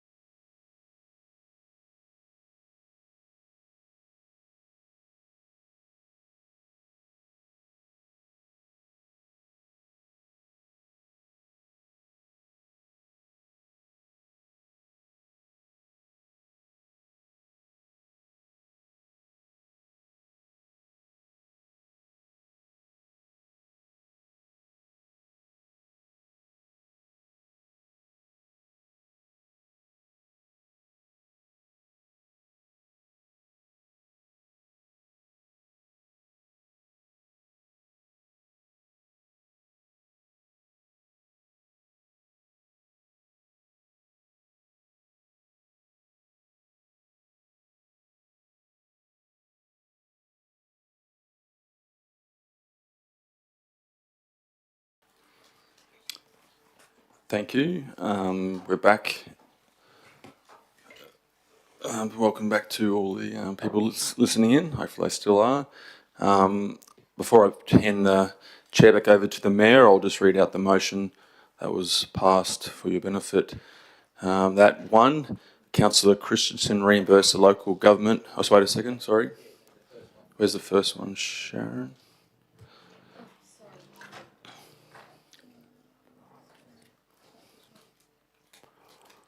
Yep. The first motion, that Councillor Christensen did engage in a conduct breach, formerly inappropriate conduct, in the matter C-23-00238, and that one, Councillor Christensen reimbursed the local government for an amount of $5,000 excuse me, for the costs arising from the investigation within 28 days after issuance of an invoice from council, and two, Councillor Christensen making a public admission at the next ordinary meeting that he has engaged in a conduct breach. And I'll pass the chair back over to you, Mr. Mayor.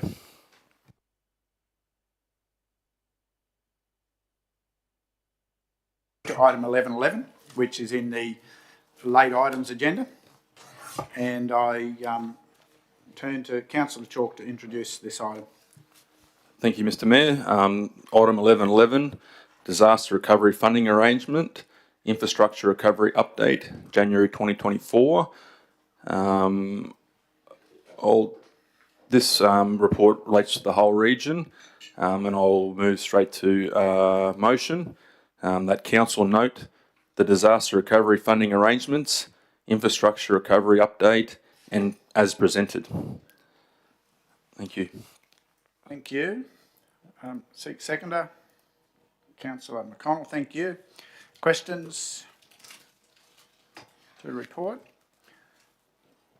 I do have a question, and it's always one of those matters of concern, and we talk about local spend, but in the context of this massive body of work and the overlap with our existing works, with our reconstruction programs, what's our level of usage of local service providers for this activity? And how many providers, what types of service, and what's the structure of their arrangement, independent or in concert with our teams? Thank you, Mayor. And through the chair, I can respond to that question. There's a multitude of combinations that are actually utilised. For the initial response, there is quite a large number of day labour workforce that are engaged and assist in getting things back in a manageable order. With regard to that, we often will supplement our crew numbers with contractors and certainly do so on a regular basis, even with our day-to-day operations. More recently, we've actually, with the severe storm event that happened on Tamborine Mountain, a number of local tree lopping firms have been engaged to actually deliver the massive task of clearing the vegetation within the road reserves. With that, we've also had a number of local contractors that have actually assisted with the removal of material as well.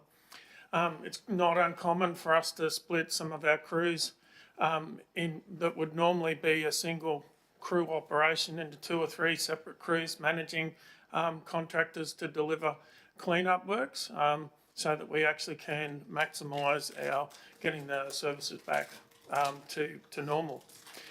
In addition to that, every 2 to 3 years, we actually call for expressions of interest for suppliers to provide services like trucks and plant services, whether it be with an operator or without an operator.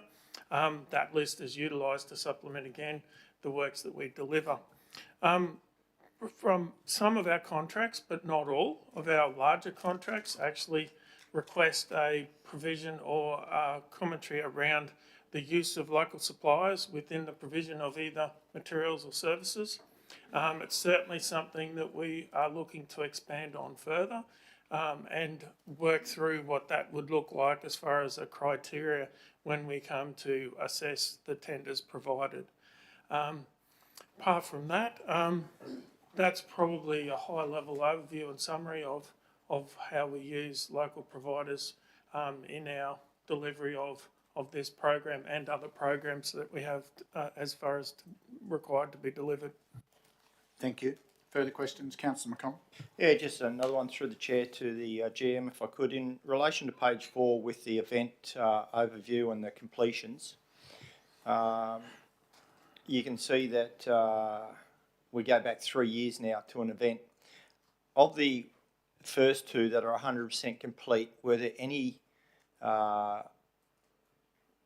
was there any infrastructure recovery in there that got subsequently damaged by the following disasters that then rolled into those and were taken out? So they're 100% correct, 100% complete, but 20% of it is now part of the last one under assessment. You are correct in that there would be some locations that potentially suffered re-damage to an extent that would actually require that particular site to then be rolled into a further event. As far as the exact percentage, I'm not able to provide that today, and also whether it's actually been impacted by several events. Probably a conversation for another day, but I certainly will touch on it now, is around the impacts of the more recent event that we had at Christmas time and the consideration that officers are giving to whether we actually are triggered under the more recent rainfall associated with ex-tropical cyclone Kirrily and the rain that occurred after that around Australia Day is probably the best or most likely date I could actually use to associate that with, which more impacted the western part of our region more so than the eastern part of the region.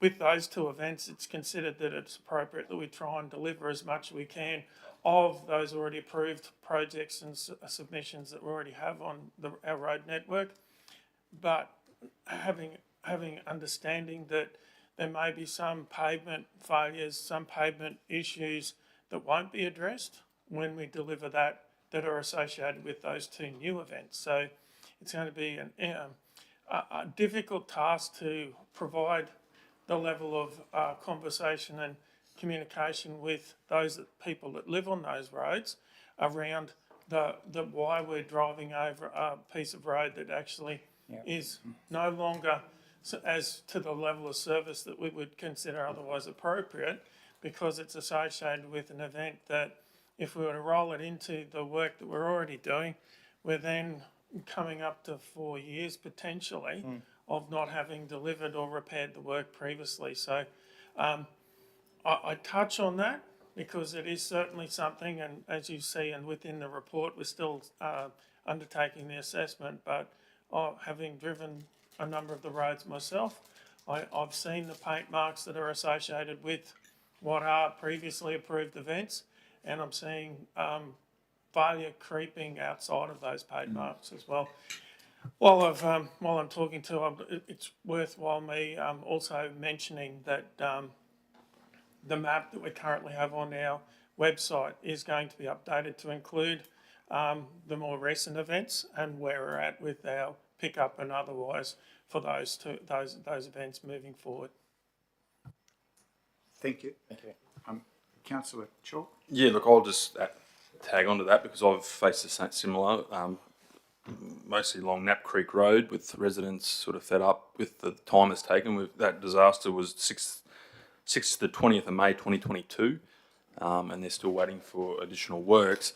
I guess we just got to, how do we get the communication out there to the community that this is outside of our control, that if we took this work on and fix these roads, then it's going to be at ratepayers' expense, not through QRA, and that, you know, council and the councillors are as frustrated as probably the residents at times dealing with this. Is there, I guess the question in that is, can we communicate it differently, or target some of these areas that have had long waits with the information that's required of the work being undertaken to try to rectify the problem? Through the chair, I'll attempt to answer that. Some of the issues that more recently have been brought to my attention with actually going in and doing work now, given we have had prolonged rain and which has impacted or increased the level of moisture in the surrounding materials that make up our road network. Some of the locations where we are specifically targeting or actually undertaking work, the damage some roads, the heaviest vehicles that will drive on those roads for the next year are us as council repairing those roads. So we've got that added complexity also of construction traffic doing damage to an already saturated road pavement, that when you look at the specifics of what's in the requirements under the DRFA or the disaster recovery funding arrangements, inconsequential damage as a result of repairs is not necessarily able to be claimed under any further or future rain event. So that's the added complication we have when looking at and assessing where we've got a number of roads that are impacted again now by the more recent rain events, and we have saturated subgrades and pavements where we'd like to be in there fixing, yes, I will agree, sections of road that have been in that not desirable service level for a number of years, that we may actually inadvertently create further impacts to that road if we don't wait a period of time for those levels of moisture to dissipate. So where possible, we certainly are going to continue to deliver targeted sites. However, having said that, that comes with another dimension of risk that we need to be aware of with regard to how we will then impact possibly sites around those sites that aren't currently in a poor state. Thank you. Just to follow on, so where does the liability lay for roads that we know are substandard and we are working on getting to them because of these conditions? People are obviously still accessing their properties. Who takes on that liability of having the substandard road while we wait for approvals? I will attempt to answer that question, but having understanding of what we are able to deliver and do. The reality of it is where we have substandard service levels and there is a need to advise the motorists, there is a level of signage involved. It then relies on those utilising our road network to drive to the conditions presented, but where possible we provide an appropriate level of communication. So I know we've had a number of multi-message boards, permanent signage, and a number of locations where we consider it appropriate based on informing road users that they can expect conditions to be somewhat different to what they may have driven over to get to that location. So that's one of the ways we actually are trying to mitigate the impact to the road users in those situations. Thank you. Any further questions? Councillor Hay. Thank you. Through the chair, page 11, the map. Can anyone explain what the magenta blobs are in the top right-hand corner? Because there's nothing on the legend.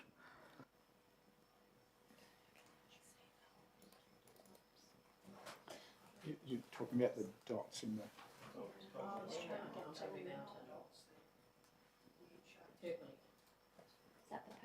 Shapes and squares.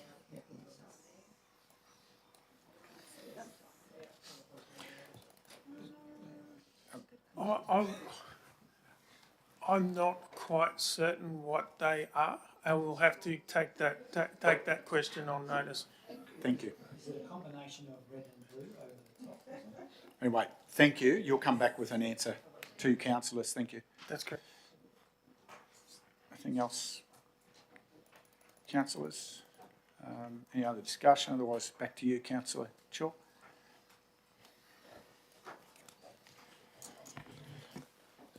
Thank you, Mr. Mayor. Yes, it probably goes to what I said before in my question, that it does lead to a lot of frustration in our communities dealing with these disasters, and also with council staff because they want to provide that level of service.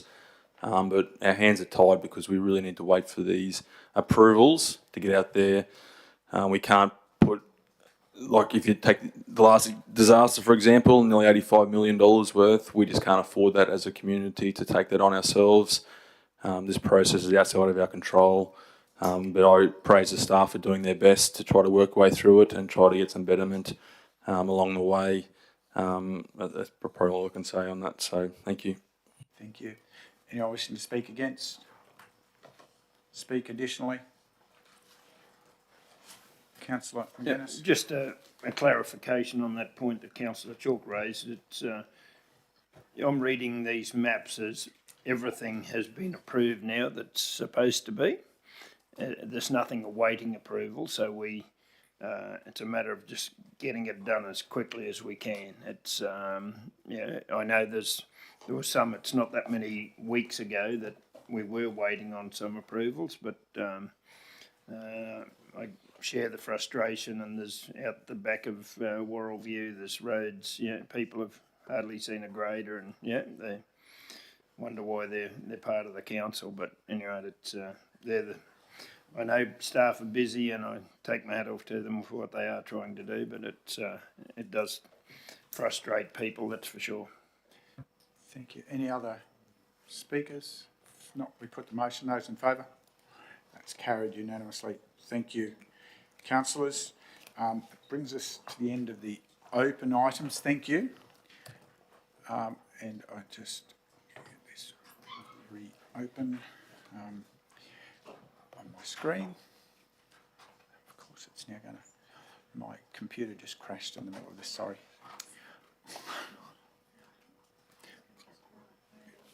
Yeah, I just wanted to get... Thank you. Apologies, my computer's just decided to crash. It's been a very frustrating day for computers. So we're going to head into a confidential item. And I just want to get the declaration up so that I can refer to this item 12.1. And thank you. So, councillors, I move that for agenda item 12.1, the request for legal assistance, council close the meeting to the public pursuant to sections 254J3E and 254J3F of the Local Government Regulation 2012, as discussions will be held about an application for legal assistance made by an employee of council and the matters pertaining to that application of a confidential nature. Seconder. Thank you, Councillor West. Any discussion to that motion? If not, I'll put the motion. Those in favour? Thank you, councillors. To those in the digital gallery, we're going to head into a closed session. We will endeavour to come back as close as possible to the quarter hour, but given the lateness of the day, we will be keen to expedite this because there are a number of other matters that we have to get off to attend to elsewhere. Thank you, and we're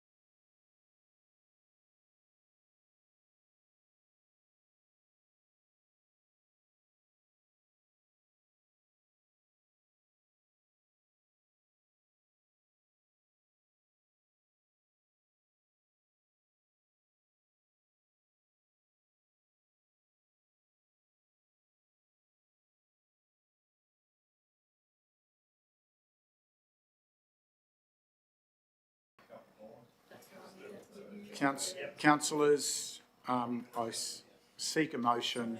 We're back here on open broadcast, and I seek a motion to return into open session. Councillor Chalk, seconded Councillor Enright. Those in favour? It's carried unanimously. Just get a motion up.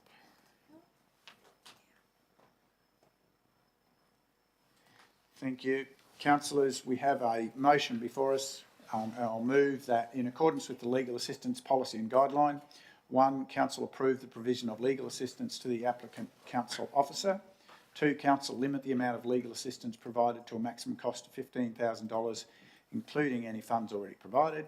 3, Council require the applicant council officer, upon a substantiated finding, repay to council all legal costs up to the total amount provided by council within 28 days of receiving the invoice from council. And 4, oversight of the legal assistance be undertaken by the Principal Specialist Governance and Assurance. Seek a seconder. Councillor McConnell. Any discussion, councillors? I don't propose to speak further to the motion. Anyone wishing to speak against? Speak additionally? Put the motion. Those in favour? Thank you, councillors. That brings me to the close of the advised agenda items for today's meeting. So at 3:53, I declare the meeting closed and bid you good day. And then, councillors, just before you all run,